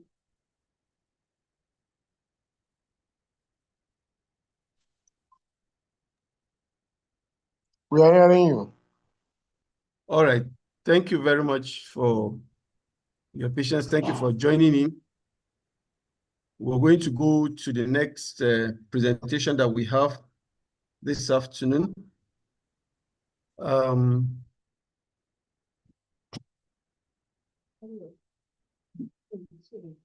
My name is Joshua Zakanyam. I earlier introduced myself this morning as the coordinator, but this afternoon I'll be taking one of the topics on behalf of the Mr. Nangchan, the director of the Settlement House Alternative Dispute Resolution Training Institute, who is unavoidably absent. So I'll be stepping in to take his presentation. And the presentation we have this afternoon is the processes and stages of mediation.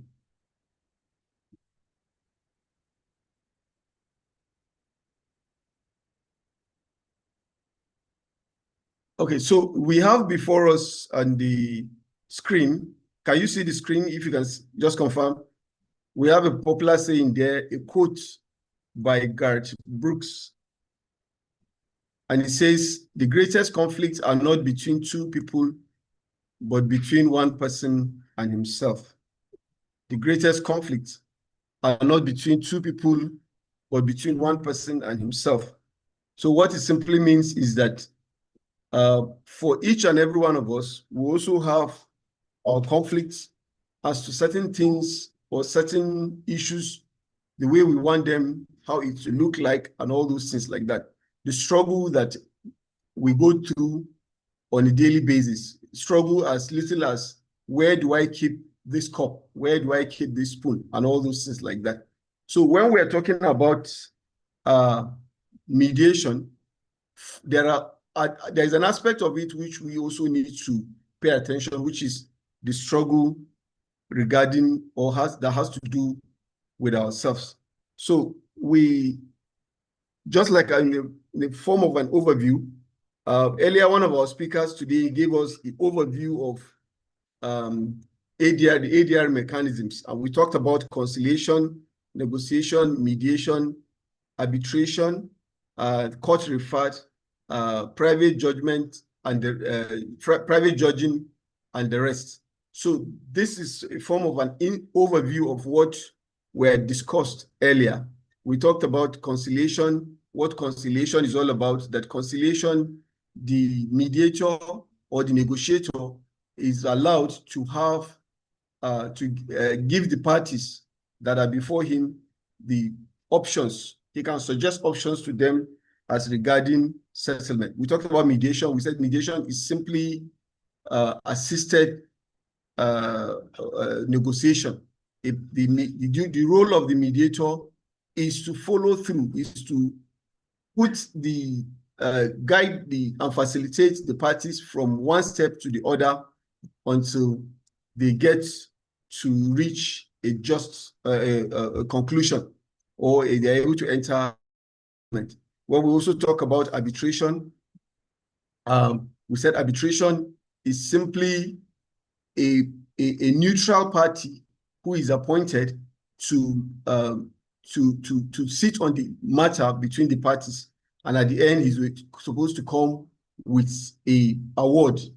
So that's basically what arbitration is all about. But what we are centered on this afternoon, in the whole of our training in the next 2 days, is on mediation as one of the mechanisms for ADR. Now, we also talked about why we go for mediation. We gave, I remember Morenike gave us why we should go for the advantages of mediation. We said one is party driven. It gives options and solutions to the parties. It protects relationships. It also keeps confidentiality. So all that you do, I remember Morenike saying, what happens in Rome stays in Rome. So what we do, we keep it on the mediation table, and then it saves time against the court system or against the litigation where you spend many years in court, and at the end, sometimes no solution, or sometimes there will be solution, but again, it brings us back to the number 3 item we have there on the screen, which is protect relationship. Hardly do 2 people go to court and they come back as in a good relationship. The relationship will go sour. But for mediation, the relationship is intact.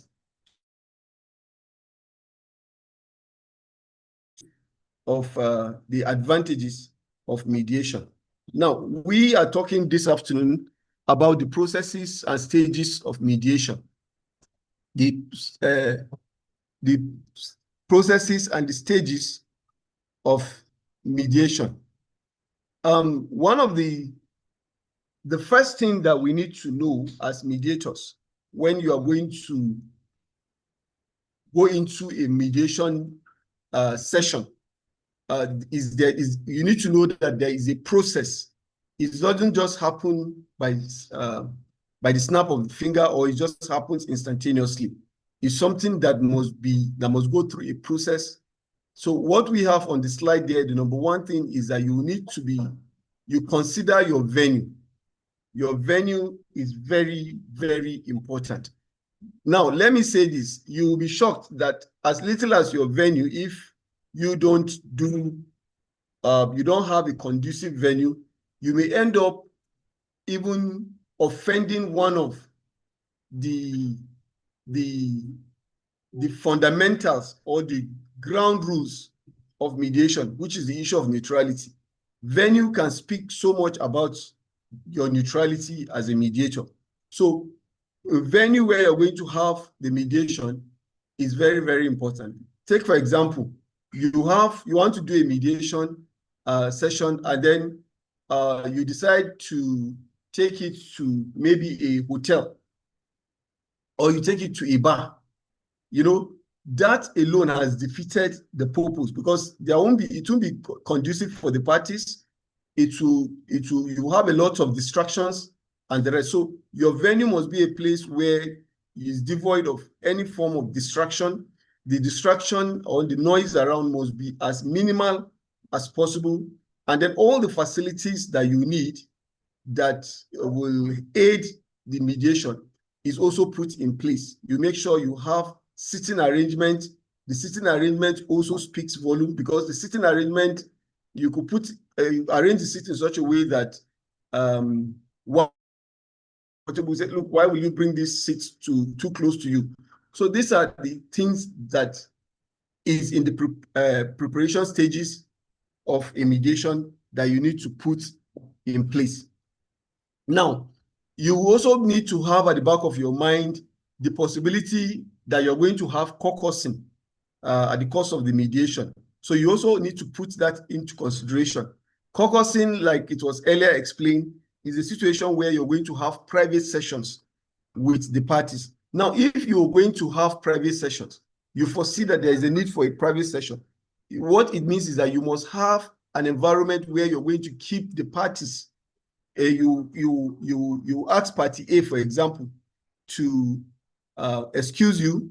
So you take him to a conducive place where he's going to relax, where he's going to feel at home while you attend to party B.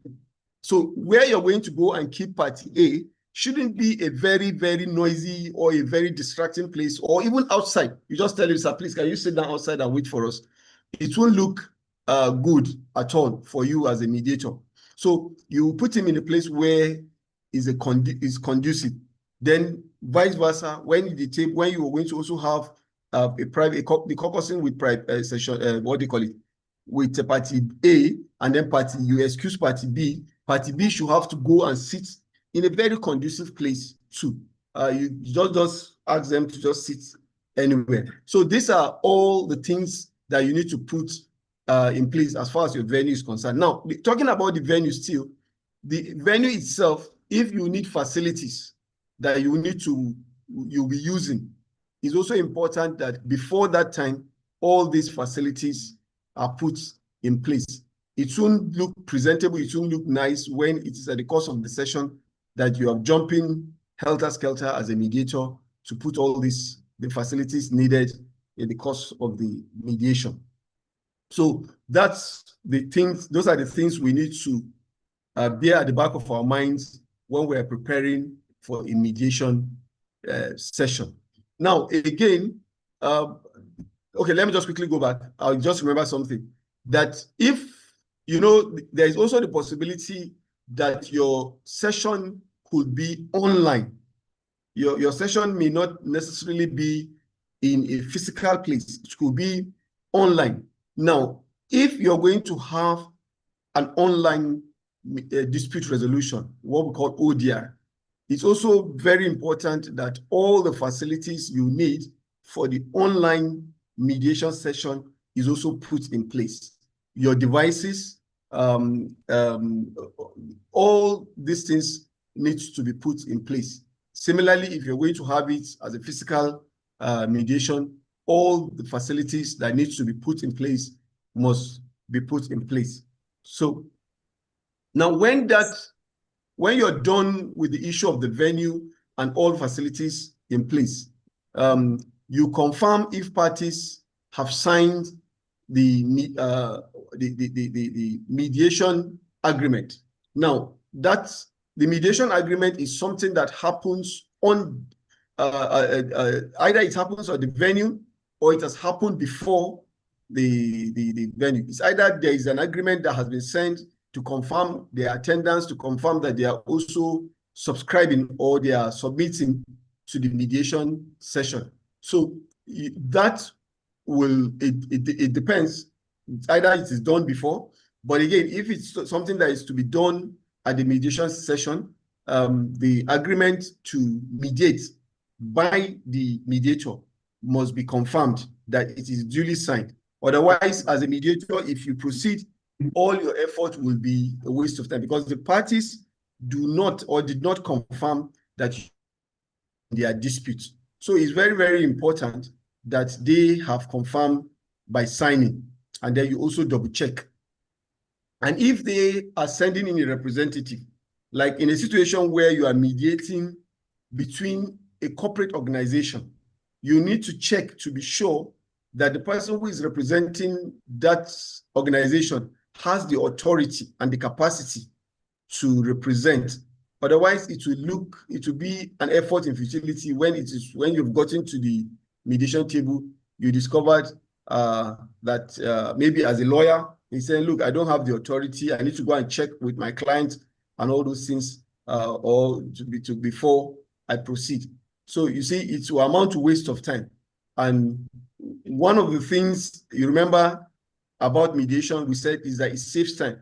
Now you can imagine if we have to go back and forth over something that you would double check or cross check before the arrival at the mediation venue and then the mediation table.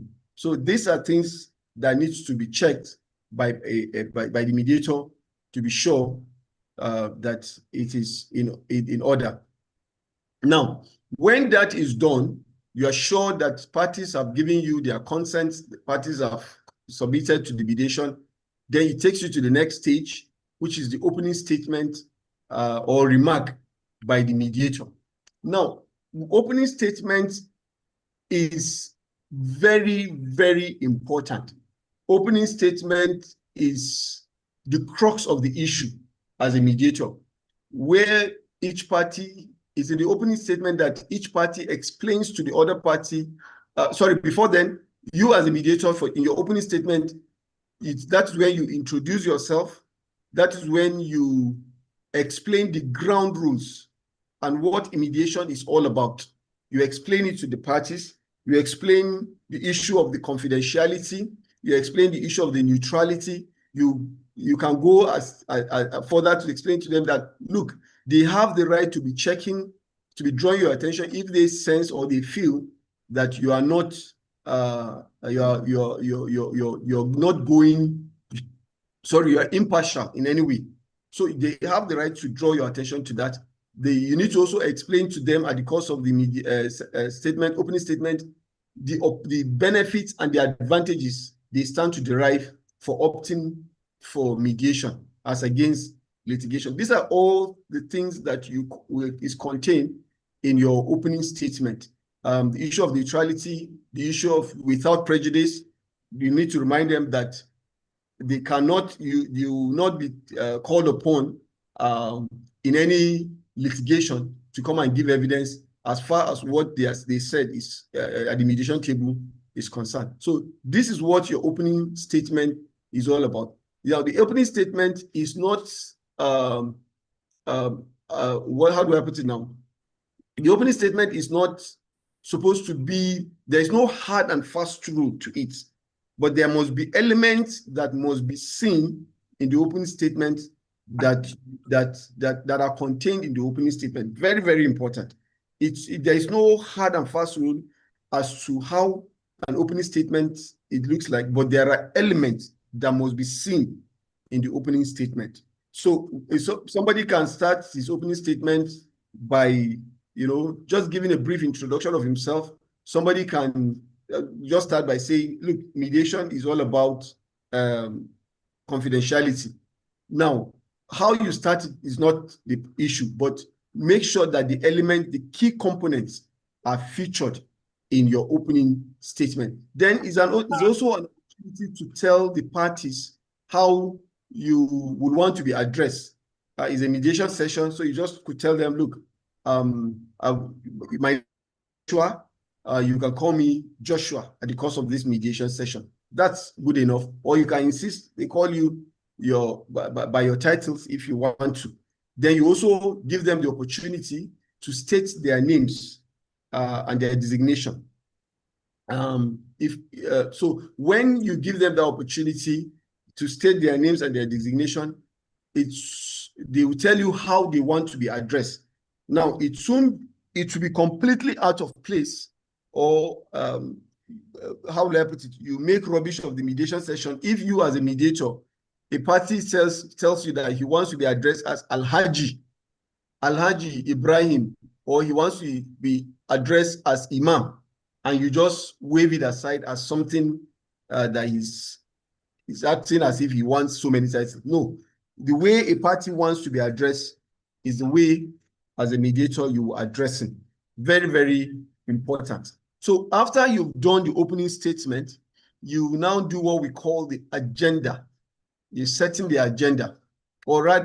In the part of the opening statement that you're going to do is to allow parties to explain what are the issues, facts, goals, what they want to achieve, and their perspectives and expectations at the course of the mediation. Then you also set the agenda of the mediation. Now, under the agenda, that is where you explore, the mediator will help the parties explore their underlying interests and choices, sometimes together, sometimes separately. Now, what agenda means is this. If you don't set agenda, it's also a very, very important component of a mediation session. What it simply means is that if you don't set an agenda, parties can go to London, parties can keep blabbing and saying all sorts of all things, at the course of the session. So the agenda is to help you streamline, is to help you put together, is to help parties to begin to understand what are the underlying interests. Sometimes parties come before you as a mediator. I can tell you for free that they are not even certain, they are not even sure as to what is their underlying interest. They could go about saying so many things. Meanwhile, they've not hit the underlying interest. So that is what the setting of agenda is all about. Setting of agenda also, you need to tell parties the various sessions that you possibly have with them at the course of the mediation session. There's what they call the joint session. Now, in the joint session or at the joint session, that is where party A and party B are before the mediator to have the time to say what their interest is, to have the time to say what their expectations are. Then there is also what you call the caucusing. You need to explain to parties what caucusing is all about. Caucusing simply means separate session where you break the session. And then you break the sessions not all the time. It's not a tool to be used carelessly, but a tool to be used when you as a mediator, you remember one of the presenters said you need to be sensitive as a mediator. Now, there is a need for you as a mediator to be very sensitive when mediation session is going on, and then there is the session all of a sudden became overheated. Now, there is a need to be able to calm nerves and possibly break the session at that point in time. So you need to explain to the parties at the onset what private caucusing is all about as one of the agendas to be achieved at the course of the mediation session. Now, there is what we call the negotiation phase, which is also part of the agenda setting. The parties, enlightened by a deepened understanding of their needs and the options before them, will negotiate with each other, and with the assistance of the mediator, each reach a settlement and draft and sign an agreement, thereby settling their disputes where possible. Now, the negotiation phase is a phase where, you remember, we said that mediation is assisted negotiation. Your duty as a mediator is not to suggest to them the options. It's not to suggest to them, okay, why don't you do this? Even if you're going to suggest it, there is a way you can tactically do it, but not to just say, well, I suggest that all of you just know. There is a way you could tactically do it. So at the negotiation phase, you will be able to lead the parties. Now, I remember the last speaker before we went on break said something. Morenike was one that said something that about the issue of our personalities. Now, remember that we have different types of personalities. We have the choleric, sanguine, and the rest. Now, you'll be surprised that a choleric or what do you call it? A choleric or a phlegmatic that doesn't want to speak, you'll be surprised that he will be able to say his mind when given the right opportunity or when the environment is conducive. These are things that falls part of your duty as a mediator in assisting them. So somebody who at the beginning may not be having the ability to want to say something, you will find out that when you give him the opportunity as a mediator, he will be able to speak. When you put the environment to be conducive for him to speak, he will speak. And then somebody who has a tendency to overtalk, your duty as a mediator is to also help him to understand that, look, it's not about him alone. It's about the two parties that are before you. So the other party too needs to speak. So all of these things are things that the mediator will help at the negotiation phase, and then be able to identify what are the interests, and the interests will lead them up to the place of options, and they will settle. Now, you remember again, one of our speakers was saying something about issue of litigation, where a party that has an opportunity today, he has a dispute over what do you call it? Disputes of tenancy disputes with a party, and then he has an opportunity now to, let's say the whole issue in question is 10 million naira, and then he has an opportunity now to shift from his options, from his interest to his options, to his option, and settle for his 6 million naira and get it. But instead, he will say, no, I want to go to court. And then eventually he gets to court, then the matter will now linger for years. And then at the end of it, the person may not even have the capacity. The person in question now does not even have the capacity to pay that 6 million naira, not to talk of the 10 million naira that was the initial issue or dispute. Now, so it is at the course of the negotiation that you begin to make parties to the mediation to see what are the best possible options that they have. That could be achieved through caucusing. Again, you break the session, explain it to them. Remember, the purpose of caucusing, what you discuss with party A at the course of caucusing, you are not at liberty. You're not at liberty to share with party B except with the express permission of party A. That is very important. And similarly, vice versa. I don't know, am I too fast? Are you hearing me?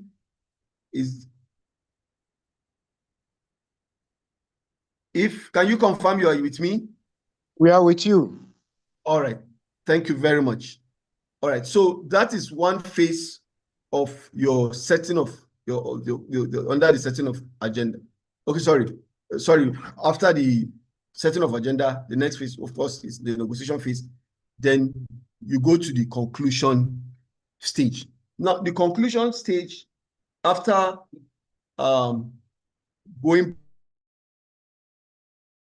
and forth on the issue on the negotiation stage will involve caucusing, it will involve joint sessions and all those things like that, opening the eyes of the parties, assisting the parties to see the best possible options that they have, and they settle. Remember, one of the parties, one of our presenters said that if you are coming to a mediation table, and you are not ready to let go of your interest, then mediation is not for you. Mediation is a place where it is a win-win situation. And it is win-win because it cannot be overemphasized enough that at the end of the mediation session, relationships are kept intact, unlike going to court where relationship is not kept intact. There is no certainty. In fact, I am yet to see a situation where two parties appear before a judge. At the end of the day, they go back home smiling. I am yet to see it. One party must cry, the other party must smile. But you see, in mediation, which I make bold to say is a situation where it's the need of the hour. The mediation has come to stay. It's like when they were telling people that cryptocurrency, for example, was going to come to take over the world. Some people laughed at it. It's like the story of Noah in the Bible, when Noah was saying there's going to be a flood, and people kept saying, no, it's not possible. And of course, the flood came. So that is the same situation with mediation. I make bold to say that mediation has come to stay. Mediation is the need of the hour. Mediation is gaining grounds. Mediation is, in fact, of all the mechanisms of the ADR mechanism as we have today, mediation is gaining grounds and is winning. So it cannot be overemphasized enough, the issue regarding mediation. When you look at the other mechanisms of ADR, you find out that they have their own loopholes. But when you see mediation, and of course, mediation is something that we do on a day-to-day basis. But it's just, the difference is that here it must be channeled. Here it must be, you must get the needed tools. So there's a popular saying that the mind of a man is naturally a biased mind. So how do you now do away with your bias as a human being? It's by training and retraining so that you will now become sharpened and be able to handle any mediation that is brought before you. Otherwise, you will be caught up with, you'll be caught up by being partial, you'll be caught up by being, by not being neutral. So now, when we get to the conclusion stage is where you need to double check. Possibly if the parties are able to reach settlement, you need to double check is before you even put down the settlement. sorry, like for example, you say, Mr. Emmanuel, if I get you right, is this how you pointed it out to me? Then he said, yes, you write it. Miss Hulda or Mrs. Hulda, please, can you confirm to me, is this how you explain that term that you were saying about the issue of the rent? Is these are the things you need to you fine-tune at the conclusion stage. Now, when you are able to fine-tune them before you now reduce them into writing as a term. So the conclusion stage is where parties were able to, when parties are able to settle, then terms of settlement will be drafted to include the parties' resolution and all the issues raised and addressed by the parties. That is what you achieve at your conclusion stage before a final draft of a settlement is written down. Now, what you need to do, first of all, as a mediator, is okay. So we have there as okay. I was talking about the opening statement. I'm going to come back to that, but I began saying that the mind of a mind, the human mind, sorry, is a biased mind. So what do you need to do to tame the biasness of the mind of man? That is what we have there on the screen. What you need to do. Training. ADR training helps the participants to acquire. These are all stages. These are all things that happen in preparation. You don't just wake up overnight and say you're a mediator. Yes, we do mediation even between our children every day. We do it in the workplace, but it's not formalized. That is the difference. It's not formalized. Now, where we find ourselves is a situation where our mediation skills must be formalized, must be channeled, must be sharpened. So what do we need to do is to train, like we are being trained right now. And I will say it doesn't stop at it. You train and retrain. Now, ADR training helps the participant to acquire relevant soft skills like communication.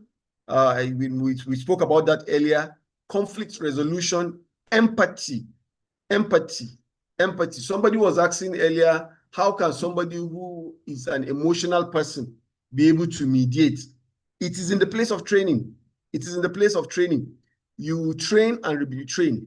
So you will now understand the difference between sympathy and empathy. These are all things that you get in the place of training. Emotional intelligence. Emotional intelligence is very important. In the mediation table, some people will be mediating and will not even sense where a party, you just discover that all of a sudden a party is quiet. It's quiet. The last speaker before we went for break told us that our vocal expression, our verbal expression is just 7%. The remaining is we have almost 55% of it. You find out that a person at the course of your mediation session, somebody will all of a sudden be disinterested. What do you do at that point in time as a mediator? In fact, how do you even identify that he's disinterested in the first place? So that is where, how he's uninterested in the first place. That's the issue where emotional intelligence, among other things, come in. Cultural sensitivity. You can't be mediating between parties and the issue of their culture is brought to the floor, and then you just say, no, that thing. No, that doesn't speak well for you as a mediator. You must be sensitive to their culture, their environment, even the way you appear, the way you dress. It speaks volume when you're going to go before a mediation table. So you go to a mediation table where parties, you don't shake hands with a woman, and then you just say it's mediation now. You just keep stretching hand to shake hand with every woman. It shows that you are not what do you call it, sensitive. So these are what you get in the course of training and retraining. So you need to also you have specialization and mentorship. Very important.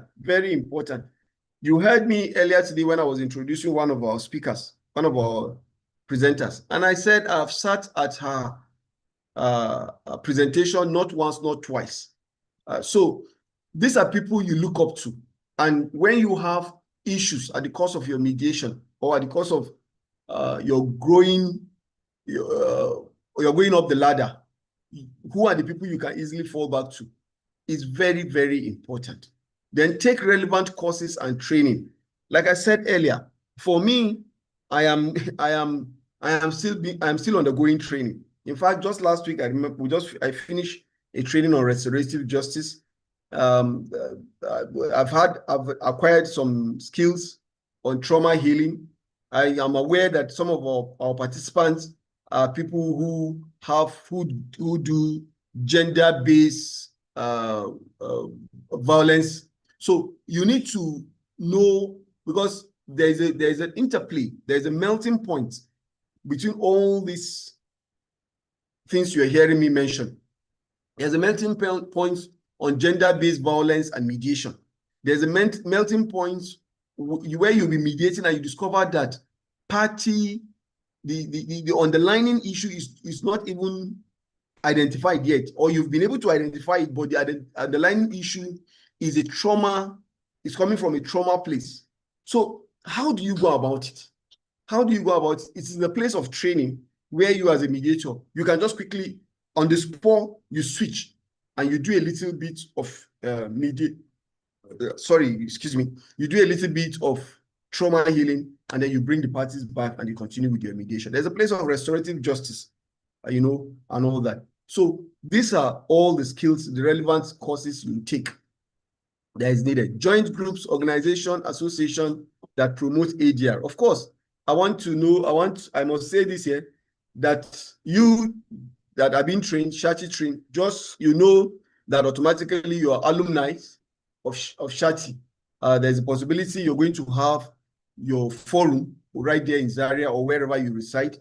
You have your forum where you'll be having possibly your monthly meetings and all those things like that. And of course, you take qualification trainings to be able to help you to facilitate. It's one thing to be a mediator, is one thing to facilitate. It's also very important. Then you take up volunteer. Oh, sorry, you're not seeing my screen? Can I get your confirmation? Yes. We are not seeing your screen yet. We even complain. We send a text message. Yeah. There is no slide. I am so sorry. Pardon me. Honestly, I thought I did. I'm so sorry. Sorry about that. Sorry about it. But can you see the screen now? Yeah, it's on now. Oh, I'm so sorry about that. So sorry about that. Yes, now okay, so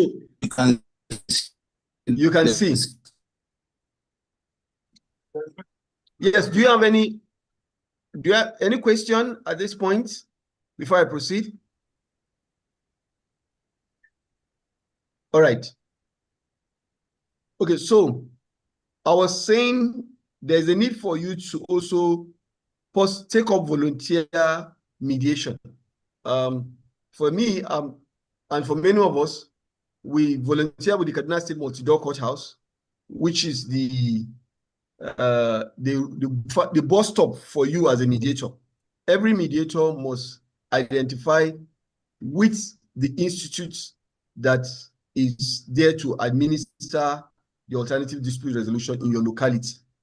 For example, if you enter settlement now, the settlement and parties sign, there's a need for you to go to the multi-door courthouse for it to be adopted, for it to be stamped by the ADR judge and all that. So for starters, there's a need for you to have to volunteer to train, so that as an intern, so that you begin to perfect your skills as a mediator. Now, you're making research and writing in ADR, also very, very important. Is another angle that you could, what's the word now? You could specialize on, to make research, write on ADR, make publications and all that.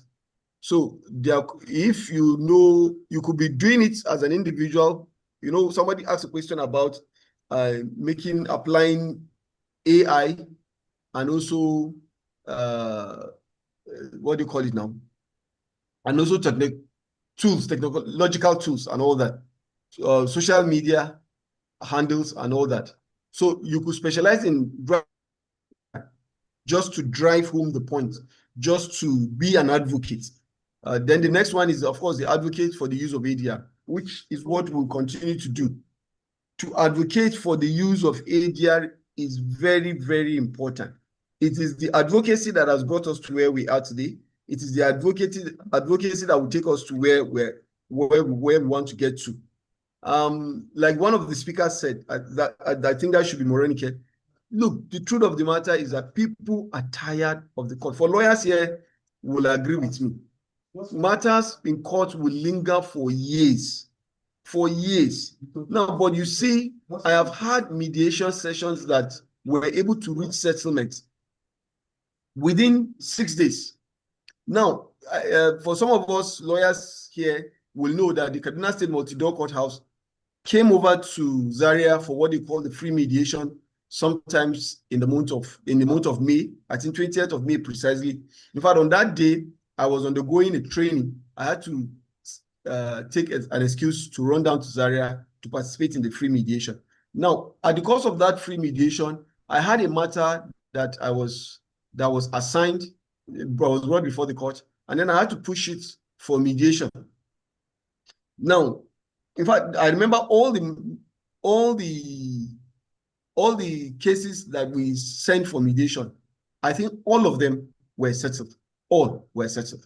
So you see, and one of them, the parties, is an issue of he came for dissolution of marriage and custody of children, and then we sent them because right in court, the woman said no, she doesn't want the divorce. So many other issues, and you cannot just make a pronouncement on the issue of divorce when the party is raising an objection until, of course, the party on the other side is able to prove ground or give reasons why the mediation, the dissolution should take place.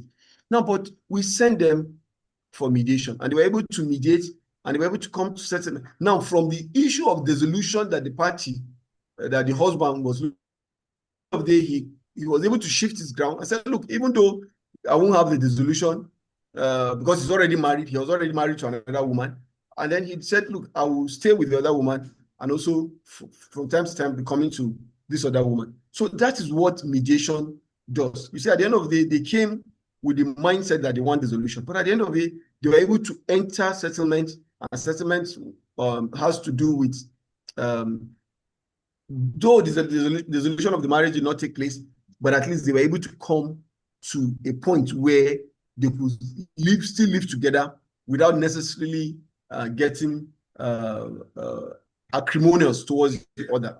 So these are, then you write essays and articles on your specialization. That's another arm to it. You write essays and articles on your specializations. You make use of your social media handles, very, very important, and all that.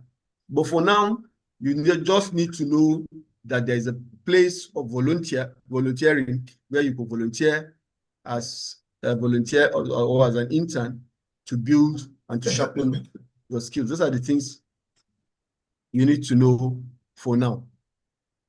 Now, there is also before us a sample of an opening statement. What is opening statement looks like. So can I just ask somebody to read the paragraph for us? Anybody can read it. Just unmute and read the opening statement that we have on the screen. Good morning. Depending on the time, I welcome all of you to today's mediation proceedings. I am Nanshan. Just put your name, sir. Go ahead and put your name there. I am Emmanuel Omezi Jaco, and I will be your mediator. Please, you can address me as Emmanuel, the cause of the mediation proceedings. Okay, thank you very much, sir. So you see, that's just a sample of an opening statement. I said it earlier, you'd welcome the parties. You could thank them for choosing mediation, and then you go ahead to tell them your names and then how you want to be addressed at the course of the mediation session. Now, let me say this. You could have a mediator, for example, who is a medical doctor. I hope we know that. They could have a mediator who is a judge. Now, but on the mediation table, he has removed the cap of a judge and has kept it aside. He has removed the cap of a lawyer and has kept it aside. He has removed the cap of being a doctor and has kept it aside. So that's where the issue of how he should be addressed comes in. You could just say, nothing stops you from reeling out your qualification and all that. But when you're done, you tell them how you want to be addressed. And nothing stops you from saying, look, I want to be addressed as a doctor still.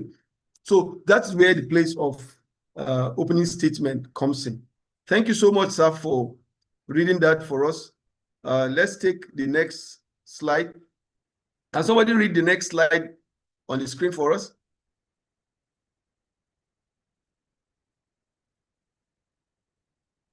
Anybody? Yeah. I am a certified mediator and have been trained by Settlement House ADR Training Institute in bracket Shati.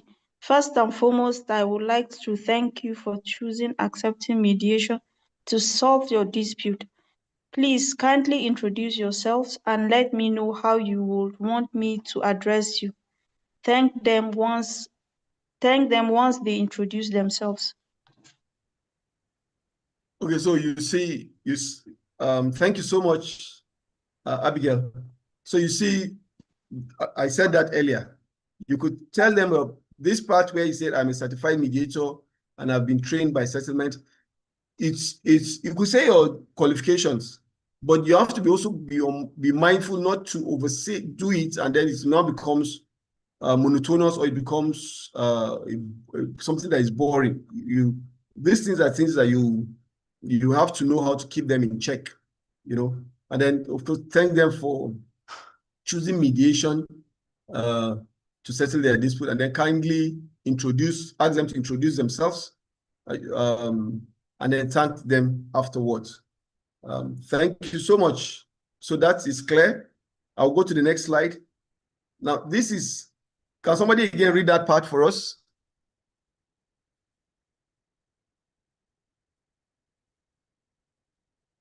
Are we all around? Yes. Yes, we are. Let me take it then. Okay, is that Mr. Emmanuel? This is sorry, Reverend. Yes, Venerable Kana. Okay, sorry. Let's have other people. You read earlier, right? I can take it. No, this is okay, Mariam, go ahead.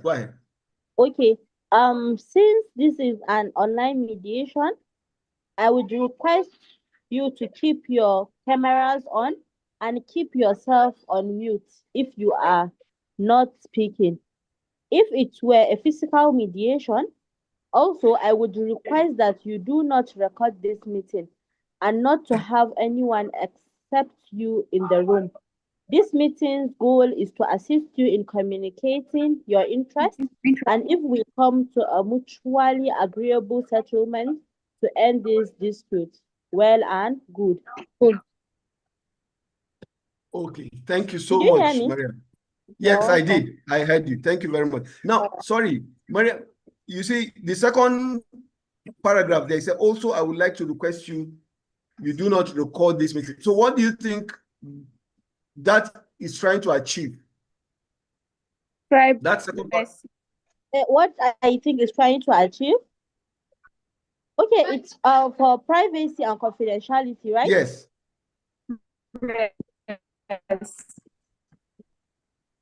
Hello, can you hear me? Yes, I can hear you. Go ahead. Yes, I said for confidentiality and then privacy, so that whatever it is that is being discussed in the mediation should be left there.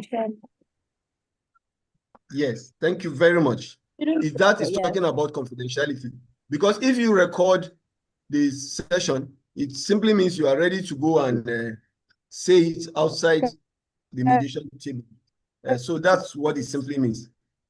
All right. Then the other part is, remember that you could have mediation as an online dispute resolution or online mediation, not necessarily physical. Try to All right. record So, it. He might end up showing it. okay, Zara, is Zara saying something?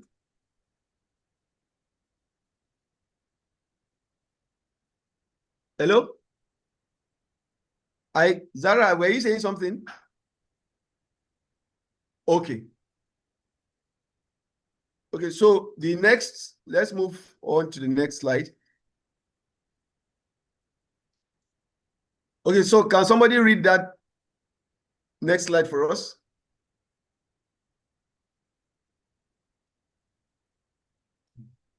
Yes, sir. Yes, go ahead.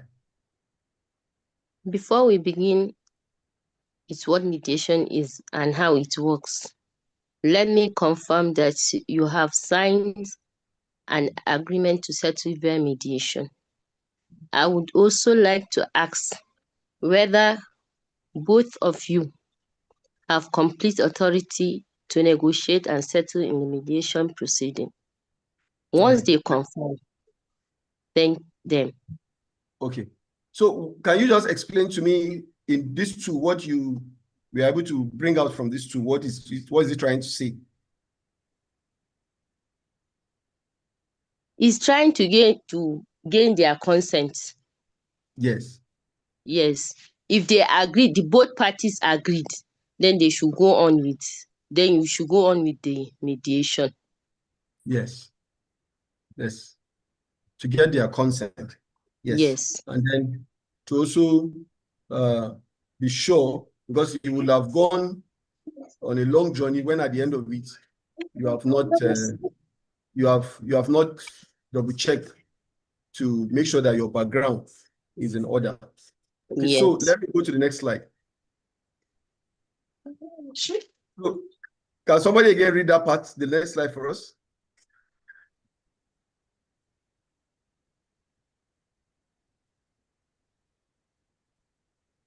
Is anybody there to read it? I'm sure you know what an agreement to mediate is, since you have signed it, but let me just explain that. Let me just explain that briefly. Mediation is a voluntary process. This means I need your permission to proceed. In case you do not want to take a further step towards mediation, you can withdraw at any time. However, I will request you to give me 5 minutes to explain why you want to withdraw. It is confidential and we are all bound by a double layer of confidentiality. This means that issues that we deal with on the mediation table will not be shared with any other person who is not a participant to mediation.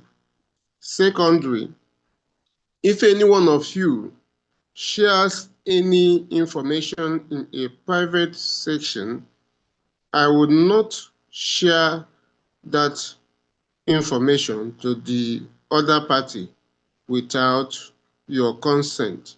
Here, it will like to take. Thank you very much, sir. Okay, so can somebody just again chip in what he understands by that, what we read, what he just read for us? The best way you can just explain.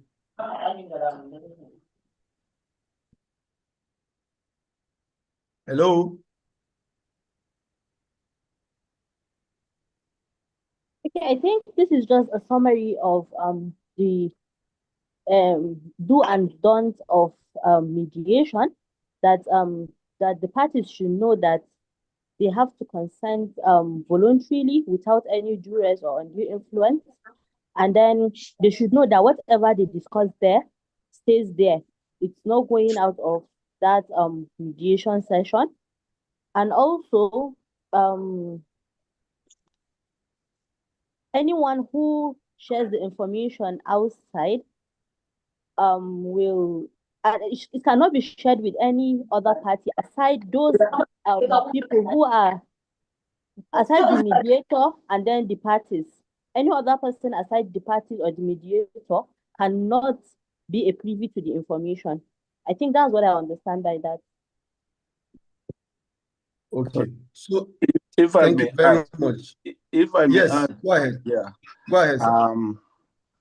Here, what I see here is that the party are at liberty at any point. The two parties are at liberty at any point to withdraw if they want, if they so wish. It is something that is voluntary. Nobody is forcing it on them. Okay. All right, sir. So Yes, is sir. it the same? I want to add. Is it the same? The voluntary? Okay, yes. Let's hear you. One thing also is that whatever you agreed, if you have agreed on it, the mediation, you'll be bound by whatever agreement is there. Yes, that's Yes. one thing. Yes. So the voluntariness we're talking about, is it after are you also bound by voluntariness if you've already signed what do you call it, the agreement? Are you can you say, okay, after all, since it's a voluntary thing, I want to opt out? Is that what that is saying? Yeah, well, that for me, that is because the first, if you look at the first paragraph, as you say, if it is a voluntary thing, then it means that if you don't want to continue, you can stop. If you don't want to continue. And also to add to that, you can withdraw, but with a cogent reason, not just like that. You have to inform the other party, and then you must have a cogent reason before withdrawing. Of course. If the issue Sorry, is not Mariam, can you come again? I didn't get the last part. What did you say? Okay, I said you cannot just withdraw without any cogent reason. You have to inform the other party that you intend to withdraw and then give reasons why you want to withdraw. I think that's what I understand by that's the last two sentences of the first paragraph. Yes. Yes. Okay. All right. So is that well taken? Have we all understood that part? Yes, sir. Have we all understood the issue of the confidentiality, the issue of the voluntariness that the mediator is explaining in his opening statement? Okay, so let's go to the next slide. Sir. So can again somebody read that part? Sir, are you hearing me? Pardon? I have a question. Okay, yes, go ahead.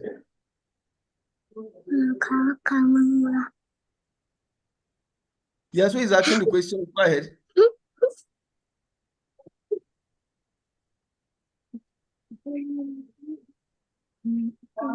The issue of voluntariness, sir. Does it mean that you are not expecting Go ahead. I am having network problem. Omo.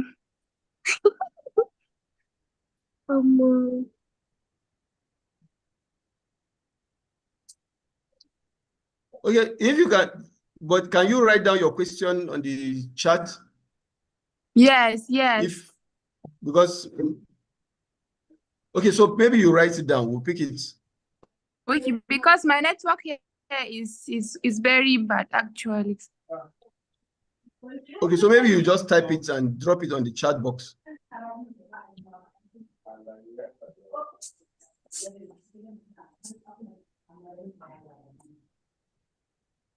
Okay, so can somebody read this part of the opening statement for us? Then we dissect it.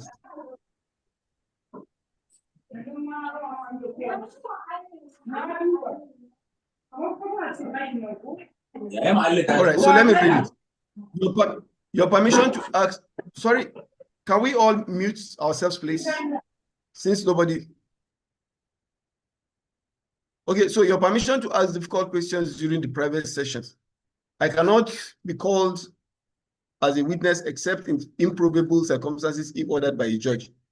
Now, the next paragraph regarding the process, we will start with a joint session first. I will request you to share all information about this dispute. Then we can move to private sessions as per your need, or if I think we need it for better understanding of the dispute. I will try to spend equal amount of time with each of you, and I will stay impartial to the best of my capacity. So we got that part. This is also talking about the impartiality of the mediator. Then also the issue of without prejudice, the mediator cannot be called upon to give evidence before the court of law, as far as his role as a mediator is concerned. So that is explanatory enough. So let me go to the next. During the sessions, after you share, I will summarize so that I know that I have understood it correctly. Any notes that I take during today's procedure will be shredded. After understanding the dispute, we will move towards finding a solution. Here, I want to mention that I will not only control the process, that I will only control the process. The outcome is in your hands. My role as a mediator today is to facilitate the mediation procedure and not act as a judge or attorney. I will not be offering any legal advice to either of the parties, as my role is that of a neutral in today's mediation proceedings. Did we get that? Yes, sir. Yeah. All right. Is it explanatory enough, or anybody wants to add a comment? This aspect is talking about the neutrality of the judge. Yes. Or the mediator. Yes. Yes. Who is talking? This Subashirat. Okay. So you say he's talking about the neutrality of the mediator. Neutrality of the mediator. Yes, sir. All right. Exactly. Thank you so much. Yes, sir. Okay, so let me go to the next slide. Can somebody again read that?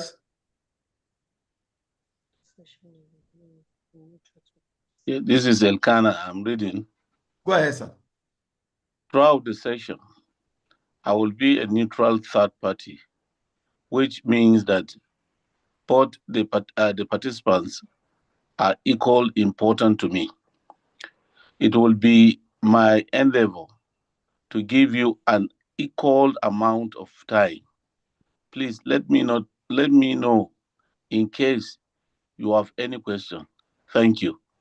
Lastly, before we begin the joint session, in my previous mediations, participants have preferred settling some ground rules for effective conduct of mediation proceedings, like only one person speaks at a time and no one interrupts while the other is sharing.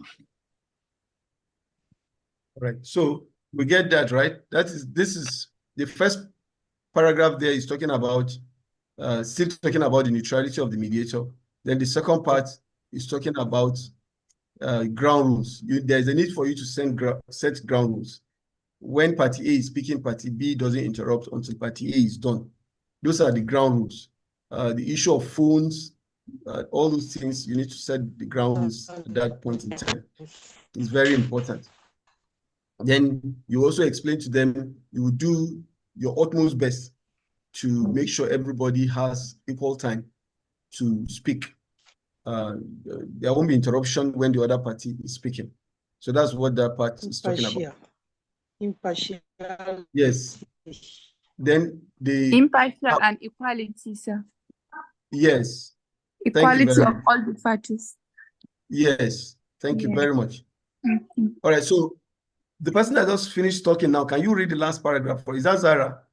Was she the one that just spoke? Yes, sir. Can you? Yes. Read this part of the slide for us, please. The last one? This one that is on the screen.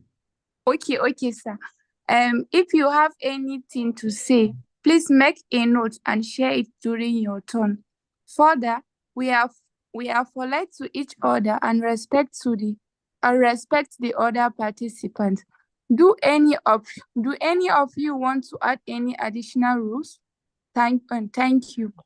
Let me say that every mediation process is unique, and this one is yours.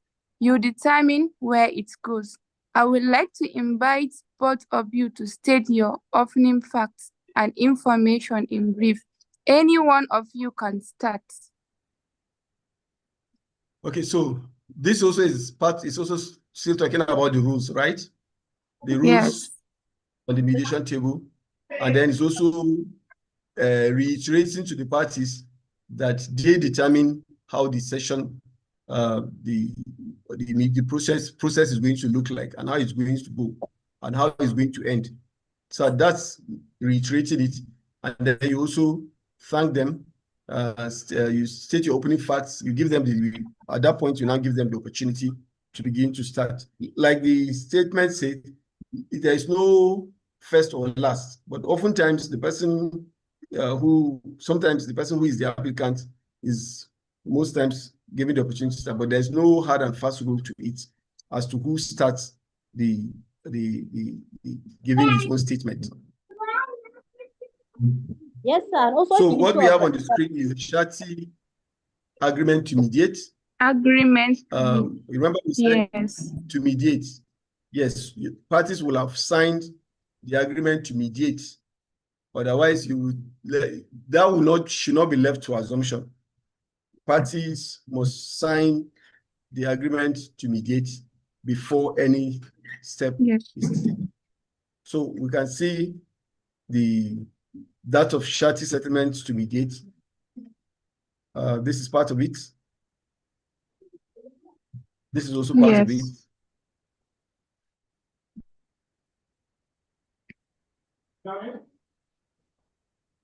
So you can have a look at it. It's something that can be shared to the platform so that participants will look at it and also acquaint themselves with the format. All right. So that's the presentation so far as to the processes of mediation, the stages and processes of mediation. So I'll open the floor now for any question. If you have questions before we wrap up this session. Any question, let me have it.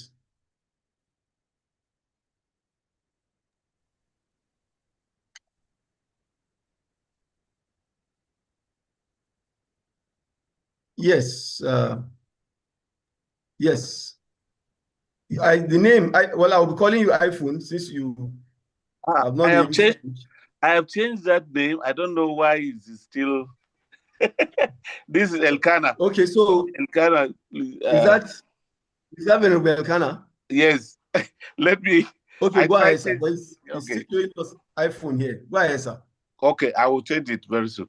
But let me ask the question. I'm still going back to that liberty of withdrawal. Though we saw it on this thing, it sounds so confusing to me. If an agreement like the Shati agreement is being signed, is it okay again for a party to say I am withdrawing?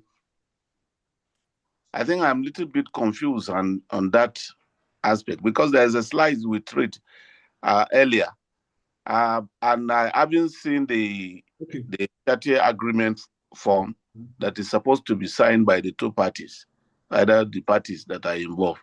If that agreement is signed, is it again appropriate for one party to say I'm leaving? Okay. Did you get me, sir? All right. Thank you very much, sir. Yeah. So let me just take the two questions. I've noted down your own. I'll take the second question, and then I'll attempt to answer it. Yes, Canon Emmanuel. Go ahead, sir. Yes, sir. My own question is also in line with what the Venerable Elkanah just asked now.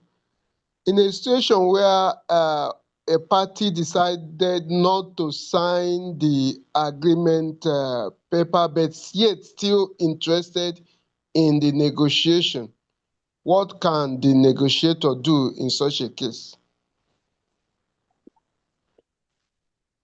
Okay, so you are saying that in a situation where a party did not sign the agreement to mediate, but still went ahead to participate in. Yes, it's interested, but it doesn't want to mediation sign session. Okay, that you want to know what happens. Yeah, what should the mediator now do? Must he persist? He must sign it? Okay. All right. Thank you so much. We'll take all the questions together. Yes. Hadiza Hayat. Yes, Hadiza sir. Mabani. Yes, go ahead. Sir, does it mean now that if the party have no reason, she cannot withdraw from the mediation session? Pardon? I didn't get, sorry. Does it mean that if a party wants to withdraw, but he has no reason, does it mean now that he cannot withdraw without any reason? You cannot withdraw from the mediation session? Okay, I get your question. You want to know whether without a reason he can withdraw? Yes. Okay. All right. Okay, so yes, is that all the questions? For now, I believe probably. Okay. So I will call on Mr. Nanchan. I'm sure he had quite a number of all the three questions, and then he will attempt answering the questions.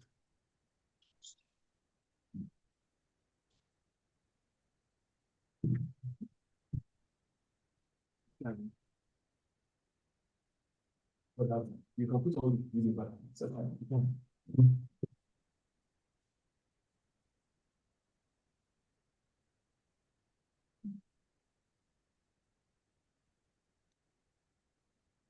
All right.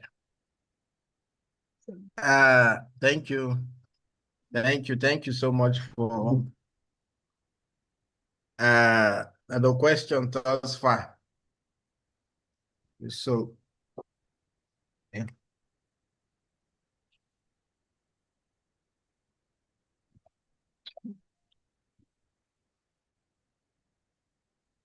All right, so I'm going to take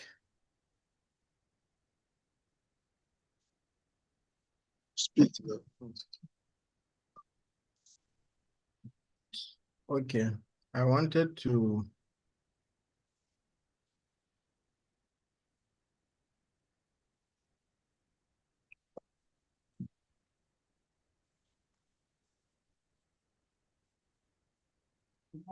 Okay. Let me start by appreciating all of you for your commitment and dedication to this training.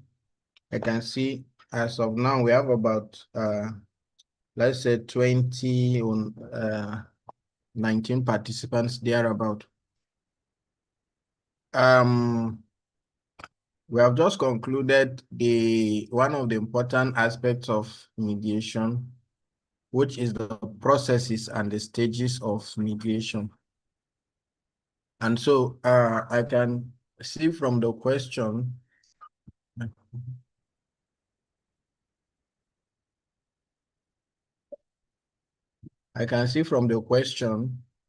please can you confirm if you can hear me?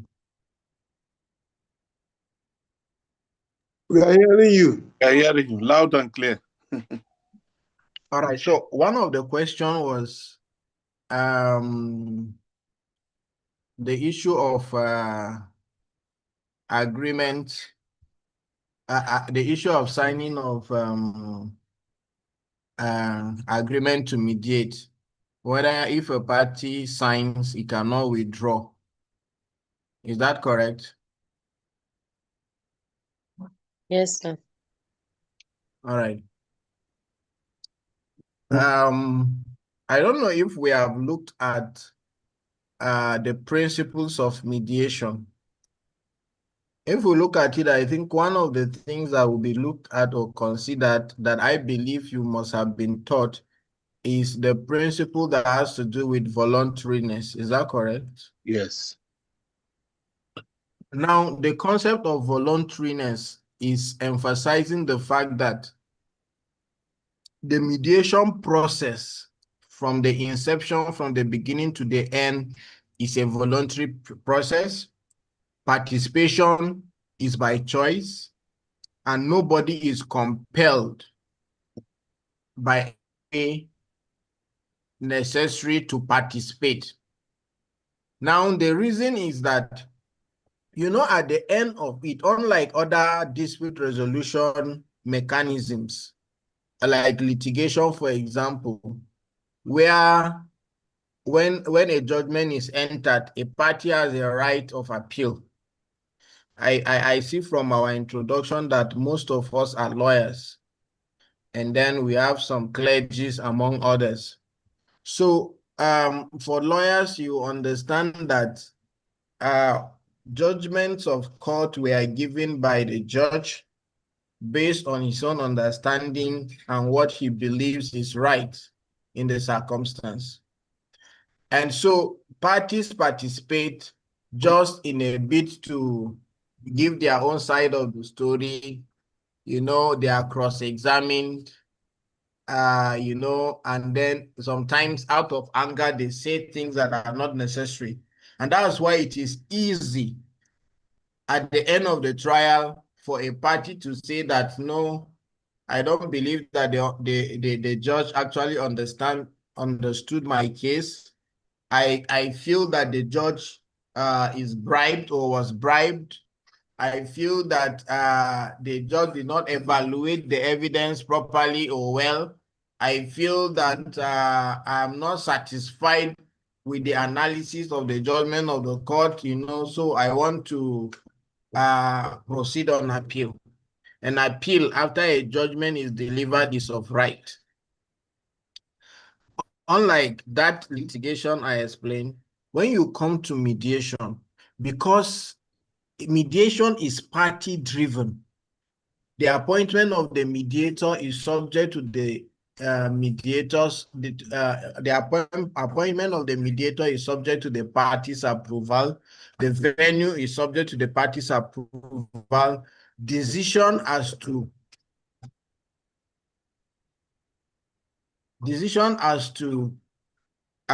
venue, time, payment, the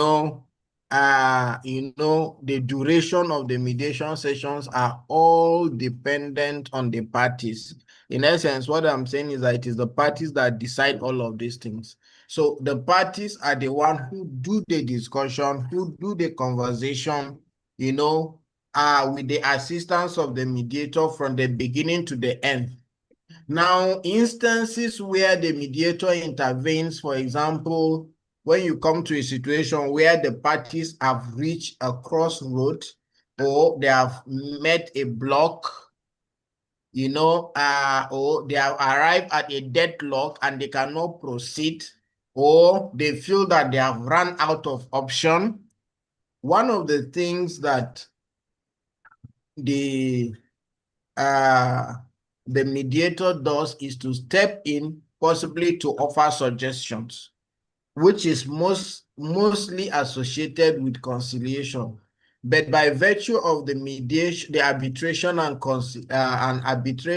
Mediation Act of 2023, we have now understood that some of the international conventions and treaties and enactment that has to do with ADR, mediation, arbitration, inclusive, it has helped us to understand that mediation is simply any process at all that the parties actually engage a third party to assist in the conversation, in discussion, and then possibly amicable settlement, but without the third party having the power or the ability to make a decision that is binding on them.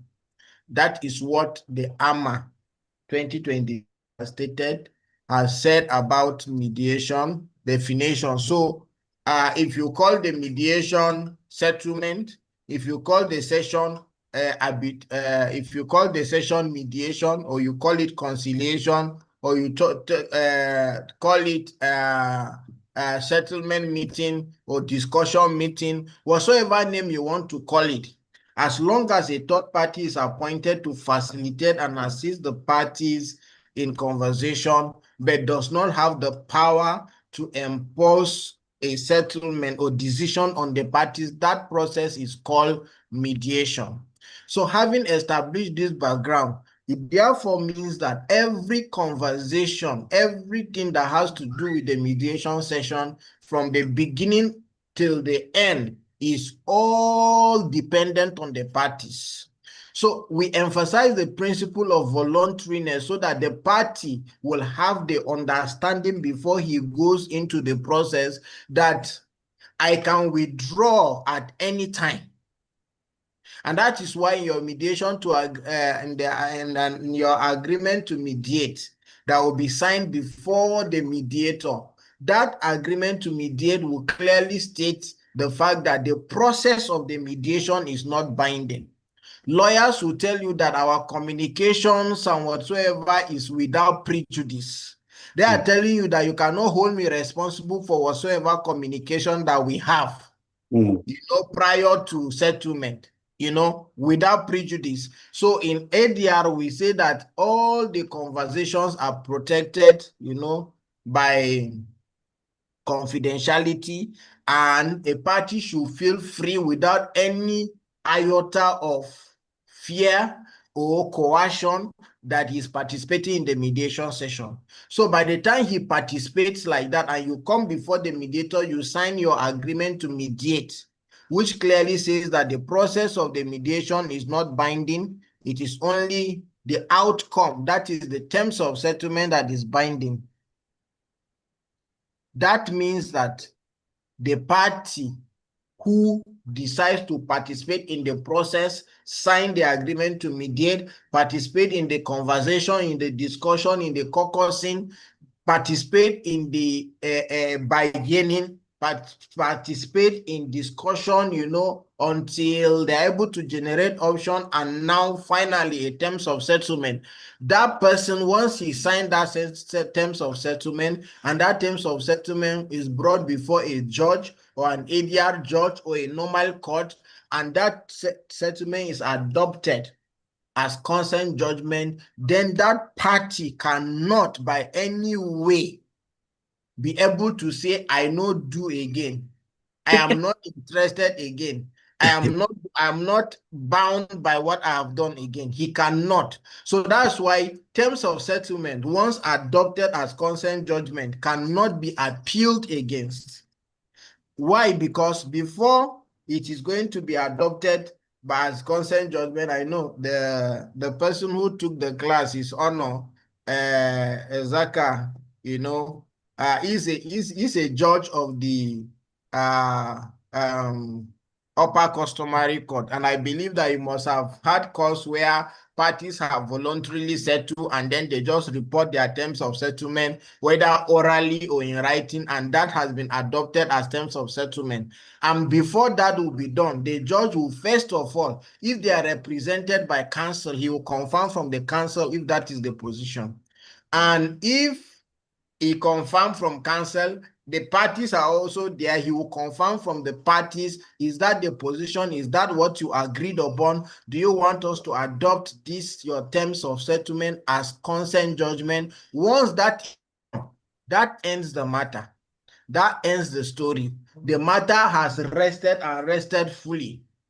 The matter has rested and rested conclusively. You cannot be able to open up or appeal against terms of settlement except if you are able to prove fraud, misrepresentation, that the judgment was obtained possibly by misrepresentation or fraud. And you know, all those elements have been taken away by virtue of the judge confirming from the parties themselves and their counsel. Remember, a lawyer statutorily has the power to represent his client. So when it comes to terms of settlement, a lawyer has the power to actually enter into a terms of settlement that will be binding on his client, provided he has the instruction of the client to do so. And once it's entered, it becomes binding. If you find a situation where a client comes to say, no, the lawyer entered or acted on my behalf without my authority, that, you know, you have to establish by possibly providing proof that you have been instructed or engaged for the purpose of representation. But aside from these few exceptions, it is very, very rare and very, very difficult to see consent judgment being set aside. And because of the principle of voluntariness, and because once you participate out of your free volition and you take part and you agree and you conclude, until the point, just like marriage, you know, for those of for the clergies that we have here, you know, they said that when they're about to join parties, you know, as husband and wife, they will ask whether there is anybody that has anything. Say, if he has anything, you know, that will make this wedding not to go on, it's either he say it now or forever remain silent.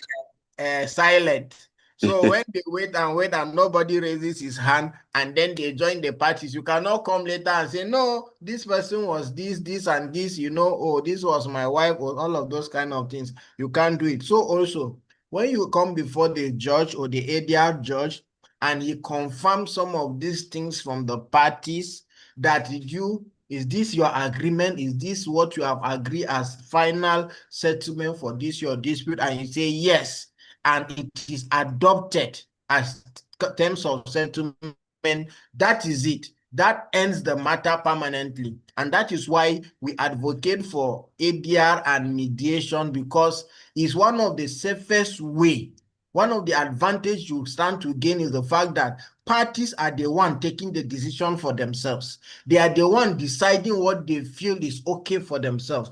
They are the one crafting the solution they feel is suitable for their matter or their case. So at the end of it, even issue of execution is not even necessary, because if party A says, actually, I can pay this money, but please give me 2 months time, because this month my money is going to so place where I collected money. The next month is going to but then the third month I'm going to refund. You see, all these considerations are made. The judge does not put all these things into consideration. His own is to say, pay this person his money. You have 30 days to appeal. If God so help you that they do not go to execute that particular day, like they did to me. I was somewhere in Maiduguri doing ADR training, only for them, they delivered a judgment in court by around past 2. Before 3 o'clock, they were already in my client's office executing that same judgment, that even the copy is not even available, that they say is executory. So you see, once you have passed the stage of judgment, entered, consent judgment has brought that matter to an end conclusively. And that is the advantage it has over other means of settling disputes, because in litigation, you can appeal from magistrate to high court. From the high court, you go to court of appeal. From the court of appeal, you go to Supreme Court. And you know, in the Supreme Court, I heard that as out of now, maybe they have been giving dates in 2030, 2035. Just imagine. So actually, mediation is the way to go. And that is why we are taking time. We are taking the pain to ensure that we have more people who can help us. In fact, as a lawyer, this is going to help your practice so wonderfully that, you know, clients in this 21st century are looking for people who can deliver within the shortest time possible.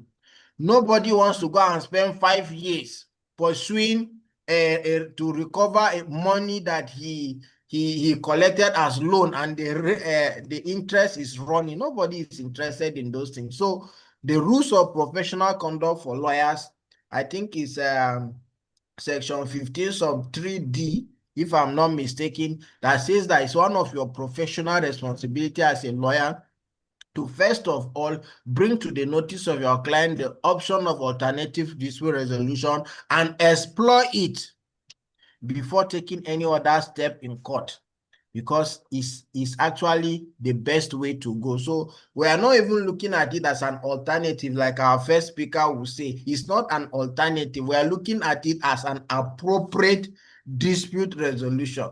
You know, that is the one that gives you ownership of the process, ownership of the outcome, and that is the best, you know, all because of voluntariness.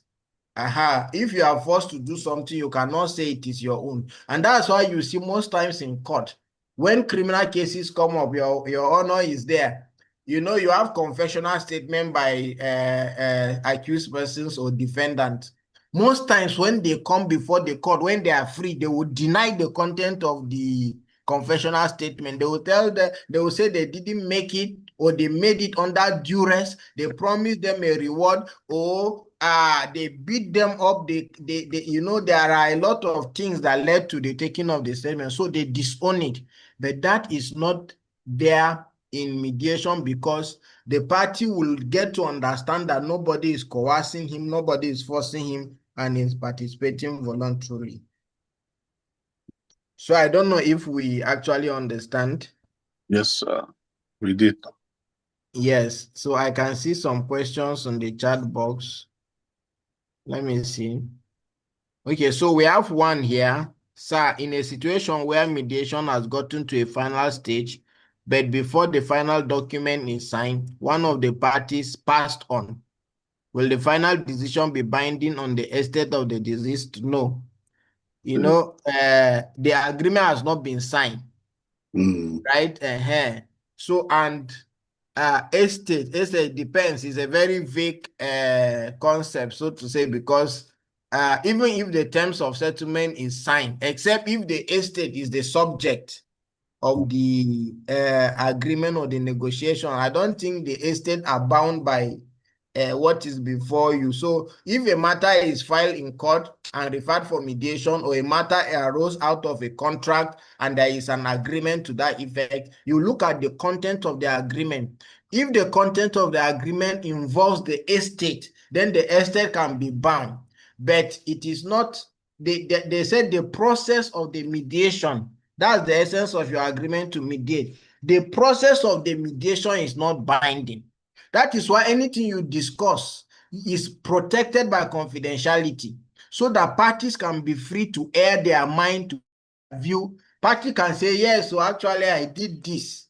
But when the settlement fails, he can decide to withdraw whatsoever he say. He's not towing that part again. And you cannot say, but you agreed during the mediation session.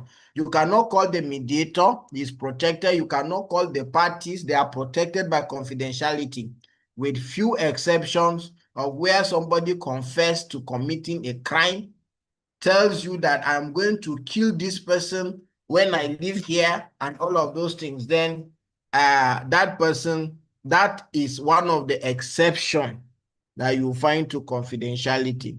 So I think we have answered that particular question.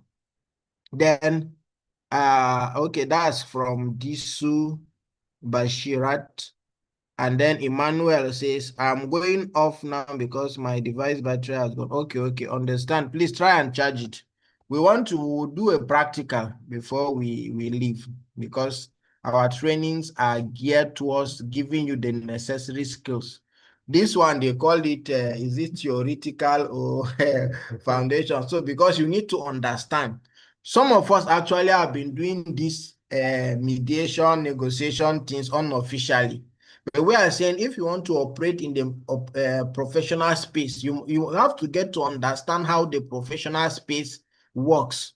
Some of our traditional rulers, our meangwas, our religious leaders, they do a lot of settlement, but sometimes they combine it with conciliation, they combine it with counseling, they do all manner of things and they call it mediation. And it cannot pass the test. But sometimes they used to find result because if my imam, for example, tells me, forgive Mr. A, I say, Kai, if not because imam say I should forgive him. Or your pastor say, please forgive him. You are forgiving not because you understand or you actually discuss and you got to that point. You are just forgiving and taking what your pastor or imam says because it is your pastor and your imam and you respect him. You get, so we want our pastors, our imam, we want our community leaders to get to understand the principles. Like you are not supposed to be making suggestions uninvited by parties, or you tell the parties do this or do that. That will not be mediation. It will take it out of context. So but people who are interested in operating within the professional space, that's the people we are trying to train and get them certified and inducted as professional ADR practitioners so that they can take their practice to their communities, to their legal practice, to their angwa, to their community, so that they will know that they have acquired the skills. So tomorrow, if there is a traditional mediation or community kind of mediation, they are looking for somebody with a professional ability, you'll be taken. And then you will not go there and be saying, kai wannan yaron banza ne fa. Ana maka magana kana wannan, and then you are appointed as a mediator. Right there and then you know that these are things that you are not supposed to do. And sometimes you just feel that since I'm an elder, I'm the Miangwa, I'm the Sariki, I am in a position to say that kind of thing. You cannot do that in a professional space. And so that's why you need to get to understand the rules and regulations, things that are supposed to be done and things that are not supposed to be done, because you want to now operate on a professional space. If you have been doing it for free, if you like, you can decide to customize it. When we have time, we are going to teach you, I think it's part of our this, and we'll teach you how to charge for ADR services, and then you have to start up your practice as a mediator if you so wish. These are things that are meant for advanced classes. But we feel if you are going to be trained and you are going to be certified as a mediator, at least you should have certain knowledge and understanding at your fingers so that you'll be guided. If you are training somebody to be a medical doctor, the things that will help him save life and save it properly, you give it to him. Not that you wait until he comes for masters before you teach him how to do certain things, So that is what we are doing. So I think with that, I think we don't have any other question on the chat box. So those who are online, can you confirm if you can hear me and you understand? Yes. Yes, we are hearing. Very clear. Yes, Thank sound you, and clear. Bashir. Can hear you very clear. Thank you, Mr. Thank you. Abdulaziz. We can hear you. Thank you. All right. So now I want you to ask me any question from the time you started your class with overview of mediation, coming down to principles of mediation, coming down to dispute and conflict analysis, coming down to effective communication, coming down to processes and stages of mediation. And please ask me any question that you need clarification now. Before we just, agenda setting is just a very few something that we are going to just tidy up and then possibly call it a day. We'll suspend our practicals to tomorrow where we'll be physical. I think I have the support of the house so that we'll be physically doing it.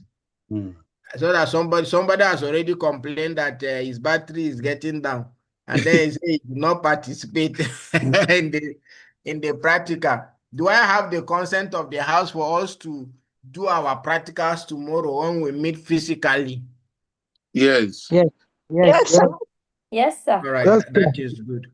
So please, I want you to ask any question. You know, the essence of this training is that we want to equip you with both practical and theoretical skills and understanding. So if you have any question, please feel free to share it so that we can look at it and then we can answer them and then call it a day.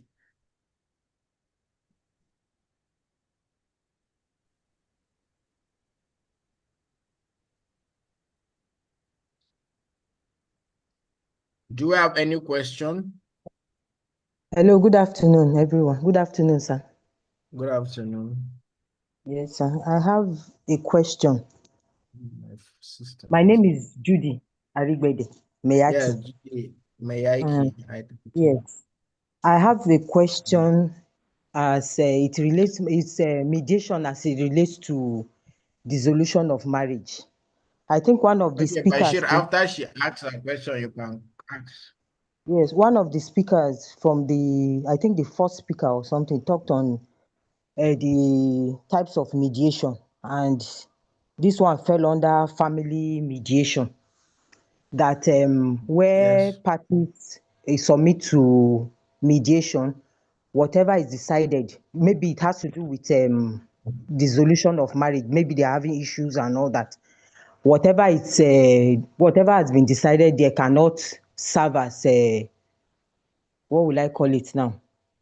You know, like in court, court has the power to dissolve marriage. Yes. So, but that is not applicable in the mediation session. I don't know if Yes, we I heard don't right. dissolve marriage in mediation, man. Okay, but Mediation is a even when it's under the native law and custom. I know when it comes to the act, yes, you but see, under native law, marriage is a private kind of, is a private life. If it is contracted under custom, is regulated by the custom and traditions of the people. If it is conducted act, is regulated by the law, that is the Marriage or Matrimonial Causes Act. Yes. Now, any other thing is the dissolution of the marriage itself that cannot be done in court, that cannot be done in mediation. Any other thing, for example, somebody wants to, I don't subscribe to divorce, I don't do divorce matters, I don't want divorce, and I don't want to divorce. Let me lay that foundation. But for those who have the conviction to do it, when you have a matter for divorce in court, you see it revolves around maybe inheritance. It revolves about some of the properties the parties own together. It revolves around children, jointly owned properties, several other things. All these issues are surrounding it can actually be discussed and said to you have 2 children, you want to share the children, you have 1 children and you want to share the children or the child. 1 child, you want to share it into 2, or you want 1 person to have the child and the other one not to. All these things surrounding it, where joint property, you keep 1, you keep A, I keep B. All those things can be discussed and settled during mediation. But the pronouncement that this marriage is dissolved is only the court of law that can do it. So to make it easy for people, when a matter is filed, they can send it for mediation or come to Settlement House ADR Training Institute. They discuss all other things that surrounds the dissolution of the marriage, and then they now agree that they will not agree that they are going to dissolve the marriage. So when they carry their terms of settlement on issue of children, party A, they are going to share responsibility. They are going to raise their children together. One will stay with one for 1 month. Then the other time, you keep shifting like that. Father will pay the school fees or the mother will pay for accommodation. All those things, you can resolve them.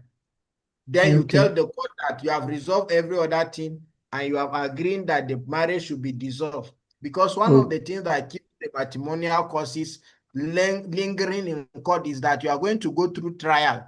You need to establish to the court that you have a ground under law for you to dissolve the marriage. And that is why you go into trial. They will call a witness. Somebody will say, I have 30 witnesses.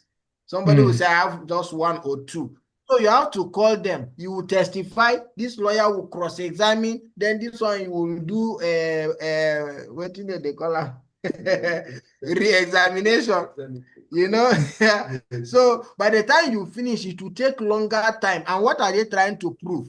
Who is entitled to the custody of this child? The woman will say, God forbid, the man is irresponsible. You cannot have custody. This one. So you prove it in court. When you say it's irresponsible, what do you mean? They will say, I have caught him with so-so woman and so-so woman. He used to bring women, all the dirty things that nobody should be hearing. You will see that because they want to establish the ground in court, they will be saying it. A woman can come and tell you that the man is irresponsible. She's the one taking care of the family. In fact, he's useless, is this. And she will try to establish to the court how useless the man is. And that is why it's so devastating. So, but when you discuss all these other things in private and you agree and settle, you can just bring the dissolution. In fact, the day you go to court, you tell the court parties have agreed to dissolve their marriage, and this is the terms and condition, and the court will gladly accept what you decided for yourself as full and final settlement for the dispute. Okay. Do you understand? Yes, thank you. I appreciate, sir. All right. Bashir, I think Bashir had a question.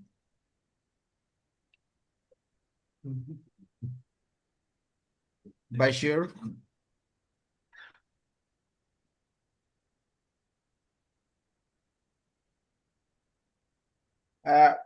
Bashir, okay. If Bashir is not here, do we have any other question?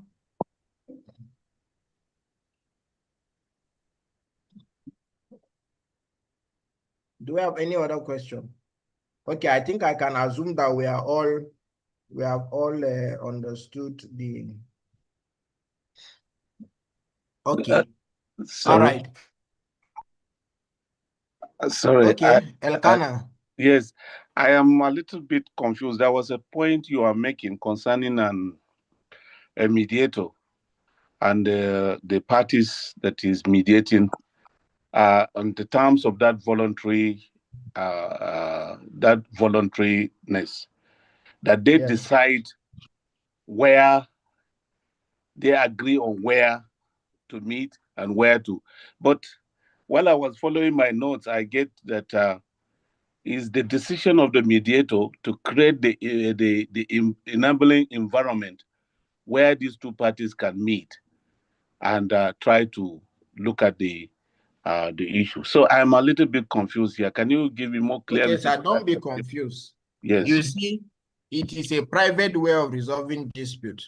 If you are engaging me as a mediator, you will not come to my house to come and do settlement, isn't it? Yes. And if you are not doing it in a center, they call it, there are 2 types of mediation. It's either institutional or ad hoc. Institutional mediation is the one that, for example, if you are in Kaduna, you know Kaduna Multi-Door Courthouse, you will go there. It is an institution. It has rooms for mediation. So if you take your matter there, it means it is institutional. You will not be talking of venue, but you are going to agree as to time. Yes. Do you get? You are going to agree as to how much you are going to pay the mediator or you pay the center. If they have their own rules as to charges, you are going to agree to pay. And in mediation, parties share the fee equally. Do you get? So you have to agree. If I say you pay me 1 million naira, you may decide to, if it is ad hoc, You are just coming to meet me as because you know I'm a mediator. Two of you, I said, please, I want you to help us resolve our dispute. And I say, okay, fine. Can we meet? I'll first meet with you to get to know what is it all about, you know, and all of those things. Then we can fix a meeting, you know, we continue. That one, I'm going to negotiate my fee with you personally. But if it is institutional, they may have their own scale of charges, they may have their own list of mediators and arbitrators, among other things.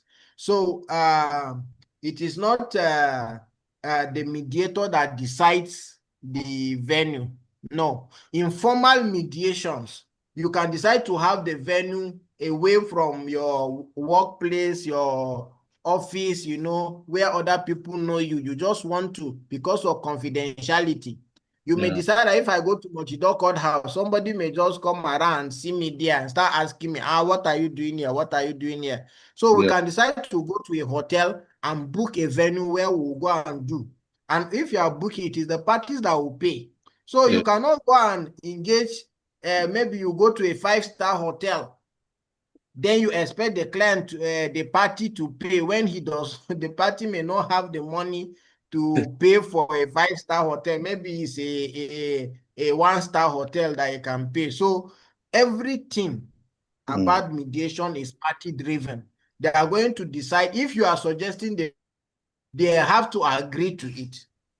The timing, like you can decide to say we are going to be sitting every day. If we sit today, we did not finish, we'll continue tomorrow for 1 week until we finish and settle the matter. It could be your decision, right? And it is the parties that will decide. So that's why we say it is party driven. So please don't be confused. All right. Thank you. Thank you. Yes, thank you, sir. Abdulaziz, I see that you are smiling. Anything?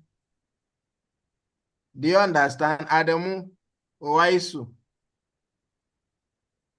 Any question? You are muted. I can't hear you. I cannot hear you. So,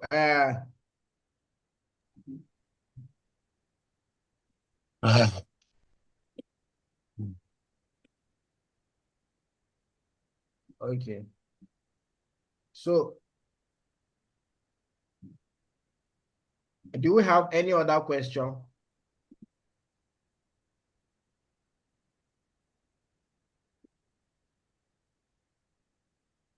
Yes, sir. I have a question, sir. Okay, please ask, please. Please, it is about confidentiality of the mediator. Is there any way or any permitted situation whereby the mediator can break the code of confidentiality? Whether there is any cause where...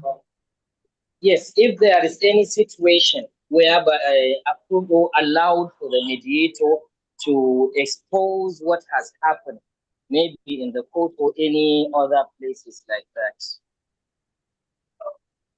Yes. Yes.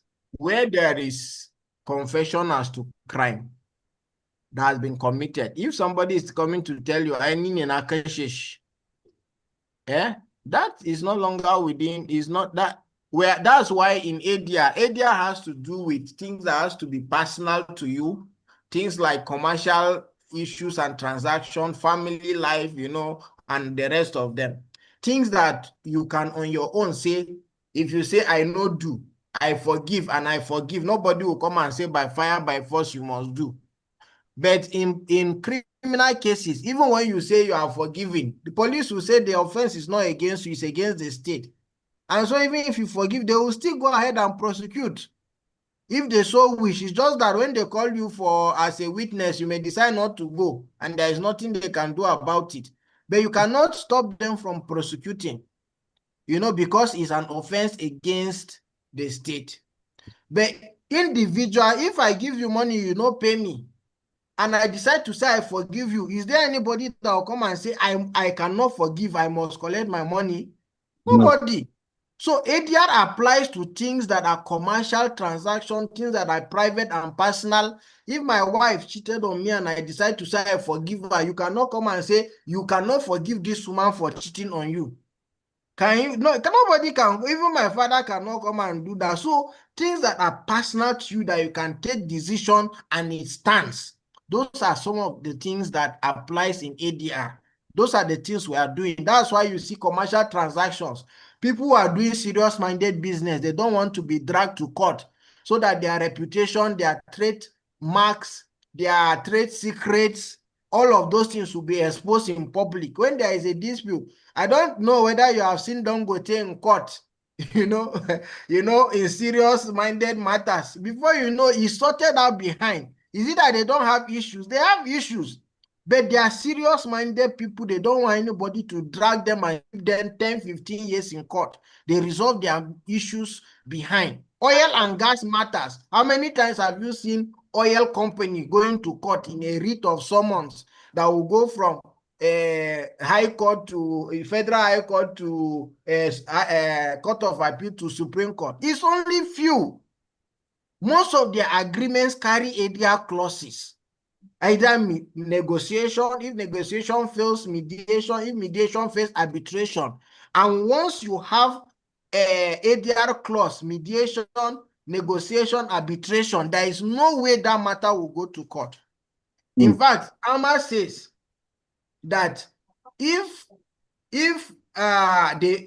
somebody mistakenly took a matter to court while there is ADR clauses, the law says that they will stay that proceedings and take you back to your negotiation or mediation or arbitration, and you have to go and finish there before you come back. And you know, once you go back, you are not coming back to court again. You must resolve. If you don't resolve by negotiation, you will do by mediation. If you don't do by mediation, where you have the right to decide for yourself, the arbitrator will decide for you. And that ends it. You are not coming back to court. So you need to understand the applicability of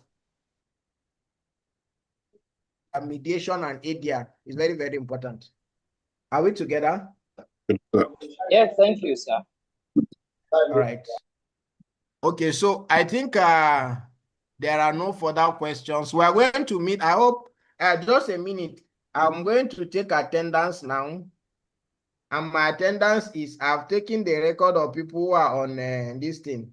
You have to fulfill 75% attendance before you can be qualified to take the examination for certification. So it is not as easy as, okay, let me just come. So tomorrow, who is physical, we are going to be more strict because you have to have record of your name and you must have participated from the beginning of the class for the 2 days. Are we together? Yes, sir. Yes. All right. So before we go, you know, how many of us have attended meetings before? Meetings. Which meetings? Meetings generally. If you are a lawyer, you have attended MBA meeting. Okay. Yes, we in your community, you have meetings and all of Yes. those things. Okay. Then Yes. when you come before for that meeting, there is usually what they call agenda. What do they call it, sir? Agenda for the agenda of the meeting. meeting agenda. Yes. It's the same thing we are talking about in mediation. That agenda guides you and puts you, you know, it's like a driver. It will guide you to where you should be going so that you will not just go and start conversation and talking. Before you know, the things you are supposed to discuss and cover, you are not covering, you are just on number one. That's why in court, they give you time. They say you can adumbrate for 15 minutes, or if it is verbal written address, which has been taken from us by front loading. If it is verbal, you are arguing your matter verbally, they say they give you like 15, 20 minutes. So you work within the time, you look at the things you itemize that you feel you should hammer or talk on.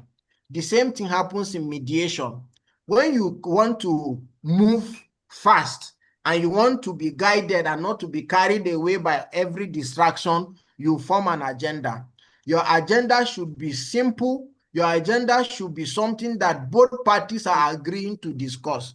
I used to give this example. If you marry a fine woman that is a career woman and she tells you that, my Oga, I'm not ready to be giving birth now. I'm a career woman until I rise to a certain level in my career. And then you come after 1 year, you say, Kai, but you see, I'm getting old now. When am I going to have a child of my own? And a dispute arose, and you come before the mediator. Now, when you put as part of your agenda, childbearing, you should be sure that the woman will not participate in that conversation. When the man finished talking, and then they ask her, Madam, what do you think about what he's saying? Say, look happened there, father. Because her mind is not there. So you have formed an agenda that cannot be discussed by parties. So to form an effective agenda, you must form an agenda that both parties are willing to discuss. And that agenda, when it is discussed, it will lead to the proper resolution of the dispute. Remember, as lawyers, which I think 80% of lawyers are here, lawyers used to challenge judgment of court because they say it did not resolve or determine all the issues that were raised by parties, right? So if you raise two issues, you want to see what the judgment of the court is saying, how this issue is being discussed, how is this analyzed, why you believe one side, why you did not believe the other side, and how you arrive at your conclusion. All these things are stated, and that is why, you know, in mediation, we want to have an agenda that will help us to discuss so that we can flow from item number 1. When you discuss and you find a solution on item number 1, then you go to item number 2. If you just allow open conversation, okay, please tell me your own side of the story. The person keeps talking and talking and talking for 2 hours. You see, you will not be going anywhere. But if you are guided by an agenda, we are talking about childbearing now. What's your opinion? Oh, okay, because he is getting old, let me just pity him and give him 1 child or 2 child, then I can go back to my career. You see, you have resolved one issue. Then you go to the other one. Okay, if I'm a career woman, you have to buy a car for me, or you have to get a driver for me, you have to do this and that. You see, you are progressing from one agenda to the other. And that is what we do in mediation. So it's important as a professional, set an agenda. And this agenda, get the parties involved. Don't just come and say, agenda usually is after the party's opening statement. Remember, the mediator gives his opening statement. The parties give their opening statement. Is after they have stated their issues and stated their own side of the story that you can, from there, form an agenda. So engage them in forming. You say, oh, from what all of you have said, I think the issue of the amount you have paid for this goods to be delivered to you is a problem, which I think we should discuss. You say, yes, yes, yes, yes. And then if, you know, whether the goods were actually delivered or not, is that an issue? Say yes. What is the, if you did not, you know, the penalty or the damages that you are claiming, is that an issue, isn't it, to be discussed? Yes, it's an issue. You see, all these things are very clear. You have set an agenda that will guide you through your conversation. And you will not go and just be talking because you have seen an opportunity to discuss and talk. You just be talking endlessly and aimlessly. Your agenda puts you in check. Are we together? So that's basically agenda setting. Mr. Elkana, I think you're yeah, I put my hands up because of this agenda that you are talking about. You know, most agendas in some meetings that we know, they are time-based. I'm asking them question to give me their first statement of this.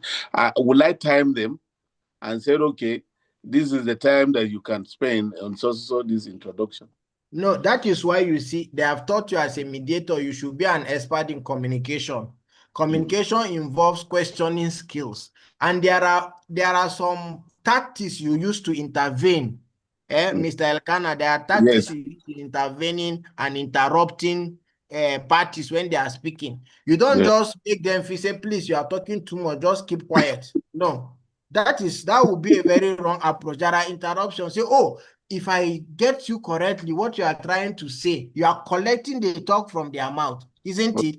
Then Yes. when you restate what they have said, and this man is listening to me, or say, yes, you see, you have collected the conversation, and then you say, okay, can you permit us to hear what Patty is saying, or what his opinion is in respect of this thing you are talking about? You see, that is how to, all these things are what they are strategies, are things you learn with practice. You know, if not, you can have somebody who can talk for 30 minutes, 1 hour, and the person is not stopping.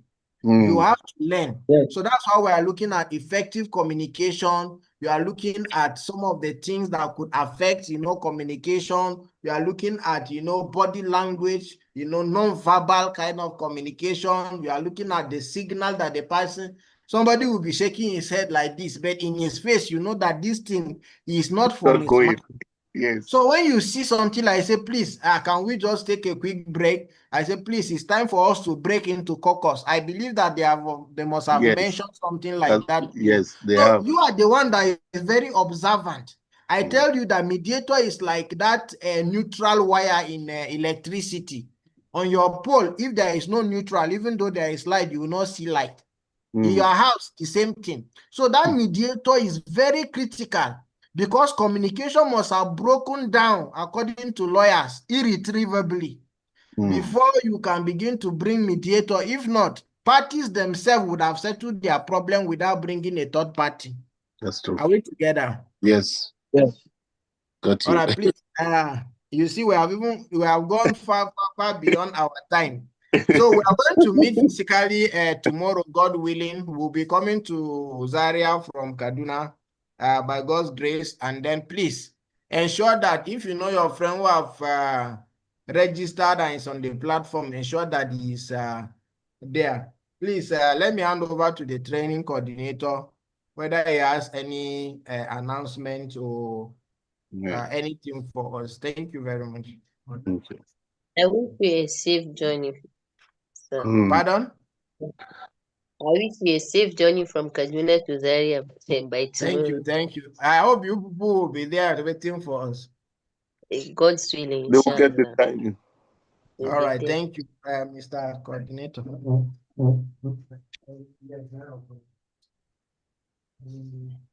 All right. Thank you so much for staying this far.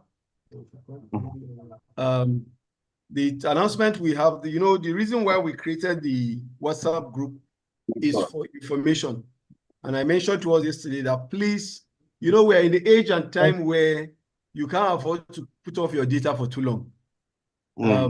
You have information now. In the next 20 minutes, if you go back to your WhatsApp group, you find so many information for you. So we're in the age of information. Information is flying left, right, center.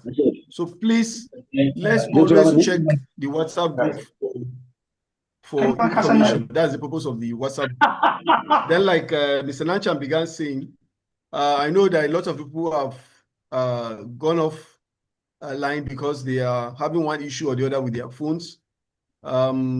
The issue of the attendance is very important. We can't emphasize that enough. Of course, tomorrow, the attendance will continue. So please, let's make sure we're there for the training, and then we'll be there in good time. Tomorrow by the day, so we're going to put into consideration prayers and all that. So we need to come in early. We'll do our best here in Kaduna to make sure we get to Zaria early also, so that the training will start off in good time. So those are the information we have for now. Any other thing, you will see it on the group chat, the WhatsApp group chat. Thank you once again for participating in the training. Thank you for today. Thank you for your contributions. Thank you so much, and God bless you all. So we'll Thank you, sir. You are highly welcome, sir. Give us the time for tomorrow's meeting. Time. Is 9, sir. We're starting 9 on the dot. Hopefully, everybody. Okay, sir. Where is the venue, sir? The venue. The venue is the ADR clinic of in the Faculty of Law. Inside the faculty, that's Okay, law clinic. Yes. So once you get into the Faculty of Law, you just ask if. But of course, most of us are lawyers, and I'm sure most of us finish from ABU. Yes, so we know the place. It is just the name you just call it, sir. Yes. It is called Law Clinic. Yes. Yes. Not all of you are lawyers. I said most of us are lawyers. Yes, So, that's yes. right. So you have to give us a good guidance so that we know. Yes. So please, when you come around, just enter the faculty and ask for the law clinic. My device went off. Okay, thank you very much. God bless you. Bless you. Thank you. Thank you very much, sir. Have a nice day. Okay, sorry, please. Can you put on your cameras, please? Let's have a snapshot. Let's know that you are the one. Yes, put on your cameras. We'll use that also as attendance. When we will share some of the photos on your platform. Please tell the world, go to your LinkedIn, Facebook, and all of those, and begin to share some of the things you have learned today. Tell them you have started a journey to become a certified mediator. Tag Settlement House, ADR Training Institute, tag us, the facilitators on LinkedIn, on Facebook, and let people know that you have started a journey. So that when you finish, they will be calling you, say, what is that thing you call mediation? What is it all about? Then you have opportunity to be explaining to them. All right, so thank you. See you tomorrow. See you. Yeah, Bye. Wow. Malam Bashir, ka tafi kwanta. Me kake cewa? Wai ciyaman ya ce, it is called Law Clinic. Law Clinic. That is its name. Malam Bashir. Amina ke ce haka har da uban lullubi.